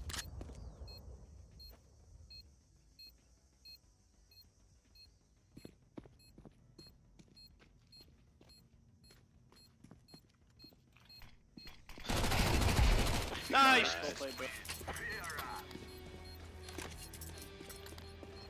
Let's go. They should be broke. We said that last time. Yeah. Can someone boost me on box ramp? I'm gonna kill this guy with op. Just make sure we hold shelf for him. I'll kind of hold down the A side of the map. You guys focus towards B. Nice. See what they do. I think they're gonna get aggressive. Yep, so be careful. Boost me. They could boost. One long. Wow. One long. Okay, guys, can I say something? Throwing flashbang.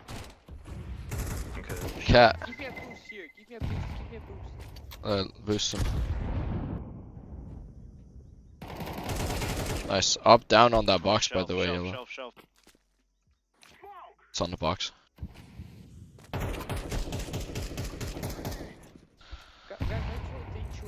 guys rotate, I'm going to do noise here. Go on. Smoke shield.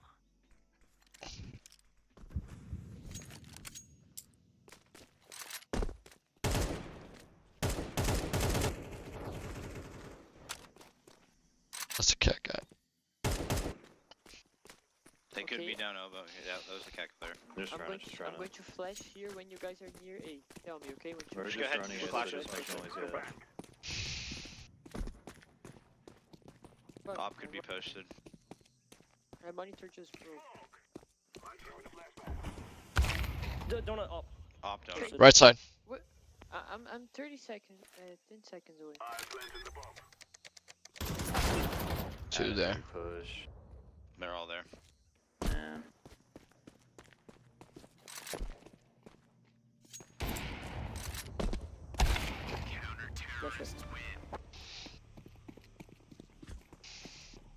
Rush B ramp. We haven't done it yet. Sure. I guess we full buy yet. We're We're in a double save. Just fucking rush ramp. Yep. Hopefully we Go win. through a fucking molly. Do not stop in the molly. We're going through it. Just W, W, I've got W. one flash. I've got one flash over the top. It's not gonna blind you. Purple, you go cave. Cave? And the rest of us go ramp. No, go all right. I go ramp now. Everybody Yeah. ramp. Fuck me. He goes close. Get the fuck out. Just get out. Get away from the. I got fucking naded. Nice. Long. Nice. Long dead, long dead. One more. Wait, cave. Take long with him. Bomb down. Two there, cave. One CT. One more the cave. CT. Could be. I might just try and go away. So. Could be ramp. Yeah, go away. Come on. Fuck! Yeah, bomb CT down up. at least.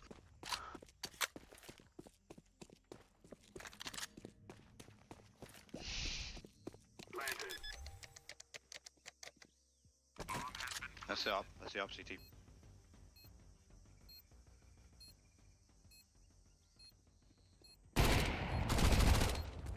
Both CT. No, we're not right. Bro, if he killed. Dude, I'm so mad I missed that shot. Okay, we can just get a good half by here. Maybe take cave early with Tech 9s. I can. Eco. Yeah, Yeah, if Echo. we're gonna go B, we definitely need someone going cave. I can go mid. Try to watch jump up for you guys while you guys do that. Sounds good. Do they molly shelf or short? I think so. Or we just use it for... Alright, fuck it. I'm just going through it if they molly it. Where are we They're going? gonna just hold down towards B ramp. We're gonna try and take Two cave. mollies Maybe mid. switch. I'm flashed. Not cat. Not shove. Close mid dead. Good trade. One. Another one. Cave. Okay, slow down. 2v3. One ghost on site. Fuck. That's four. They had four towards B. It's crazy. One was ghost. I mean, one one's a was rotate. ghost. One was a rotate from CT.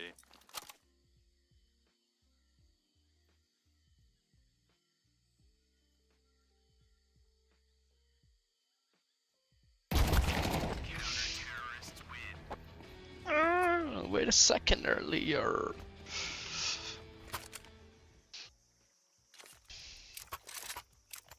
Big round. We haven't taken mid yet, have we? That's what I was about to say. That.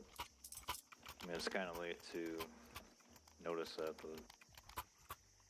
I can try to I smoke think red they're and only flash playing you guys one over. mid. Yeah, they're heavy. Let's they're do heavy towards B. Where do you want to flash? I dropped you extra. Yeah, let's peek dash. Be careful the A main push. Come on. He's close. Donut. Could be A main push. Be careful.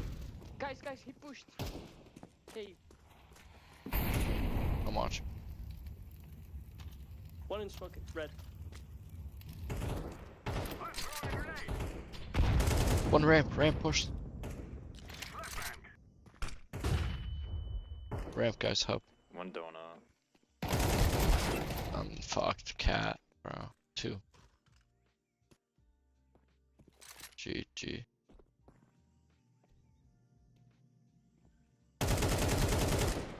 Donut.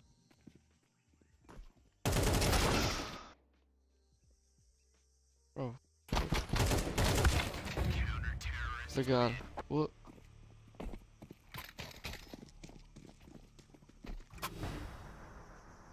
What are you looking at? Yo guys, what the fuck is happening, man? Yeah, bro. We don't get kills, that's what happens. Just take cave. Yeah. I'm a molly jump up.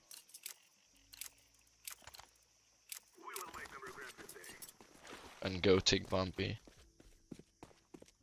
Where are you going with this fucking bomb?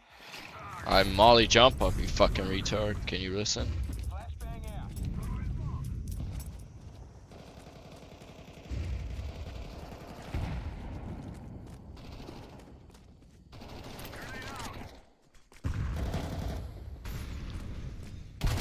Flank, flank, flank. Peek him. Fight him. No fucking way. Alright, there's one more in B. One more in B.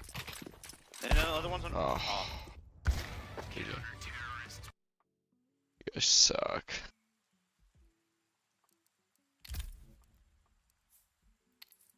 Ah.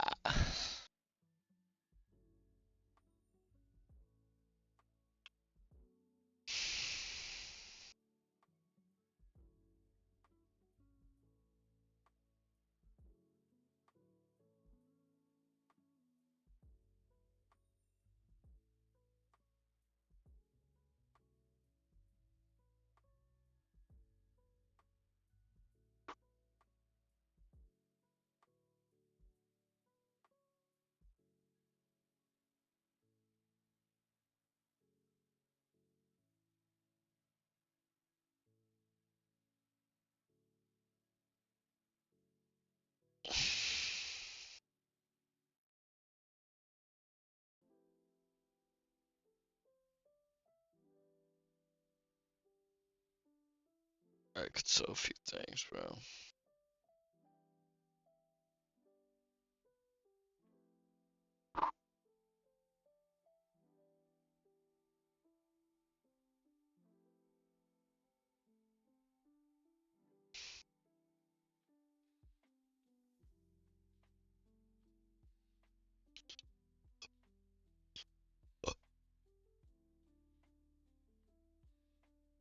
Like, this will go.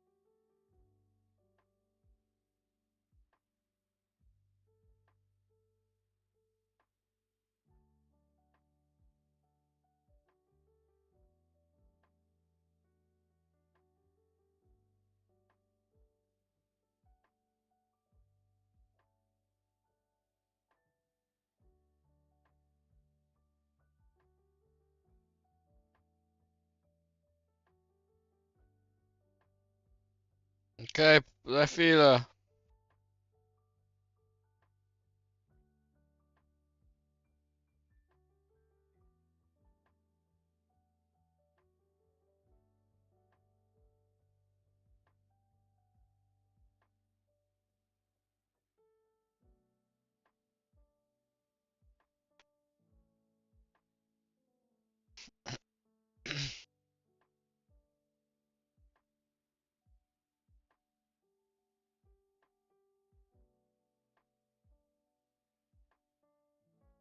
Swisher!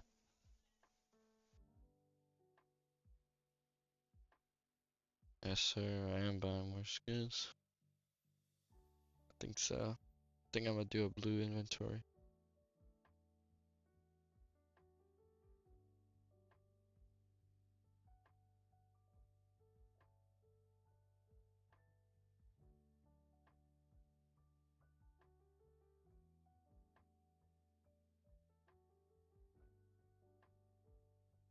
I could bargain for it.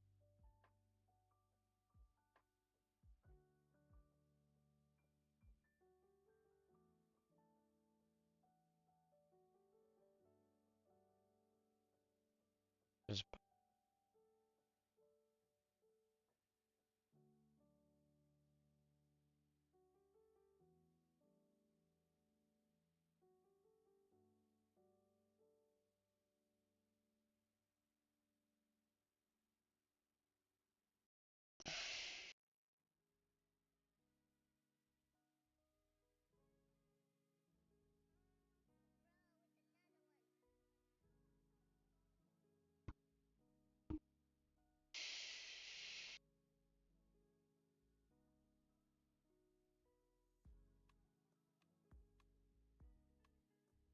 bro, better.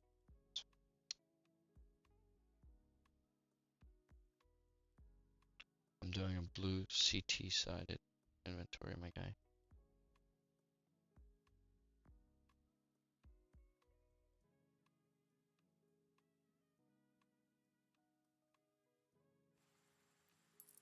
Okay, so we got dualies. You do 50.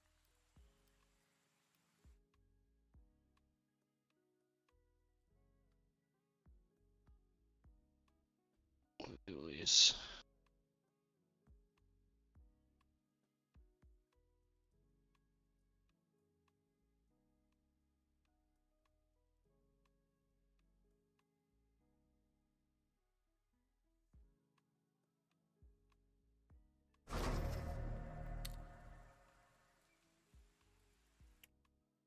These are the water guns.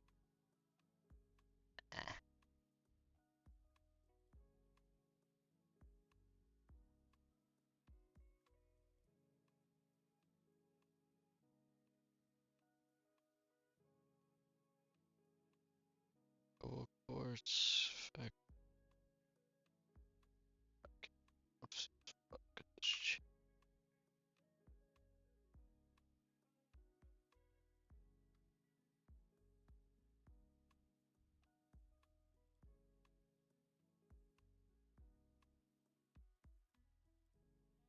Titans. Anything for that?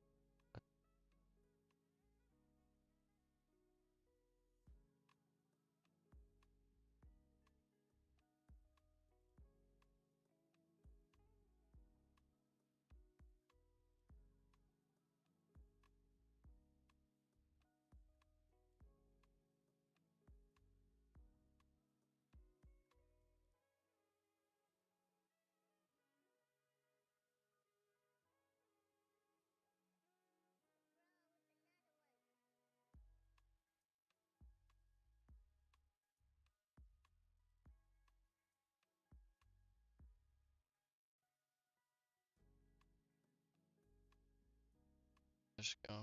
$1, bro.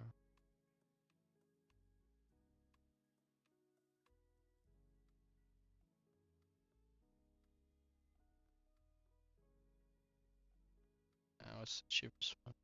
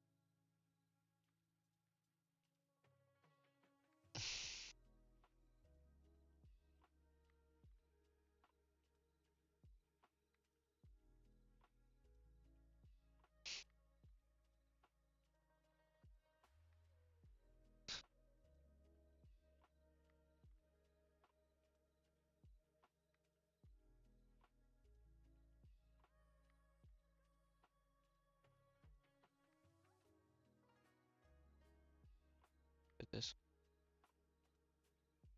Alright. Alright.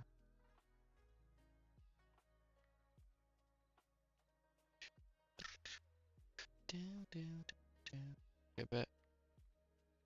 So that's Julie's done. Shoot.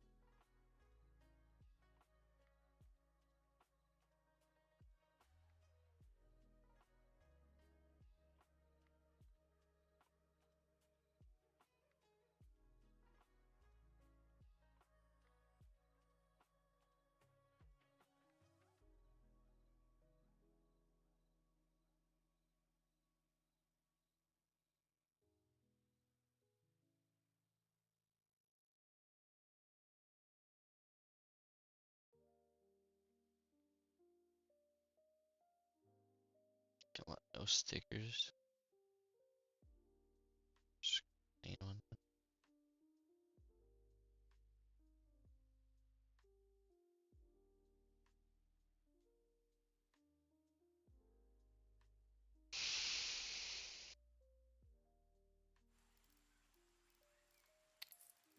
CT.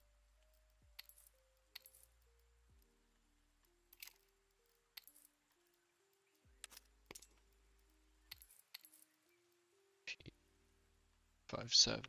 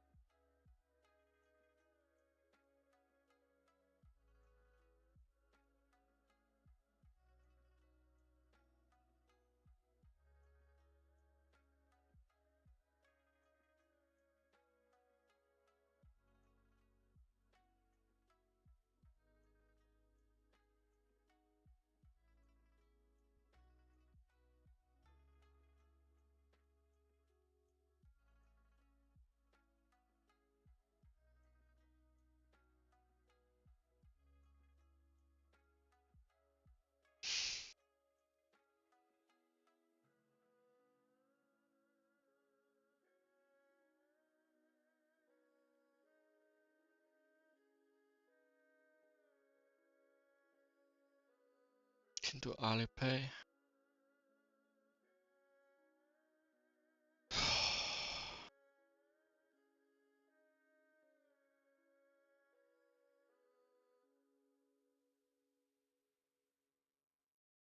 Bro, if you could only only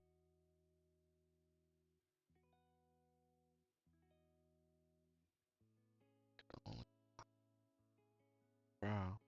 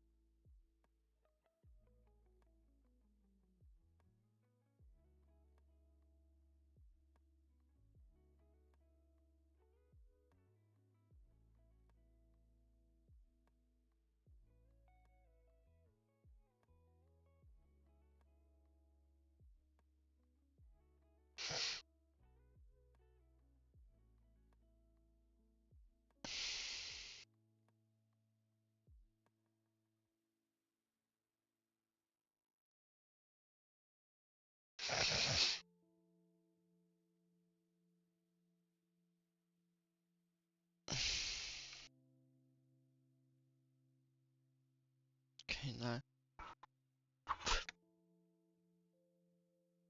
Please.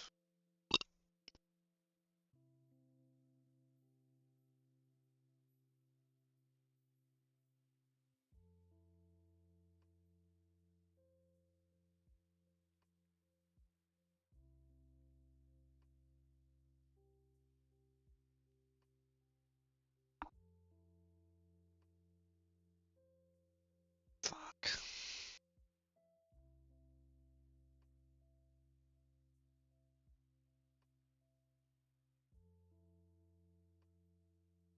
Sad to look at, man.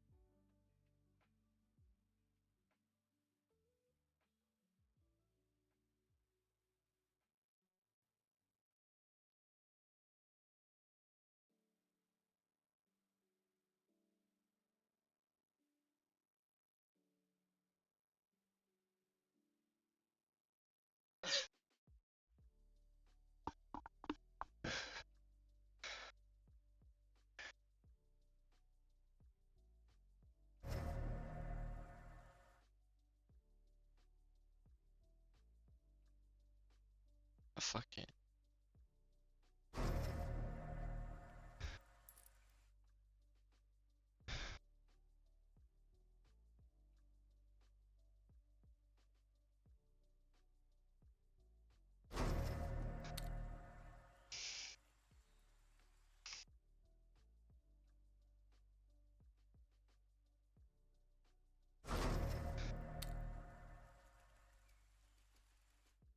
$9, like, come on.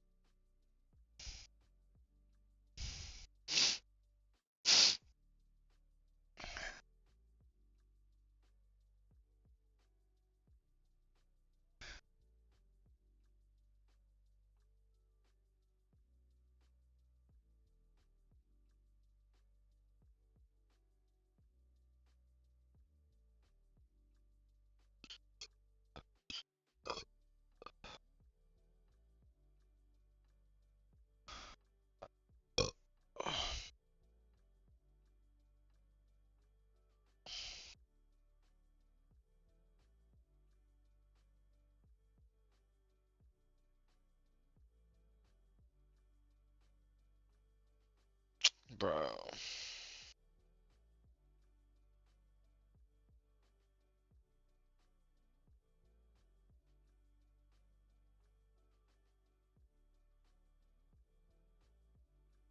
Okay, down like $4,000. Five.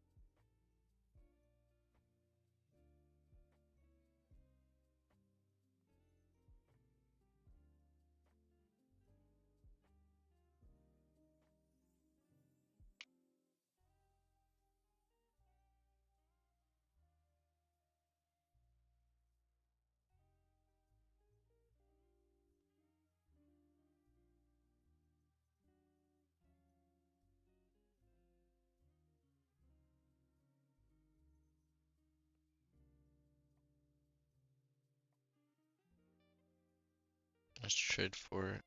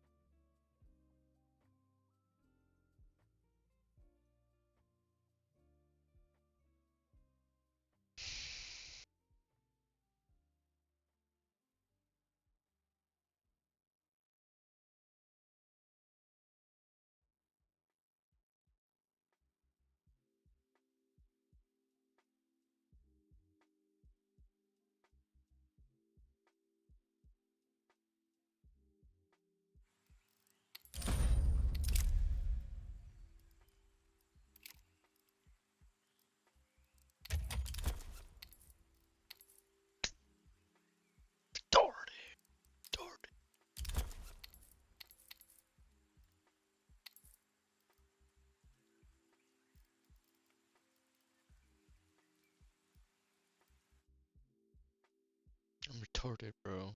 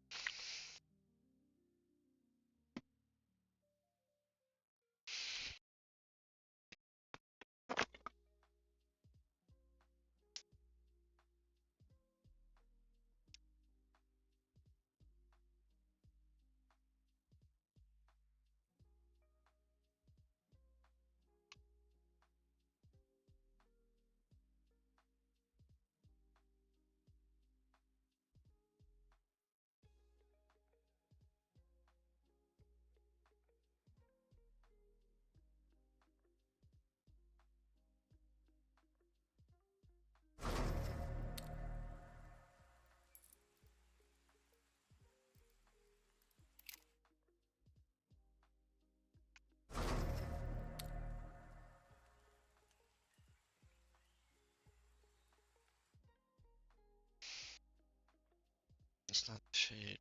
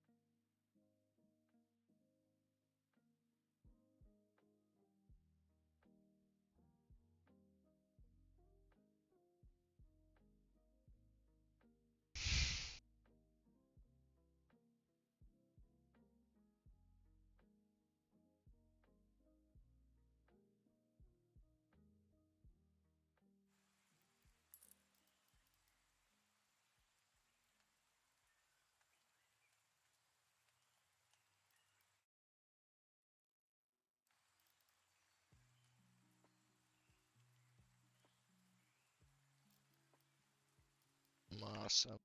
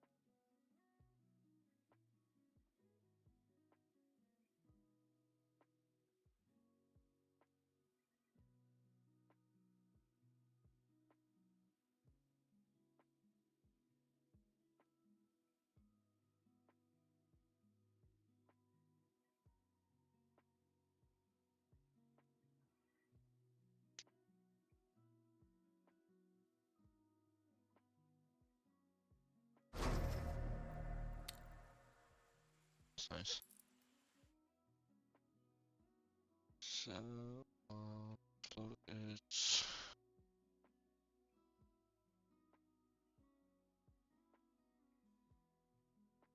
This is $30.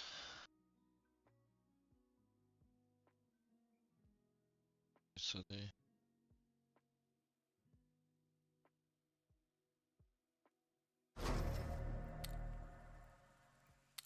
Yeah.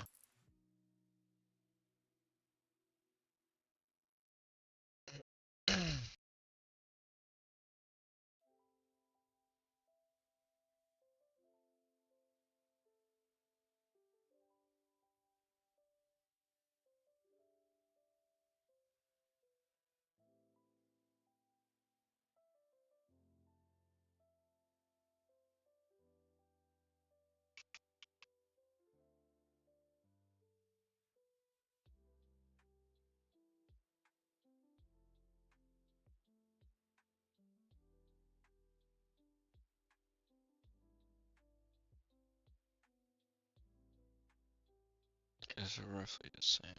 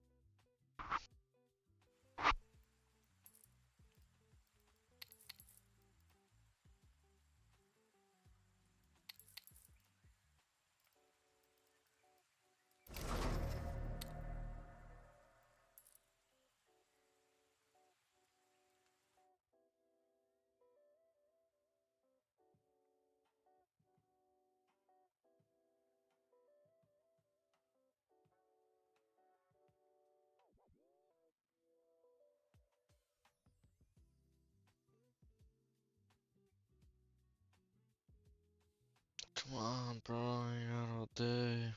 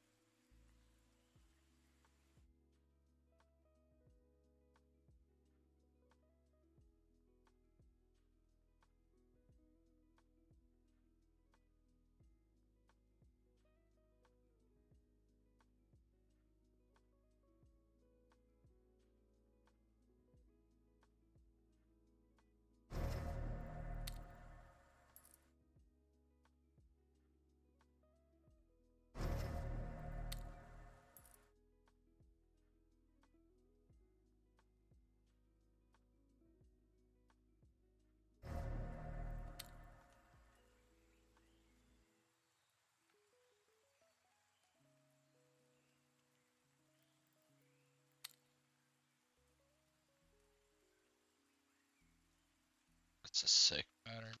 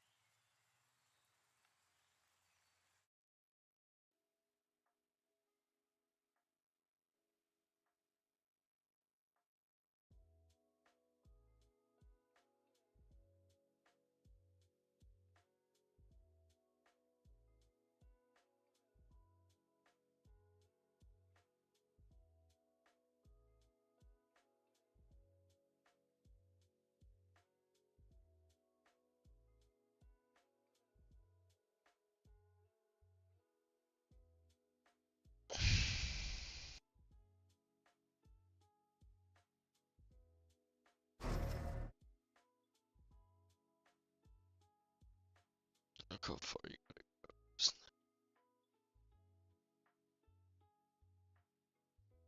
Tier 3.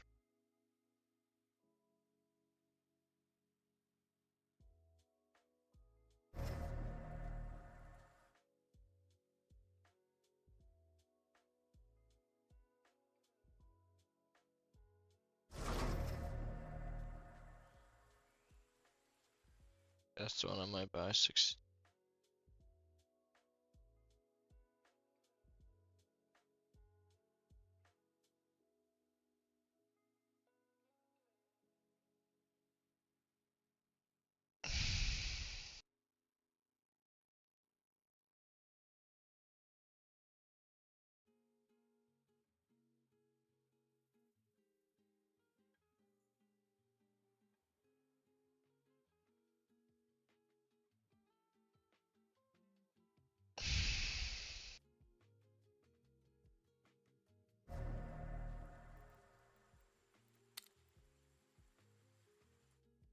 It's kind of clean.